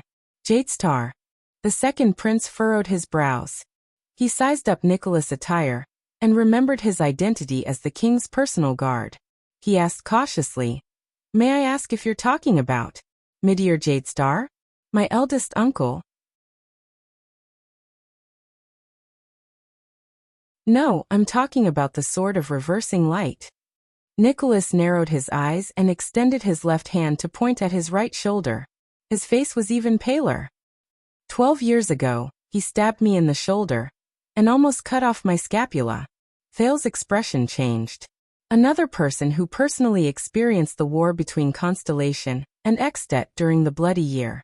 It seems like he suffered quite a lot under Horus Jadestar's hands. He glanced at Kentvita and Tolja from the corner of his eyes, then at the Extetians around him. From attacking the supply line, attacking the 3 archdukes of Extet's battle line, injuring Tolja, snatching the motionless bow, and in the end his soldiers even killed the former Archduke of Black Sand region. The grudges between Horus and the Extetians seemed a little too colorful. The sword of reversing light, Horus Jadestar. Just how many similar legacies did his second uncle leave for me in Extet? Thales could only cough softly. He maintained his unchanging smile and nodded. It's a pity. Beside him, Putre furrowed his brows tightly. Thales also noticed that Tolja, who was behind Nicholas, exhaled softly. No, there's nothing to be regretful about, Nicholas said flatly. Anyway, we're even. Putre gritted his teeth and cast a sharp gaze at the man in front of him. This man is bringing this up the first time we meet? Is he preparing to intimidate me first? Thales, who did not know what was going on, thought of something. We're even, he asked cautiously. What do you mean? Putre heaved a sigh. This made Thales feel that it was extremely ominous. Nicholas' eyes shone with a frightening cold glare. I killed him, on the battlefield at Raymond Pass. Thales' expression froze at this moment. That's terrible, he thought to himself. So we're even, me and Horus. The ghost of a smile appeared on Nicholas' pale face. He raised his right hand and tapped the left side of his chest. Just like this, a stab, then a twist, then a diagonal pull. You should have seen his expression before he died. Thales frowned and began to size up the commander of the White Blade Guards again. The person who killed Horus. The enemy of the Jadestar royal family. The final proof. Nicholas narrowed his eyes and exhaled softly. Even the Jadestar royal family, even the former royal family of the Empire, their blood is not golden, and when it spurts out. Nicholas licked the corners of his lips in a mesmerizing manner and flashed a cold smile. He looked down at Thales and slowly said, It's all bright red. Thales stared at the pale man with an unpleasant expression. The man's undisguised aggressive gaze made him uncomfortable. But now, as the Prince of Constellation, the best expression he could have was to be expressionless. Viscount Kentvita let out a long sigh. He shook his head gently and took a step forward. This is Lord Sori Nicholas, one of Extet's famous 5 war generals. His Highness, the Prince of Constellation, shook his head slightly and took a step forward. People call him. Kentvita looked at the unpleasant expressions of the Constellatiates and raised his eyebrows in resignation. Star Killer. Nicholas stared at Thales with a burning gaze. Like a hunter sizing up his prey, Thales felt a slight chill in his heart. Star Killer? Let's save the meaningless pleasantries, citizen of the Empire, Nicholas said slowly. From now on, we will escort you to Dragon Cloud City. Thales was stunned. Of course. The second prince looked at Nicholas and nodded slightly with complicated thoughts. If this is King Nuvan's wish. However, his heart was extremely perturbed. King Nuvan actually sent such a person to welcome me. Thales suddenly had an ominous feeling about his future in Dragon Cloud City. Putre took a step forward sternly. Wait, according to the rules and etiquette, the envoys from our side must meet with the Extension welcoming party in a formal manner that is befitting of their status. You talk too much. Nicholas rudely cut off the vice diplomat's words. I don't have time to waste. In the next moment, Thales saw Nicholas' expression turn serious and the cloak behind him flutter. Please believe me. This is for your safety, Your Highness. Sorry, Nicholas, the Star Killer. The pale-faced man snorted coldly with a cold smile. He gestured at the uncertain Thales Jadestar with his chin, and ordered the White Blade Guards behind him. Tie him up. What? Thales widened his eyes.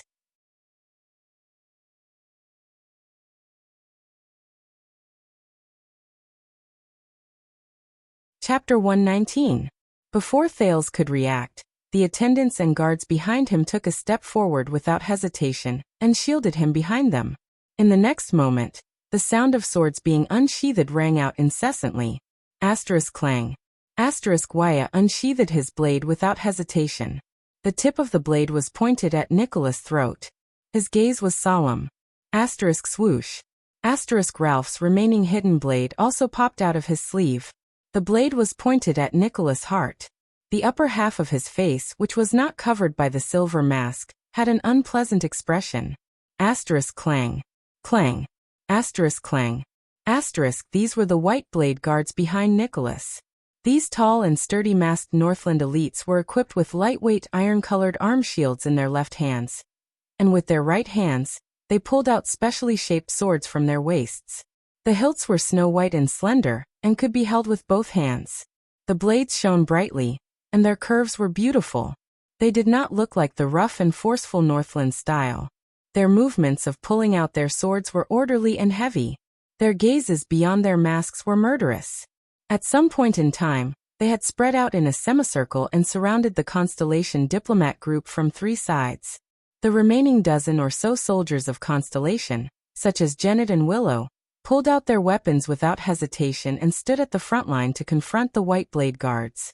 Judging by their movements and the look in their eyes, these are true elites. Our royal guards are nothing more than this. Aida's voice traveled into Thale's ears. They are even more powerful than the Black Sand Region's army. Even if they were to go up against the vampire's Sacred Blood army, they would probably not be inferior. Thales stared in disbelief at Nicholas, who had a cold smile on his face. What's going on? Tie me up and bring me to Dragoncloud City? It was not that he did not anticipate what he might encounter in Extet. In fact, it was very normal for King Nuvan, who had lost his beloved son, to be angry, ridiculed and humiliated him. Even if the Jadestar royal family and the Walton family had the same interests when it came to avoiding a war between the two kingdoms and restraining Black Sand Region's ambitions. But Thales did not expect that this humiliating welcome would begin before he even reached Dragoncloud City. Do I really have to let them tie me up and bring me to Dragoncloud City? If we refuse? Under the moonlight, Thales felt his skin crawl as he looked at the white blade guards' shining white swords and estimated the difference in strength between them and the enemy. What will happen? How absurd. Putre's stern and angry voice rang out. He anxiously thought about the situation before him, and said in a flustered and exasperated manner, "Tie me up? Never before had an envoy from one country been treated like this." This was an insult to King Nuvan VII's reputation, and the honor of the kingdom of Extet. This will not bring any glory to your king. If he was King Nuvan's man, he would have to be mindful of Extet's reputation and dignity as the common elected king, unless around them, the Extetians from Black Sand Region watched everything in the field with puzzled expressions. The dozens of white blade guards and the dozen or so Constellation diplomat group faced off against each other with their weapons drawn. Humph. The corners of Nicholas' lips curled up to reveal an ominous, cold smile. This will indeed not bring any glory to His Majesty. But it can make him happy. That will be enough. Putre tightened his grip on the long sword in his hand. Thales could not help but frown. In the next moment, without any instructions or orders, the eyes of the masked soldiers of the white blade guards turned cold, and they took a step forward together. Thud. Their heavy footsteps on the snow-covered ground were like a heavy hammer that struck the hearts of the Constellations. Willowcan, who was watching the enemy tensely, shook his shoulders and was about to thrust his spears forward. Slap. A strong hand reached out from the side, and grasped the young spearman's right hand tightly, stopping the tip of his spear from thrusting forward. Willow was shocked. He turned his head and found that it was the veteran Janet. "Steady yourself. Ignore their footsteps, pay attention to their shoulders," he said calmly.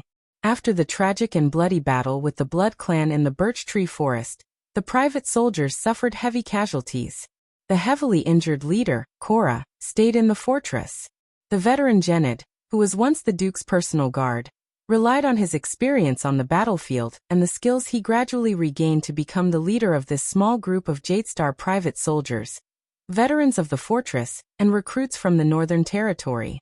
However, in the face of the extremely tense atmosphere before him, the veteran could not help but break out in cold sweat. Is this King Nuvan's will and order? Thales tried his best to speak calmly. Oh, of course it is. Nicholas ignored the two halves of the blades that were pointed at his throat and heart. He said darkly, he just didn't say it out loud. A second later, Nicholas moved. He suddenly took a step forward and walked towards Thales. Thales was shocked. Wyatt and Ralph gritted their teeth and brought out the weapons in their hands in an attempt to force Nicholas to retreat. But in the next moment, a cold glare flashed on Nicholas' face, and his body moved. In the blink of an eye, the pale-faced Star Killer instantly moved sideways and into the gap between the two swords. Clang. Wyatt's single-edged sword, which was aimed at his throat, struck the white hilt that extended from behind Nicholas' shoulder. Sparks flew. Clang.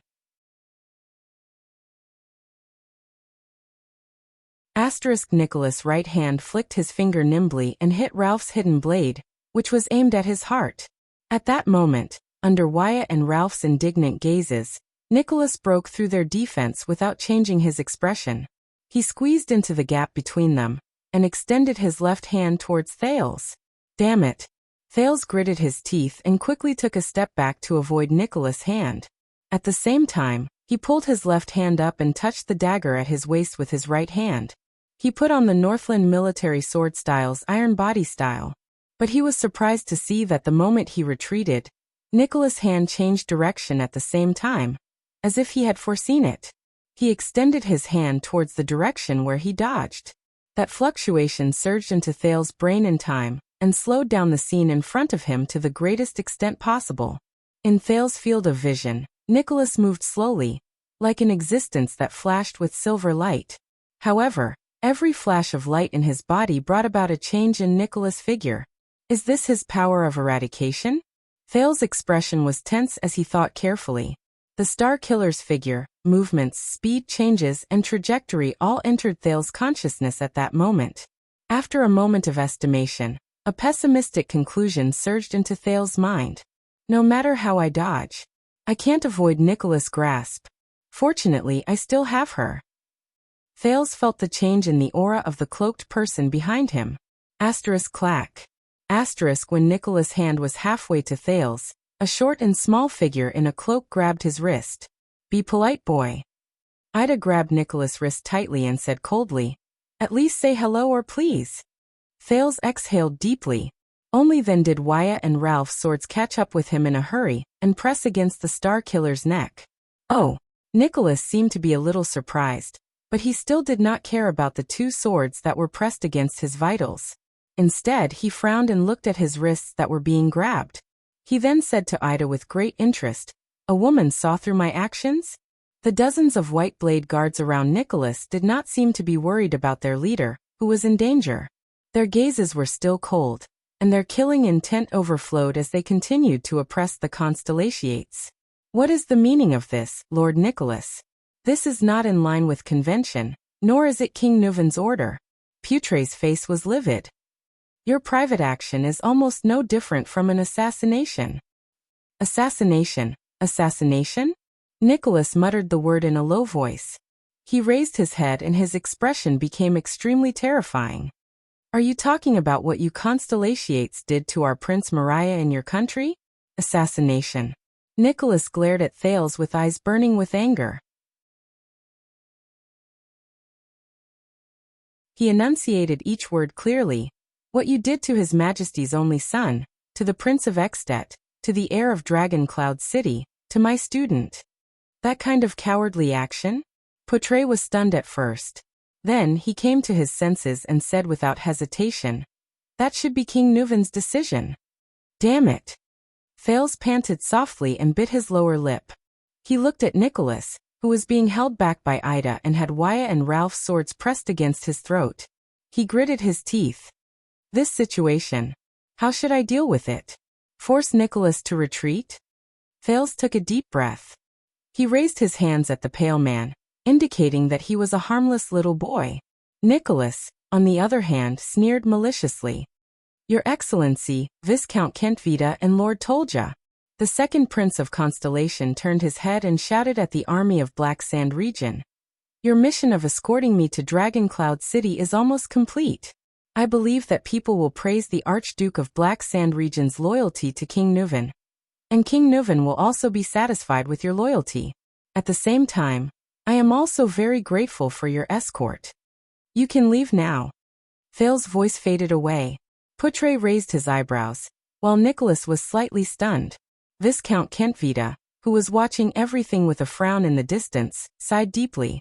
However, in the end, Kentvita only nodded at Tolja, who was frowning deeply, and strode forward. This child. What is he saying? Your mission of escorting me to Dragon Cloud City is almost complete. Before I reach Dragon Cloud City, Black Sand region is in charge of my safety, but I have yet to reach Dragon Cloud City. I believe that people will praise the Archduke of Black Sand region's loyalty to King Nuven. Everyone will know that King Nuven kidnapped the Prince of Constellation from the army of Black Sand region, as if no one else was around. And King Nuven will also be satisfied with your loyalty. No matter how obedient you are, the relationship between King Nuven and the Archduke of Black Sand region will not get any better. Dragon Cloud City will still view Black Sand region as a thorn in its side. At the same time, I am also very grateful for your escort. A chance to win the friendship of the Prince of Constellation is right before your eyes. You can leave now. Hurry up and help us out. Lord Nicholas. While Viscount Kentvita spoke, he re-evaluated whether Putre had taught the second prince these words. This is, after all, the camp of Black Sand region's army. The Archduke has given us the mission to protect Prince Thale's safety, and your actions now are undoubtedly very unwise. Nicholas flung Aida's hand away, still ignoring the blade on his neck. He said coldly to Kentvita, I thought that you are also Extettians. Of course we are Extettians, but we are also Northlanders. And Northlanders cherish their reputation, just like how snow eagles cherish their wings. Kentvita walked in front of Nicholas and looked at the two parties who were at each other's throats. His gaze paused for a moment on Thales and Putre. Your Grace, I believe that King Nuven did not give you the order to kidnap the prince and bring him to Dragon Cloud City. Behind him, under Tolja's signal, the soldiers of Black Sand region slowly surrounded them. Nicholas fixed his gaze on Kentvita. Then he flashed a faint, cold smile. What if I say no? The man's face turned even paler. What will you do? The Viscount of Black Sand region? Will you let your army get rid of us, His Majesty's personal guards? Is that so, warriors of Black Sand region? Nicholas swept his gaze across the surroundings.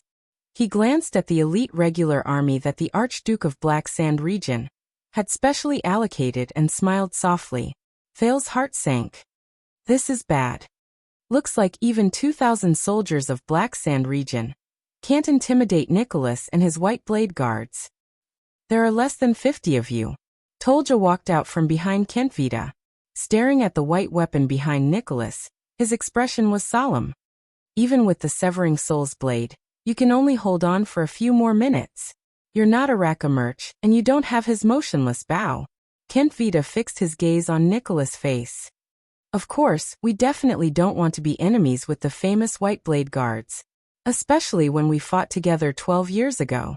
The face-changing game of good guys and bad guys is no longer popular, Nicholas said nonchalantly.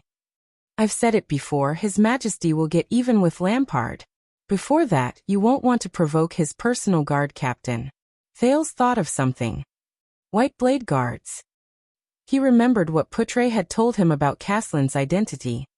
Caslin retired 20 years ago, so. You know, Thales said slowly, attracting everyone's attention. We just passed by Caslin's Hero Tavern a few days ago. Thales noticed that the moment he finished speaking, Nicholas' expression suddenly changed. Even the eyes of the White Blade guards around them, who were confronting them, sparkled. Caslin. Looks like that old man means something to them. Thales nodded in his heart. Caslin treated me to a glass of rye wine, the limited edition kind. Thales continued to say calmly. He's a wise and open-minded old man.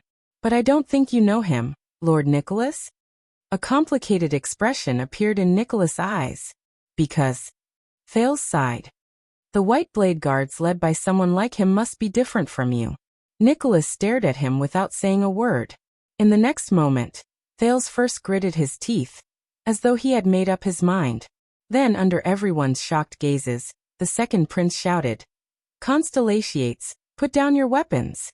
Waya and Ralph looked at Thales in shock. Even Ida let out a surprised gasp under the cloak.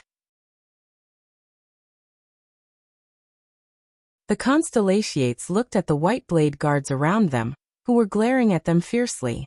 They looked at each other in bewilderment, not daring to believe the prince's order. Only Putre looked pensive. Kintvita and Tolja frowned at the same time. Nicholas stared at him with an indecipherable expression. "This is an order from your second prince, the heir to the throne of Constellation," Thales repeated with a firm expression. Putre was the first to sheath his sword and take a step back. Then Gennet sheathed his sword without hesitation. Waya glanced at the prince in disbelief. Under the latter's unquestionable gaze, he gritted his teeth and withdrew his sword from Nicholas' neck. Then it was Ralph, then the fifth, the sixth, until all the Constellations sheathed their weapons. Under everyone's watchful eyes, Thales took a step forward, past Waya and Ralph's protection, and arrived in front of Nicholas. "You should have done this a long time ago." Nicholas lowered his head and looked at him expressionlessly. "The earlier you submitted, the less pain you would have suffered."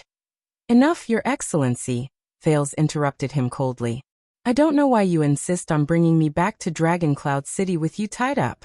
Whether it's a new grudge or an old one, whether it's Prince Mariah or Prince Horace." Thales suppressed the trembling in his voice. "But before I complete my first mission, I will only answer to King Nuven." Nicholas stared at the second prince of Constellation in astonishment. This will be a conversation between the future king of Constellation and the current king of Extet. Thales took a deep breath. "But before that, you want to humiliate me, who is about to talk to King Nuven? There is no doubt that your actions are tarnishing King Nuven's honor.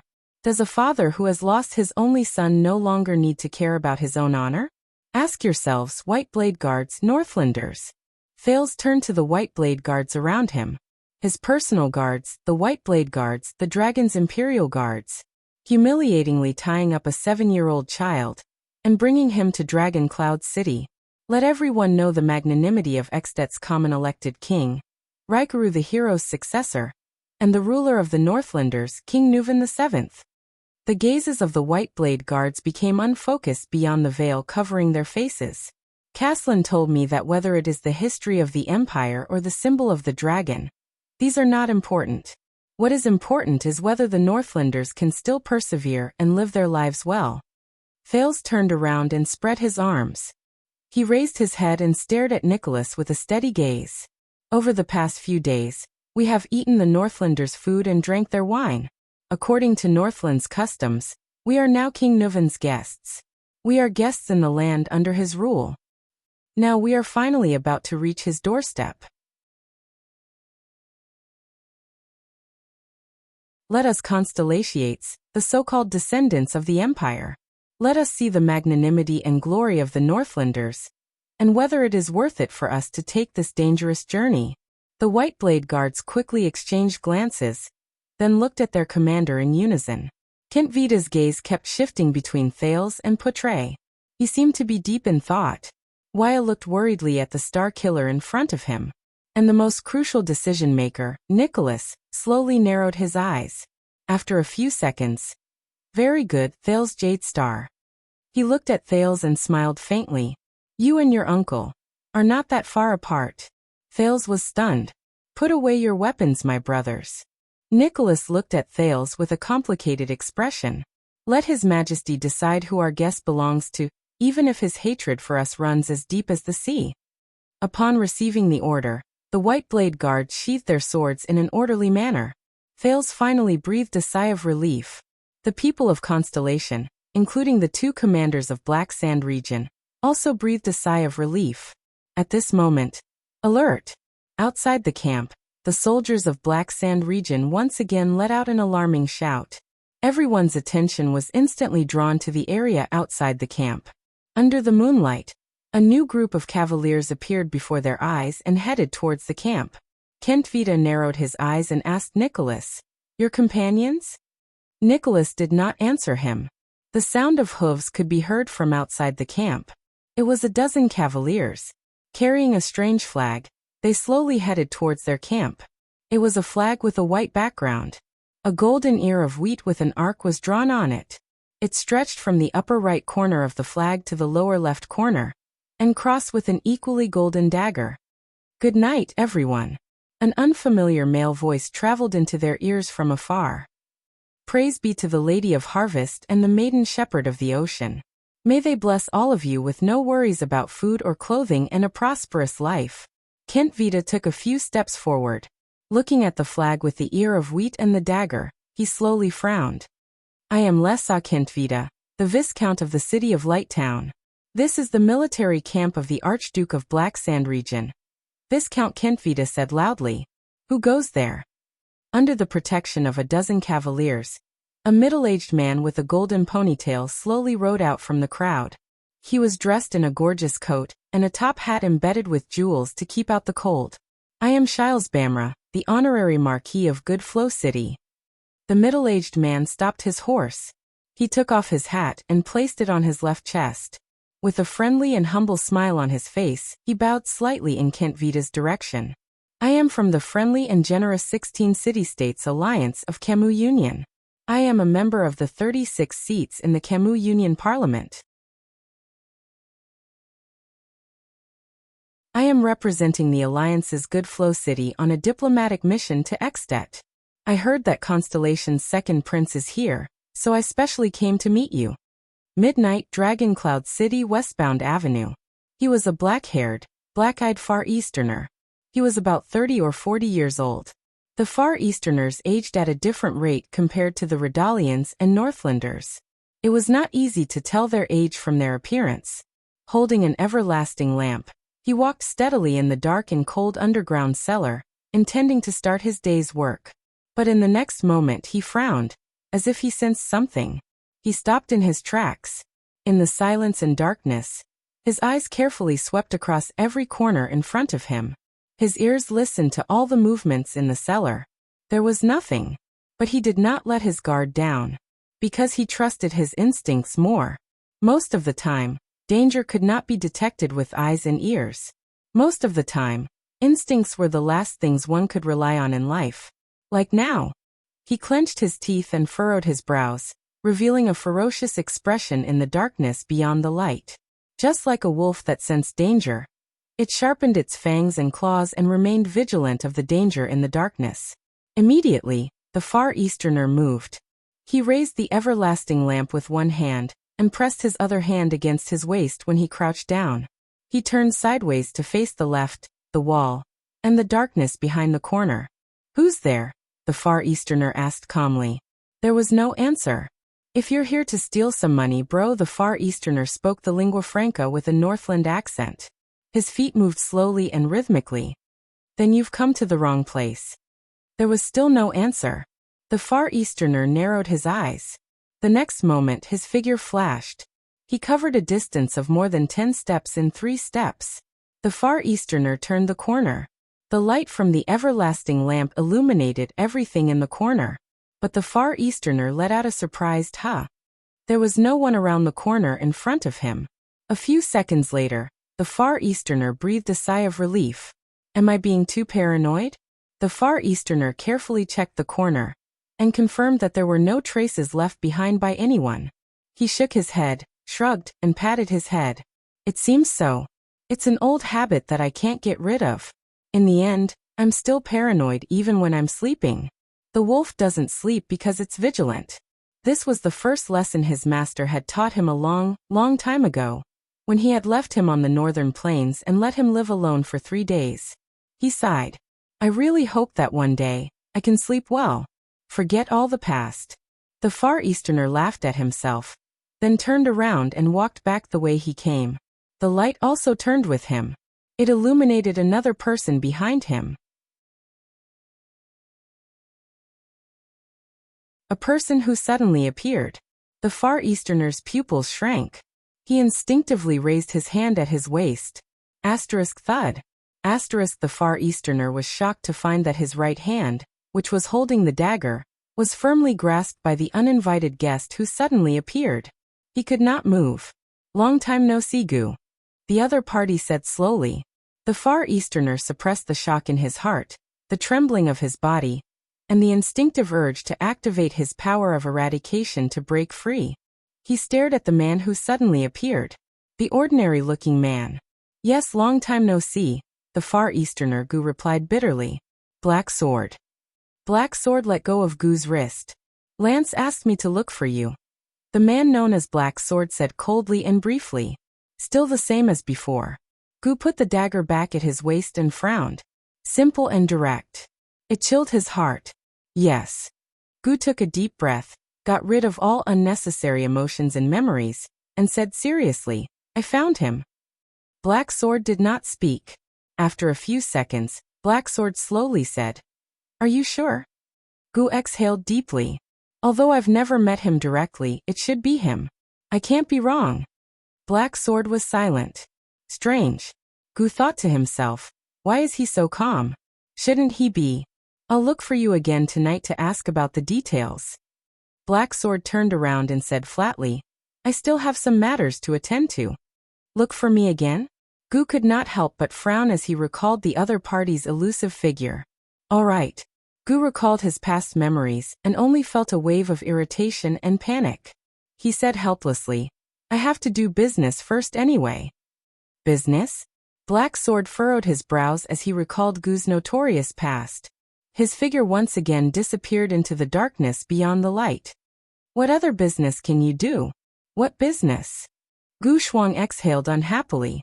He walked to the side of the table and fiercely lifted the layer of oilcloth on it, revealing a boning knife and a chopping board. Then said angrily, This is my butcher shop.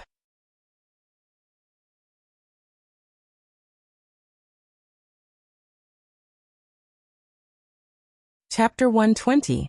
In the cold wind, a group of people with a complicated and strange composition formed a long procession on the road to Dragon Cloud City. Even though they avoided the misfortune of being kidnapped to Dragon Cloud City, the next day, the White Blade Guards under Nicholas Still invited the Constellation Diplomat Group out of Black Sand Region's escorting area without any explanation. They were then escorted to Dragon Cloud City by the White Blade Guards. The army of Black Sand Region followed slowly and orderly on both sides and behind them. Kentvita and Tolja still dutifully sent out scouts to ensure the safety of the surrounding roads. As for the White Blade Guards, these masked elite soldiers were cold, taciturn, rude and unreasonable. There were a few times when they almost got into a fight with Constellation soldiers because of pushing and shoving. The middle-aged Marquis with a blonde ponytail rode elegantly on his horse. With a kind smile, he said to the second Prince of Constellation, the continuation of the Jade Star family's royal bloodline, and Constellation's successor, is of great significance to the entire Western Peninsula. What I mean is, the replacement of the ruling royal family may bring chaos to Constellation that will be difficult to pacify for many years. This is something that the entire Western Peninsula, including us, the Camions, do not want to see. Thank you very much for your concern, Marquis Shiles of Goodflow City. Thales, who sat stiffly on his horse, nodded at the guest from Camus Union with an equally stiff smile on his face. This uninvited guest seemed to be a little too familiar with him. Just like the people in front of Eternal Star City's western city gate, who were dressed neatly, respectful, and attentive to serve as the local guides for first-time visitors to Eternal Star City. There were many such lads or tomboys in the Blackstreet Brotherhood. They usually worked well with the child beggars and hired thugs. When they saw suitable goods, they would act decisively. The best outcome for those guests was to be swindled out of their money, or have their wallets stolen. The worst outcome was to be robbed in a dark alley. Of course, the worst outcome was, none of you want to know. Be careful, boy. A languid voice came from beside Thales. The Camions approached you for no reason. They must have ulterior motives. If it's not for money, then it's for achoo. As Ida spoke under the cloak, she held on to Thales' mount and sneezed loudly. She rubbed her nose pitifully. Ida, are you all right? Thales asked worriedly. Ever since we entered Northland, you have been sick. Don't worry. This temperature is nothing. The elf fiercely waved her hand 45 degrees to the left, not caring about the rudeness of this action. Back in the day, I carried a broadsword on my shoulder and roamed the wild boundless mountain. I carried a human head in my hand, and battled the Grand Banquet Lord. Achoo. Hey. Thales sighed. I'll add another bonfire for you tonight. This lady who hides her beauty under a cloak must have misunderstood something. Marquis Shiles laughed without a care. Although the Camus Union is famous for its trade and commerce, we are not short-sighted people who deliberately flatter others for the sake of immediate benefits. We strive for long-term benefits and a win-win situation that is mutually beneficial. Only then can we continue doing business. So if there is anything I'm plotting, then I'm definitely plotting your friendship, Your Highness.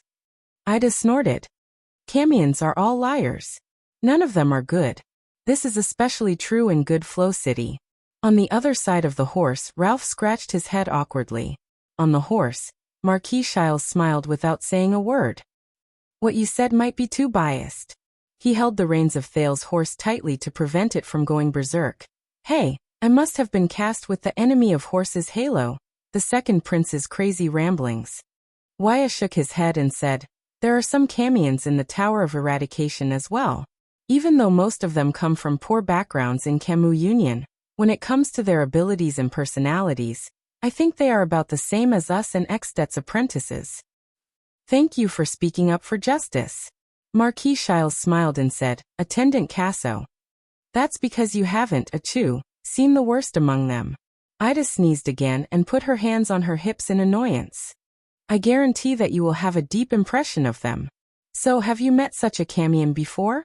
Ida? Thales asked curiously. Yes. Ida spat fiercely. Evil liars, pompous fellows. A glib talker, an opportunist. Achoo. The elf wiped her snot and curled up. Thales shrugged. Looks like I was deceived by the camions. And I was deceived quite badly. He cast his gaze on the person in front of him again.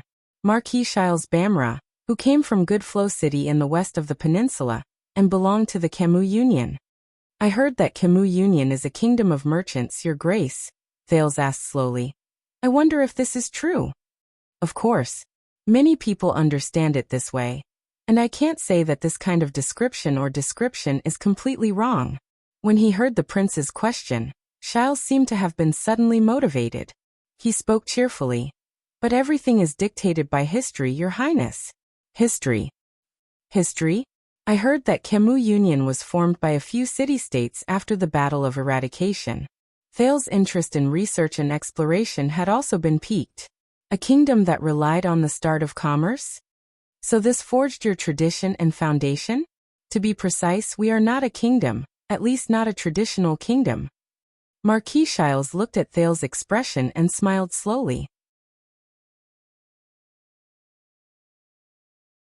After the Battle of Eradication, the 4 cities in the west of the Western Peninsula formed an alliance. They helped each other in the chaotic world and managed to protect themselves. Among them was Good Flow City, which was located southwest of Extet and northwest of the Great Desert. This was the origin of Camus Union. We lacked resources and heritage, and were sandwiched between a few great powers. Camus Union could only seek survival in the form of commerce. We used a free environment and a relaxed tax policy to support our merchants to go out and work hard. We also acted as the transporters of goods and resources for the various great powers. We struggled to survive as a middleman. From this perspective, we are indeed a kingdom of merchants. However, Marquis Shiles changed the topic. Even though these cities belong to Camus Union, they operate independently and govern themselves. Other than the Union public law, each city has its own laws and regulations, their own ruling families, their own customs, and of course, each has its own characteristics. For example, this time, I am representing Good Flow City in the Union as an envoy to Extet. In this regard, we are not like a kingdom, but more like a group of merchants helping each other. But you are called an alliance, right? Thales could not hold back his interest and asked. You should at least look like an alliance, right? For example, A supreme authority that each city obeys? Of course. Giles chuckled. The so-called Camus Union's Supreme Joint Parliament is in charge of allocating resources within the Union and coordinating the relationship between the city-states. At least in name. Many people also think so, but reality is always stranger than what they imagine, much stranger. Giles shook his head and sneered in a self-deprecating manner. But I still heard that Camus Union's power is not to be underestimated. Thales mobilized the knowledge in his head. Most of it was what Gilbert had taught him in a short month. Camus Union is rich and fertile. You are the Western Peninsula's purse. Some people put you together with Constellation and Extet as the three strongest forces in the Western Peninsula. Purse. Giles smiled bitterly. Do you really think that is a good nickname? Thales shrugged. All right. This is indeed not a good nickname, just like how no one would be happy to be called a fat sheep. We have spent a lot of energy just to protect ourselves between countries over the past few hundred years. And a power that is not to be underestimated? It would be better to say that it is a broad business route. Marquis Giles shook his head. Like I said just now, the Alliance's business has grown bigger and bigger, and its routes have also expanded. So the 4 small cities have become 4 city-states, and new cities have gradually joined our alliance. Now, Camus Union has 16 independent business city-states, and our trade routes have spread throughout the entire Western Peninsula. The entire Western Peninsula? How did you do it? Thales asked curiously. Can you explain it to me in detail? It is not as exaggerated as you think. These are the routes that the 16 city-states have opened up. Marquis Giles was all smiles as he pulled out a gentleman's cane from the saddle and drew several routes in the air. From Extet's city of faraway prayers and prestige orchid region in the north, to Thornland's Alumbia Kingdom and Dragon Kiss Lands and Lenzo Dukedom in the south, to White Mountain and the Alliance of Freedom in the east, and even to the western edge of the Great Desert. These are the direct routes for our land merchant caravans. Along the way, we can visit a small half of the Western Peninsula, and even the entire left half of the continent is within our reach. The Marquis continued to speak with delight. And our western port near the Demon Sea extends Camus Union's business even further. To the west are the 3 Devil Islands, the Alumbia Kingdom, and the Turundi Shared Governance, which are the kingdoms on the west coast. As for the south, after crossing the Sea of Despair to the Sea of Long Corridors, there are the kingdoms on the south coast, such as Norton Dukedom, and Lenzo Dukedom, Long Corridors Archipelago, and Sarah Dukedom. If there are fleets with more trade ambitions, they will continue to the east, sail out of the Sea of Long Corridors, cross the Mystery Sea and the Fog Sea, and reach the wealthy Evergreen Island, which is ruled by the Sucator family, one of the 13 distinguished families of Constellation. They will sail all the way to the east, past Crystal Jade City, which is built on Crystal Jade Island by the merfolk of the Western Sea, and follow Constellation's sea trade route to the Sea of Eradication, or even the Eastern Peninsula. This way, the right half of the continent will also be included in the Alliance's trade route. It sounds amazing. Thales furrowed his brows and said with a serious expression, Your forces of influence are all over the continent. It is not an exaggeration to say that. On the contrary, Marquis Giles shook his head and said, Camus Union only has the city defense teams that belong to the major cities. They do not have a unified military force, and it is absolutely impossible for them to start a war. The wrangling in the United Parliament alone can last for 3 years. Since we rely on trade to survive, even as nobles, we must go out to develop and trade. When I was 13 years old, I followed my father to Alumbia Kingdom for the first time. Our family's merchant fleet was detained there. Ralph, who was riding on the side of his horse, walked on the snow-covered ground with his fists slightly clenched. So you can understand now, right? I am happy from the bottom of my heart about the reappointment of the Prince of Constellation. This means that Constellation, a big country in the Western Peninsula, is stable and without worry. The Marquis shook his head. Even in Extet, where the system of choosing a king has become the norm, once the throne passes to a new archduke's family, For example, from Dragon Cloud City's Walton family to Beacon Illumination City's Poffert family, or to Prestige Orchid Region's Alceus family, it will be quite a shock. Our established trade routes and long-term business agreements will have to be reconsidered or even completely overturned according to the ruling order and habits of different families, much less a hereditary royal family like Constellation. Just like this, our business is often troubled by the constantly changing situations in various countries. Giles sighed deeply. If there is a place where the nobles live a harder life than the commoners, remember to vote for Camus Union. Humph, serves them right. Ida snorted coldly. Wanting to earn money and be comfortable at the same time. How can there be such a good thing? What you said is really wise, madam.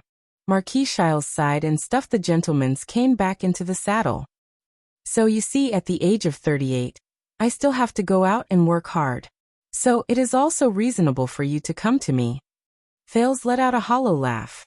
Is this to develop your future business network in Constellation? It is for the sake of friendship. Giles winked in amusement. Of course, if you have any, and I mean any, needs that are outside the boundaries of your kingdom, please be sure to let me know. Marquis Giles laughed out loud. As a marquis of a small city, I have no other forte, but I do have some connections in various countries. Wait, Marquis. Fales frowned. Duke's son, male merit. But I seem to have never heard of such a title as Marquis in this world. That you're tuning in to the Lee May's Sword of Destiny YouTube channel. We're so grateful for your support, and don't forget to subscribe to join us on this incredible journey through captivating stories. Your generosity through donations truly makes a world of difference, as it's the primary source of revenue that allows me to expand and enhance this channel for you. Thank you from the bottom of my heart for being a part of this adventure.